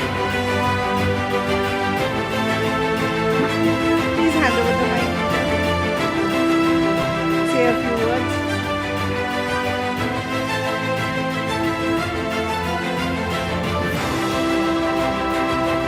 Hello. We would like to thank the jury members for selecting us. It was a great experience for us. Last time also we were present here and this year also. So I would also like Sandhyadi, who is one of our oldest member of Parivar, to say a few words. আমি পরিবার সম্পর্কে কিছু বলি। প্রথমে তো এখানে এসে খুব ভালো লাগছে। আমাদের পরিবার যিনি ফাউন্ডার আছে উনি আইআইটি খড়গপুর এবং জোকা ইনস্টিটিউট থেকে এমবিএ পাস করার পর স্বামীজির ভাবধারায় অনুপ্রাণিত হয়ে উনি 2003 সালে পরিবার 3টি বাচ্চা নিয়ে শুরু করে। বর্তমানে আমাদের পরিবার দুটি রাজ্যে কাজ করছে, একটা হচ্ছে বেঙ্গল, একটা মধ্যপ্রদেশ, যেখানে ছাত্রছাত্রীর সংখ্যা হচ্ছে প্রায় 60,000 প্লাস। তো সেখানে কাজ হচ্ছে যে যারা দুস্থ পিছিয়ে পড়া ট্রাইবাল এরিয়ার বাচ্চাদেরকে নিয়ে এডুকেশন, হেলথ এবং মেডিকেলের ওপরে কাজটা করছে। আমাদের বেঙ্গলে আছে দুটো আলাদাভাবে, একটা বয়েজ এবং গার্লসের আলাদা করে রেসিডেন্সিয়াল ক্যাম্পাস আছে এবং নিজস্ব স্কুল আছে। এরা স্কুলের গণ্ডি পেরোনোর পর আমরা কলেজ লেভেলে এদের পড়াশোনা এবং স্কিল ডেভেলপমেন্টের উপর ট্রেনিং দিয়ে ওদের নিজের পায়ে দাঁড় করানোর একটা আমরা ব্যবস্থা করে থাকি। এবং কেউ যদি একাডেমিকভাবে খুব পোটেনশিয়াল থাকে কোনো ছেলে মেয়ের, সে ডক্টর, ইঞ্জিনিয়ার বা অন্যান্য কিছু হতে চাও, সেটাও আমরা সমাজের মূল তাদের এগিয়ে দেওয়ার চেষ্টা করি। এই রকম কাজ করতে করতে আমরা 2016 সালে মধ্যপ্রদেশে আমাদের অর্গানাইজ খোলা হয়, সেটা হচ্ছে কুঠির সিস্টেম, যেখানে সকালবেলা বাড়ি থেকে বাচ্চারা আসবে, একটা টিফিন, হেভি টিফিন, তারপরে ওরা সরকারি স্কুলে পড়তে যাবে এবং বাড়ি ফিরে যাওয়ার পথে আবার সন্ধেবেলার যে লাঞ্চ ওখানে বা ডিনার বলা হয়, তো সেটাকে নিয়ে ওরা বাড়ি যাবে। তাই কুঠিরে, প্রত্যেক কুঠিরে 80 থেকে 100 আমাদের ছেলে মেয়ে থাকে এবং সেই কুঠির সংখ্যা এখন হচ্ছে আমাদের 680। আর এইভাবে আমাদের পরিবার এমপিতে কাজ করতে করতে ওখানে আমাদের নিজস্ব রেসিডেন্সিয়াল খোলা হয়, যেখানে ছেলে এবং মেয়ে দুজনেই আছে, 1000 সেখানে ছাত্রছাত্রীর সংখ্যা রয়েছে। আর এছাড়া ওখানে যারা দুস্থ ফ্যামিলি আছে তাদের জন্য জেলায় জেলায় মোবাইল ক্লিনিক করা হয়েছে, যেখানে প্রত্যেক জেলায় একটা করে অ্যাম্বুলেন্সের পরিষেবা দেওয়া হচ্ছে, একটা মেডিকেল ডক্টর থাকে, মেডিকেল অ্যাটেন্ডেন্ট থাকে এবং ওষুধপত্র। এছাড়া আমাদের যে রেস্টোরেশন ভিশন একটা প্রোগ্রাম করা হয়েছে, সেখানে 5 লাখ পেশেন্টের আমরা রিকভার করেছি, তাদের মেডিসিন দেওয়া হয়েছে, তারপরে লেন্স দেওয়া হয়েছে, মানে অপারেশন করা হয়েছে। আমরা এইভাবে এগিয়ে চলেছি। আগামী দিনে আমাদের মেন লক্ষ্য হচ্ছে যারা পিছিয়ে পড়ছে ট্রাইবাল এরিয়া থেকে বা দুস্থ ফ্যামিলি থেকে, তাদের চারিত্রিক গঠন করে জীবনের সামাজিক মূল্যবোধ এবং তারা জীবনের সমাজের যে মূল স্রোতে তারা যেন নিজেদেরকে নিয়ে যেতে পারে, সেই লক্ষ্য নিয়ে পরিবার এগিয়ে চলেছে। একদম, মানে আমরা চাইবো বেঙ্গল চেম্বারের তরফ থেকে আপনার পরিবারের আরও সমৃদ্ধি হোক। And congratulation, thank you so much.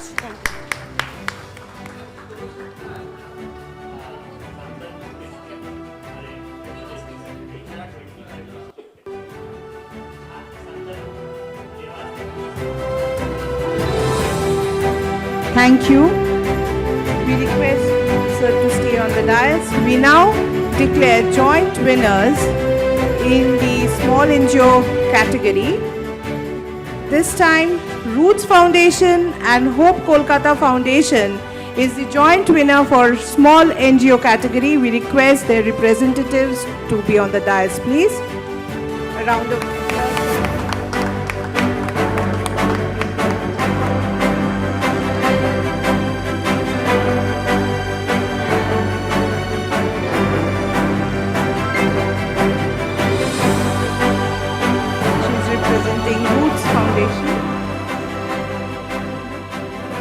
first hand over to Roots, please. Congratulations to both Roots Foundation and Hope Kolkata Foundation.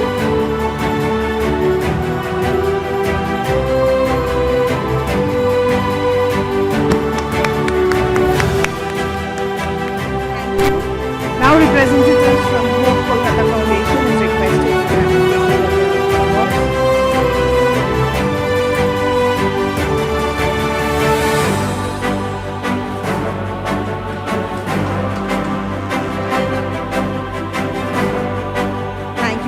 and quickly if you can say something as more awards are awaited. Good evening everybody here. I'm Satchidananda Das, Secretary of Hope Kolkata Foundation. We have started our journey from 1999. She is Marine Forest from Ireland and she has founded the organization. Now, last 25 years, we are working with the children and the life skill service, education service, and also protection and health area also we are working. And the project which are running the disability children with Government of West Bengal, 47 primary school disability children, we are giving service, nearly 400-500 children we are giving service. Thank you BCCI and the jury board for choosing us for the award, and thank you again Ms. Marine Forest and you also, as because she has founded the organization, that's why we are here last 25 years. Thank you so much. Something from as part of Roots, I would just like to thank the BCCI and the jury members for awarding us this award, and to Excite as well, because they have supported us since the last 2 years. Thank you so much and a big congratulations. Thank you, sir. Thank you to both Shumit sir and Jitendra Kumar.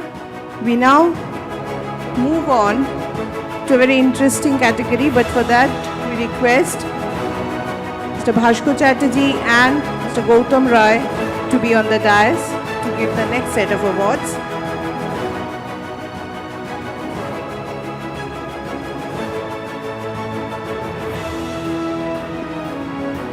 Thank you, sir. We now announce the winner of the medium NGO category.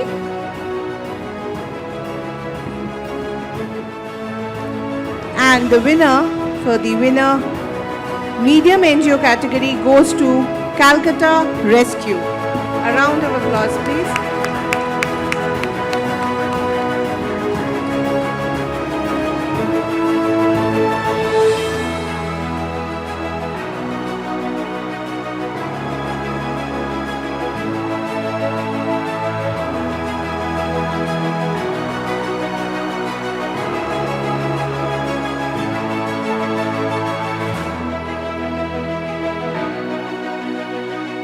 Congratulations. And a quick word from your end, please.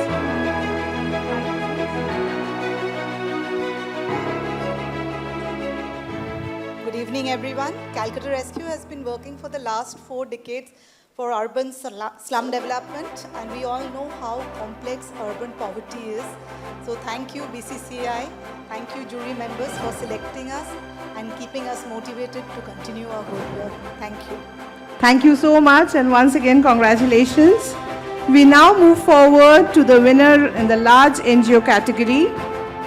And may I invite Youth for Jobs to come and take over the winner prize for the large NGO category.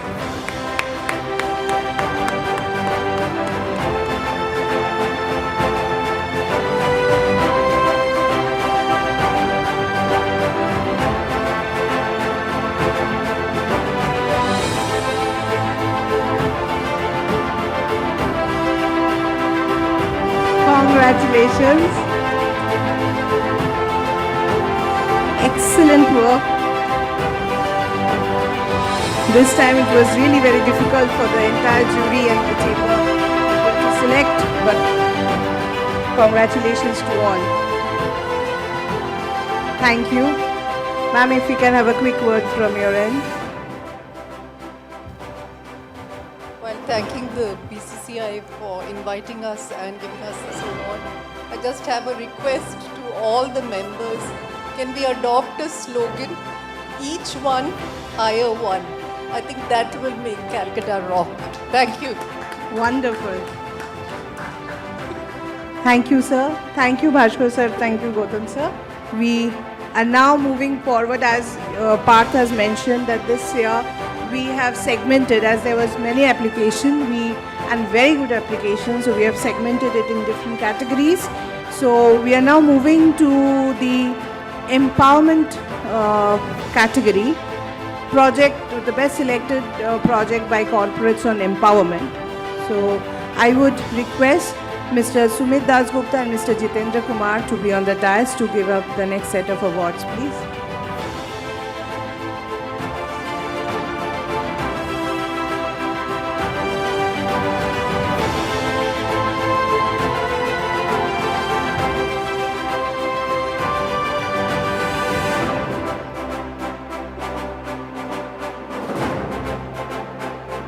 Jury award under empowerment category for small corporates goes to Mazgaon Docks Shipbuilders Limited.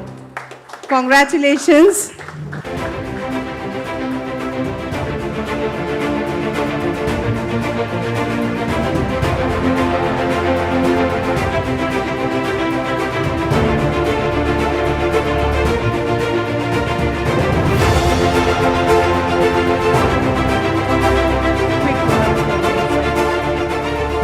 सबसे पहले मैं BCCI और जुरी members का बहुत बहुत धन्यवाद करना चाहूँगा।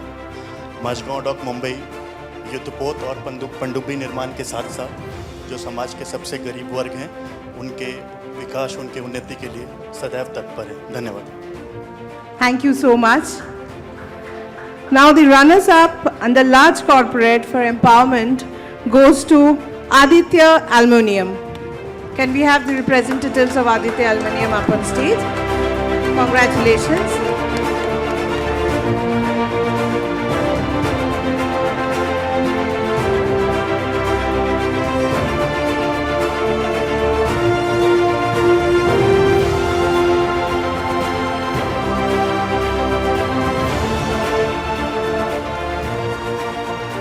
A quick word from you.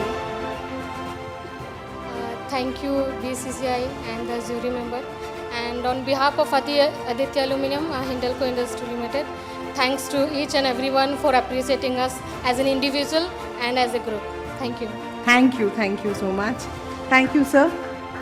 We now invite Mr. Gautam Roy, President of the Bengal Chamber, and Dr. Nipa Shah Sharma, the co-chairman of the committee, to be on the dais for giving up the next set of awards, please.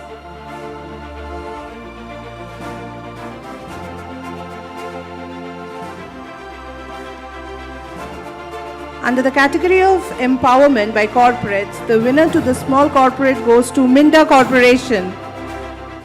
Congratulations. Come.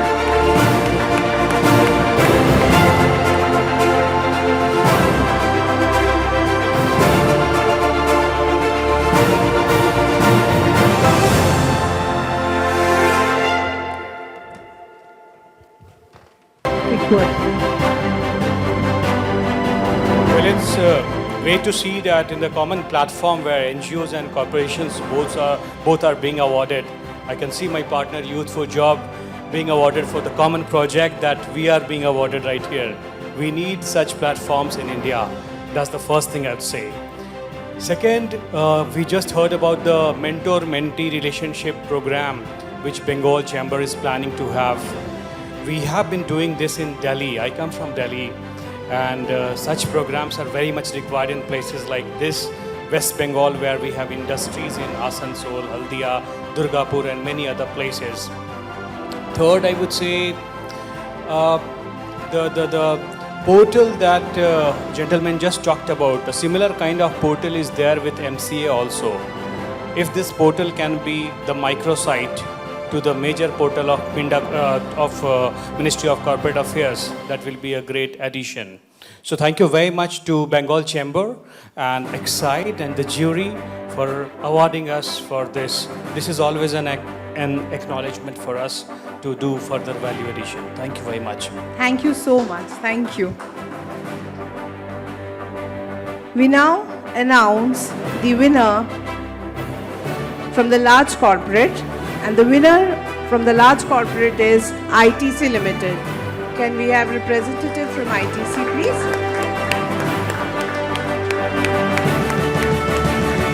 It's for the empowerment category.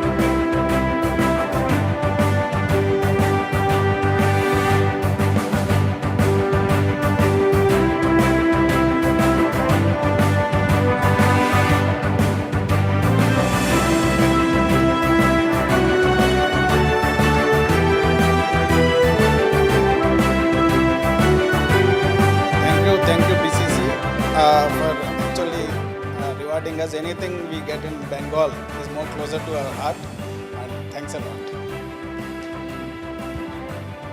Thank you so much. Thank you, sir. Thank you, Dr. Shah Sharma.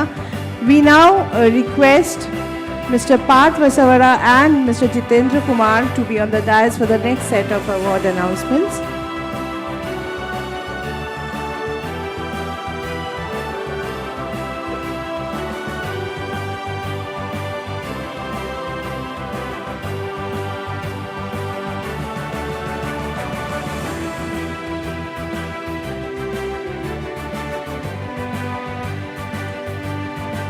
The jury award for the category of education, corporates working in the field of education, the jury award small corporate goes to Infinity Infotech.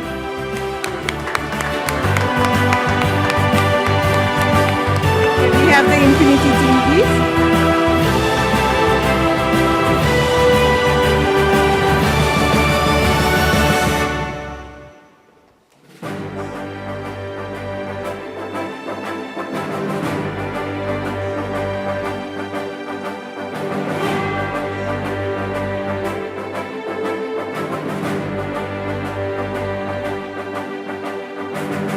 Congratulations. A quick word from Infinity. Arinder, if you can say a few words. Thank you, Bengal Chamber.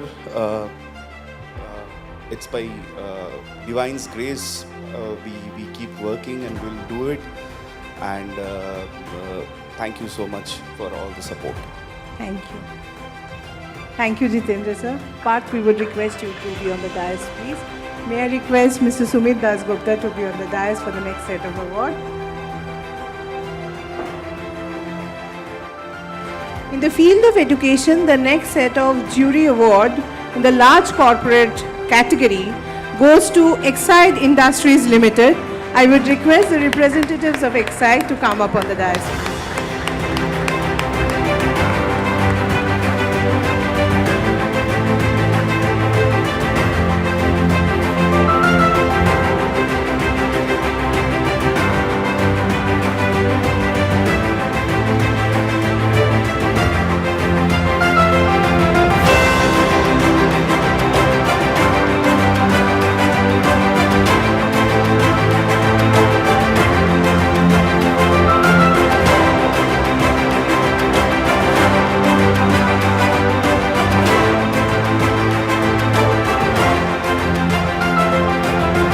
Thank you so much. Can we have a quick word from...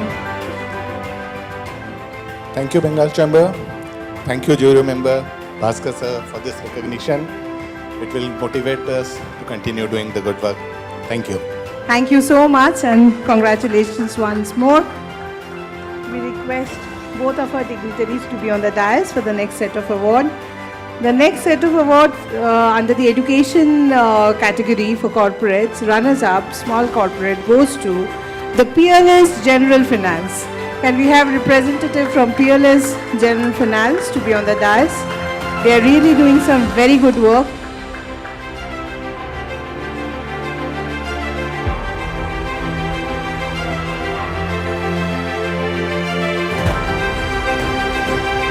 Congratulations.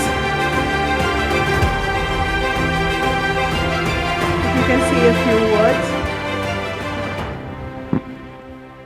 Hello. I, on behalf of Peerless, would like to thank BCCI and the jury members for selecting our project. Actually, Peerless was incepted in 1932, and since then, it was involved with the philanthropic activities. So the CSR comes into the picture most probably 2013. So in 2014, it came FA. So after that, we redefined our strategy, and we are working with Ramakrishna Missions. It's a great project. We also The look project forward name to is work with you Gadadhar all more. Buddha Prokalpa. Congratulations. Thank you. Thank you, dignitaries on the dais. We now invite Dr. Bhaskar Chatterjee and Mr. Gautam Rai on the dais for the next set of awards.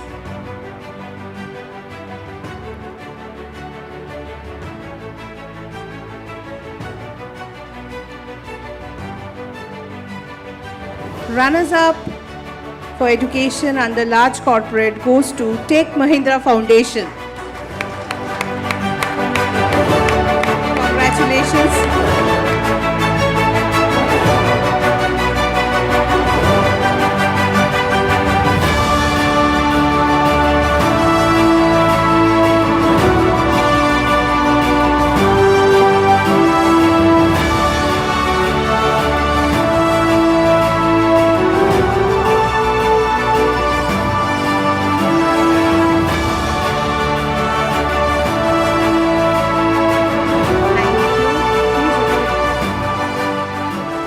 Thank you so much. I humbly accept this award on behalf of the beneficiaries we work for, and this strengthens our resolve to continue our work for the underprivileged and underserved communities. Thank you very much. Thank you and congratulations. We now move forward to the winner from small corporates under the education category for corporates, and the award goes to Tata Metallics Limited. Request the representatives of Tata Metallics Limited to be on the dais, please.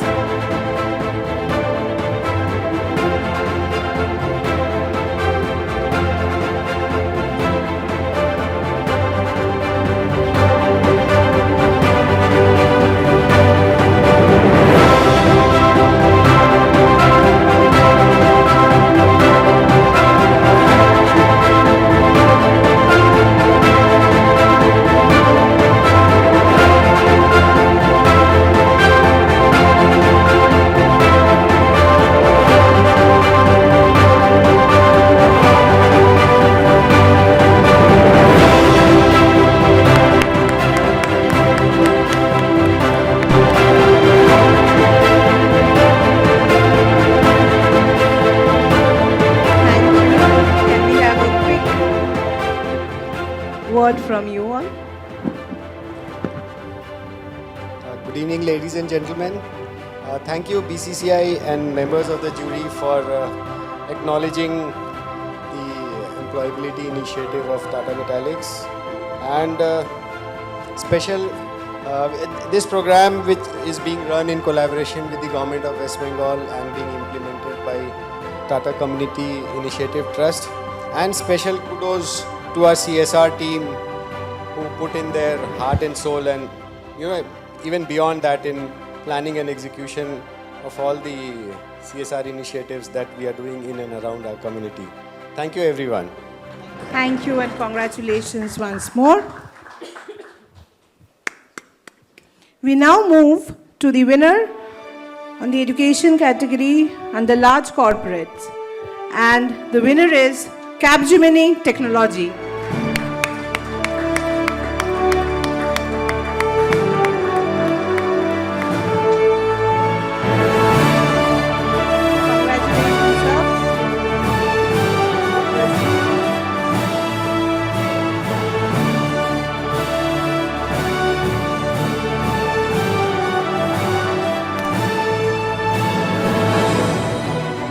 Thank you so much. Can we have a quick word from you, sir?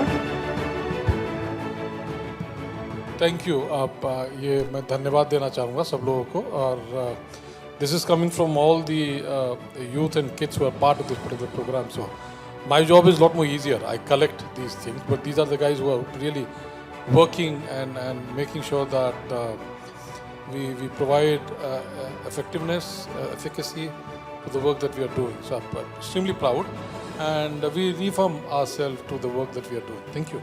Thank you so much, sir. I will request Bhaskar sir and Gautam sir to be on the dais, please, sir. Rather, I request Jitendra Kumar and Dr. Nipa Shah Sharma to be on the dais, because we are now announcing the award under Environment Protection by Corporate. So, sir, if we can have you.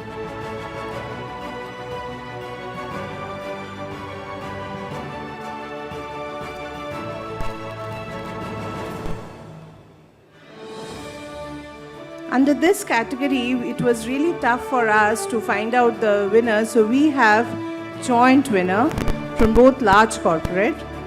The joint winners are Schneider Electric and Capgemini Technologies. Sir, ek baar phir Schneider couldn't make it today. They got stuck into some important assignments, but we will surely send their award and best wishes from all of your side. It's a big day for Capgemini, getting 2 awards one by one.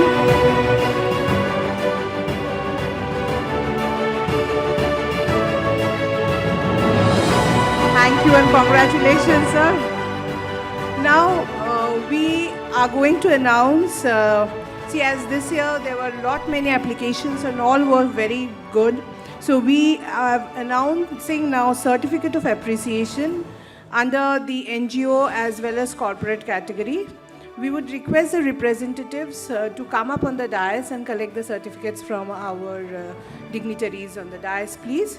The first award goes under the NGO category, medium category, is Citizens Association. They couldn't make it today. Under large, it is Kathakali Sampurna Puran. If we have their representatives, please come up on the dais. Spurs Social Foundation, Udayan Care, India Sponsorship Committee, and Digampur Angikar. Can we hear some applause, please? All of them are doing excellent work.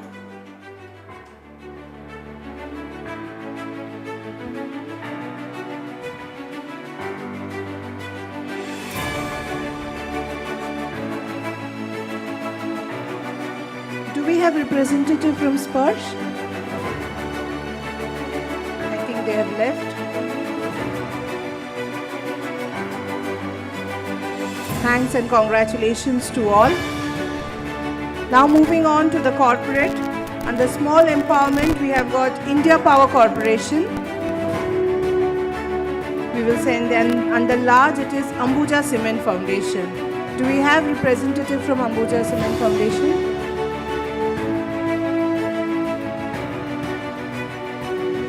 Please come up.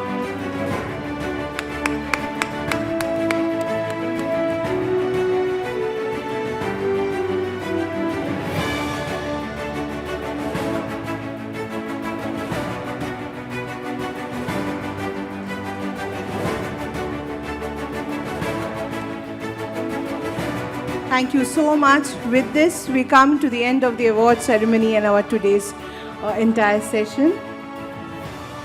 We are thankful to all our jury members, to all the committee members of the CSR Committee of the Bengal Chamber, our chairman, Mr. Jitendra Kumar, for guiding us all through.